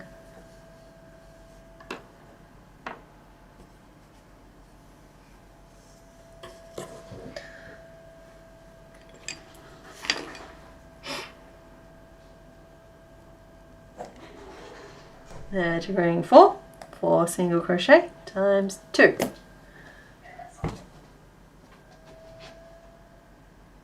Mr. Bones is here. He just walked in, stared at me, and then walked out again. Stream is great for art block. You're onto your 3rd sketchbook page after not drawing much for about 3 weeks. Oh yay, I'm so glad, Autumn! Good for just like working out the knots. That's 2. He did. He just walked in, stared at me for a bit, and then walked out again. Must eat Tot. Oh, Tot is so full of pins that it's really hard to devour right now. Spit that out. Oh, Gengar's licking the Mankey. Let's just move that out of the way. Y'all are gonna get me demonetized again. This has happened before on streams. See, Tot doesn't really fit. And Tot is full of pins, and so I don't really want to mash it around too much just yet. But next stream we can abuse Tot a little bit more. It's like the whole place is being left in utter disarray. Tot is now seeking refuge between Hydrini and Caterpickle. They will protect. 2 and 3. Single crochet. Sorry, I'm just trying to accomplish a wibbly wobbly tentacle that wibbles and wobbles in all the right ways. My goodness, I did just get myself with another pin. I think that's about good. I will do one more row with a little bit more of a curl in it. 3 single crochet and an increase 3. When Mr. Bones hears this, because it'll filter through the live stream, which he is now currently watching from our balcony, I would love an updated name list, because otherwise I'm probably just going to default to Delulu, because I really like that name. Yeah, because we are, it might not look like much, but we are actually right at the end of this creature.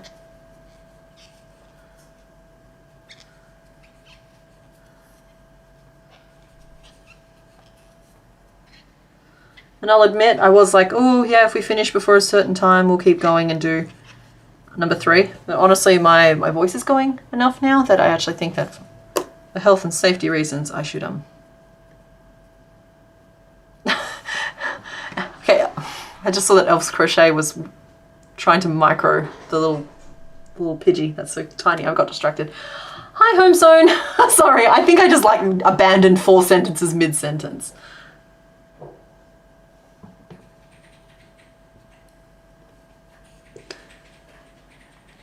Yeah, sorry. It's just I was just trying to say I don't think I will continue to make a third one because I think I'm better off not going until my voice burns out completely.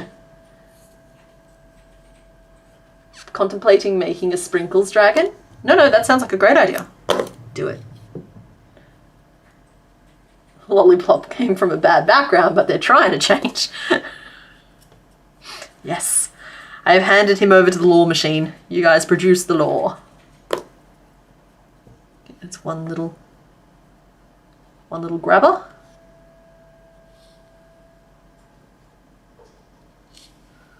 And we'll take this pin out and poke it through that way, because that's safer now. It wasn't before, but it is now. Take that one out. In. Oh, Mr. Bones with the official name list. We have Delulu, as well as Eldrick, Lovecrub, and Tony. So it doesn't look like that's shifted much. So guys, if you have a particular name you would like to be part of the vote, now is your chance to convince your peers that it should be part of the vote, because you have until I finish making the second tentacle. Falala? Oh, right, sorry, yeah, Mr. Bones, I actually would like Falala as one of the name options, if we can make that one of the official name list. Though, I am being quite unashamed in my support for the name Delulu. Sounds like my brain is failing at thinking solidly. Take the rest. It sounds like you made... Yeah. I was going to say, I'm kind of like stuttering out a little bit. And yeah, might just be a good idea to call it while we're still going relatively strong. But we will reveal who was behind the rest of the riddles, because I think you guys will get a kick out of it. And also I need to explain something that happened earlier in the stream, because I think it's funny. But I couldn't talk about the context of it at the time without giving something away.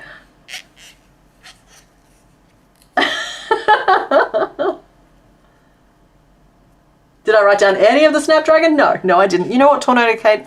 Sometimes it's just really lovely to just sit down and create something for the joy of creating it without worrying about replication or worrying about like syndication. So I support the act of creating for the joy of creating, and I think that's what you just got to experience. So good for you.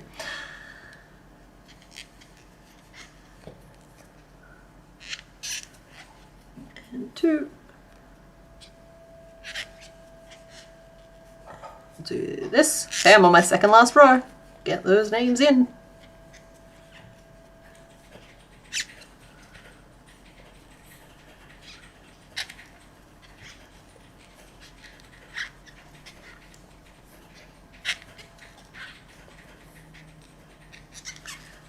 And 1, 2, 3. Last 2 stitches, 1 and 2. Yep, Caterpickle's squeaking his support as I go. Home sewn, my hook only starts to squeak around hour 4 or 5. So I think it's a combination of like body heat and also just like it gets, some people say that it's because it's not oily enough. Some people have told me it's because it's getting too oily. So it's just it just comes down to friction. It's the hook scraping against the plastic of the yarn I'm using. This sprite just looks like a Tony to you. I think we both know that's nonsense. Okay. Oh, this looks like he's shrugging. He's like, oh no, oh what? I can make them more up in the air. And I might do that. Okay, I'm going to pin him together nice and carefully. But after I've attached this tentacle, I'm going to start the poll, the name poll. Let's do a poll. Okay. The names were, I liked Dear Lulu, because this little lady is Thelulu, and so it would be fun if we named this other one Delulu. I liked Falala.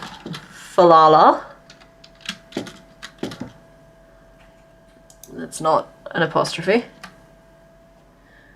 Add option. And where's Mr. Oh, I liked Lovecrub.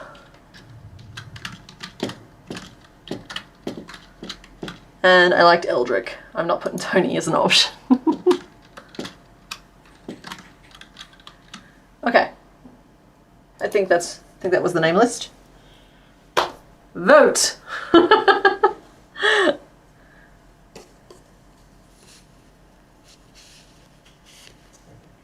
Well, I pin this fellow into an approximation of shape.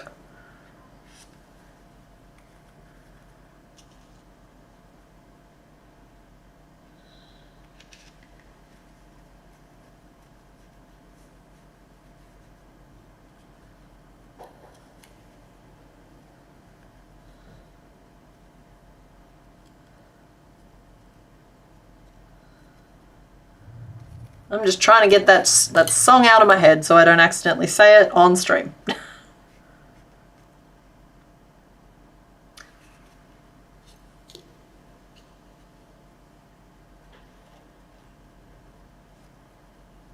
Okay, that's pretty good.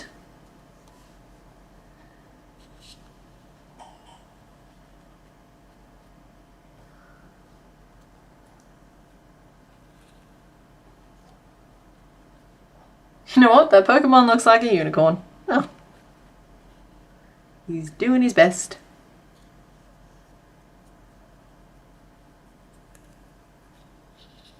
So much will be gotten a little bit more accurate during sewing.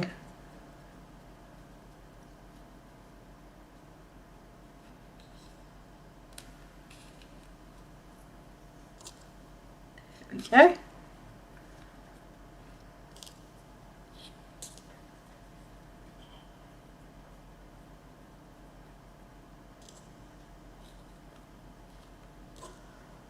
Oh, who's winning? Oh, Delulu is winning. Normally I try and be a little bit more impartial, but I'm quite pleased. I think Delulu and Delulu are quite good names.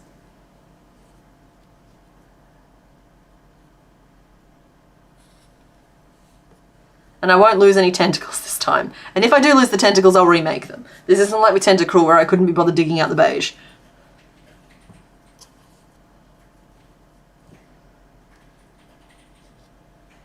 Groom Squirrel, I'm gonna have to ask you to stop that.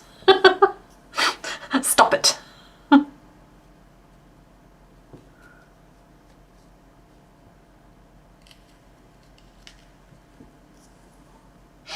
It's so firmly wedged in my brain right now.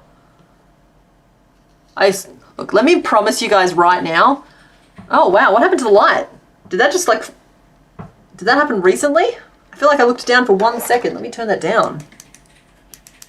You guys can actually see. Oh, it did it again. What is going on? Okay, well, we're having some technical difficulties, but at least it's at the back of the stream. I must have flicked an automated setting on or something. I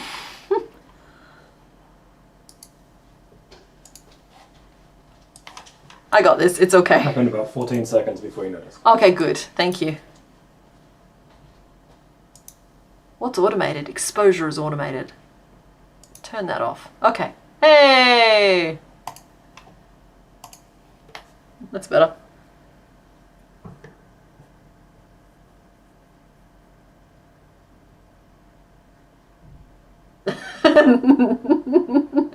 Not just trying to pave over the whole thing with some more respectable stuff. I want to promise you guys that both of these are hot messes right now. I know that. I will sew them together and you will just not even recognize them as they will be shells of their former selves. They will just emerge like beautiful butterflies. They're a bit rough at the moment. They are. I'll own that. So that is Tater Tot the Pidgey. And let's end this poll because it looks like Delulu won. Okay, so yeah, Delulu won with 63% of the votes. Oh, you can see my head shadow on the work now because I've had to turn that light down.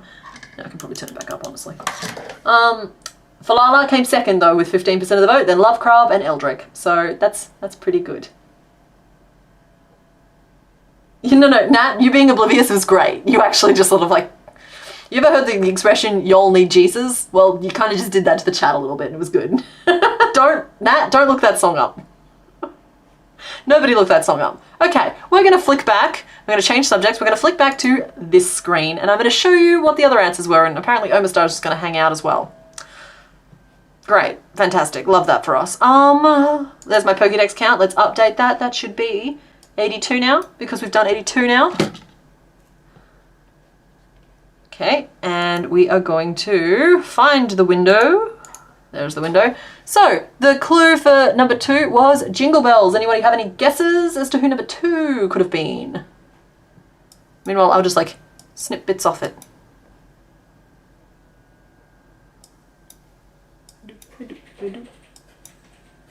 First grabbed a bee, got funny as each pick. Wait, I took a bag full of small makes for Bugsmas, 12 Days and Other Lovelies to your family celebrations the other day. Told each person to grab one they loved as a gift. Without discussion, each of them first grabbed a bee. Got funnier as each. Oh, I love that!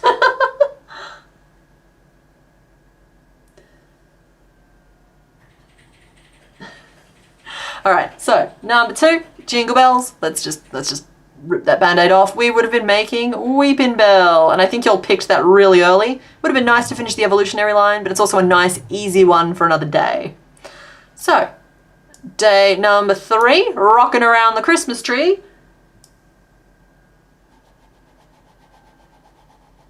Geodude. As for the person, let's go back. You know there's a bell Pokemon, don't remember the gen though. I don't remember the gen, but I think you might be thinking of Chingling.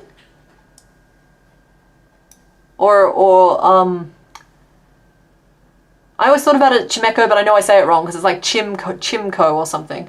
But Chimeco, like the little, yeah, there's 2 little bells. There's bell ones. Yep, and then number 5 here, deck the halls and not your family. And by the way, there was a little bit of an Easter egg hiding here because I did actually dress up the Pokeball in a Santa hat. It's just you can't see it in my new screen layout. So just know that I did put some effort in for you guys to get him dressed up. So deck the halls and not your family was Hitmonchan. Though a whole bunch of you may have thought it was Jinx because I swapped the sprite out for a Jinx sprite early on in the stream, and then I was like, oh no, don't look at that. I was using, to be fair, I was using it because I knew that I would never in a million years pick it as one of today's, and so I had it there just so I could set the graphic up ready to go, and then I knew you guys would see it. Like, sorry, as soon as I started the stream, I was like, oh no, you guys are going to see that, and I was just like, oh, it doesn't matter. So, Chimeca? Alright, thank you. I know I always say it wrong. I don't do it on purpose. It's just, it is what it is. So, yeah. Alright, cool. So, that was today. We got our Pidgey done and our Omastar done. They're both looking extremely floopy, but we will fix that and they'll look better really, really soon. Let's turn our Pokedex back on so you guys have something nice to look at. Our Pokedex will now have 2 additional squares added. It's coming along really, really nicely. So, I will see you guys. Wow, next time I see you, it is going to be in January. Is it going to let me open a calendar on this computer? No? There it is. Okay. Here we go. So the next stream is going to be, wow, the 5th of January already. That's crazy. The jokes are so obvious you didn't get any of them. Oh, I'm sorry, Eagle Ironic. I thought they were really funny, and I like the fact that once you know what the answers are, they make sense, and to me that's the sign of like a good riddle or a good joke. So yeah, I will see you guys. I don't think I'm putting a video out this week. I'm taking a week off and just working on other stuff. So no Thursday video this week, but I will see you on the 5th of January for the next stream. But yeah, I'm gonna go now. I'm gonna work out where all the buttons are. So have a good night, everybody. Music. And possibly turning the microphone off. That's probably a good idea. Happy time zone!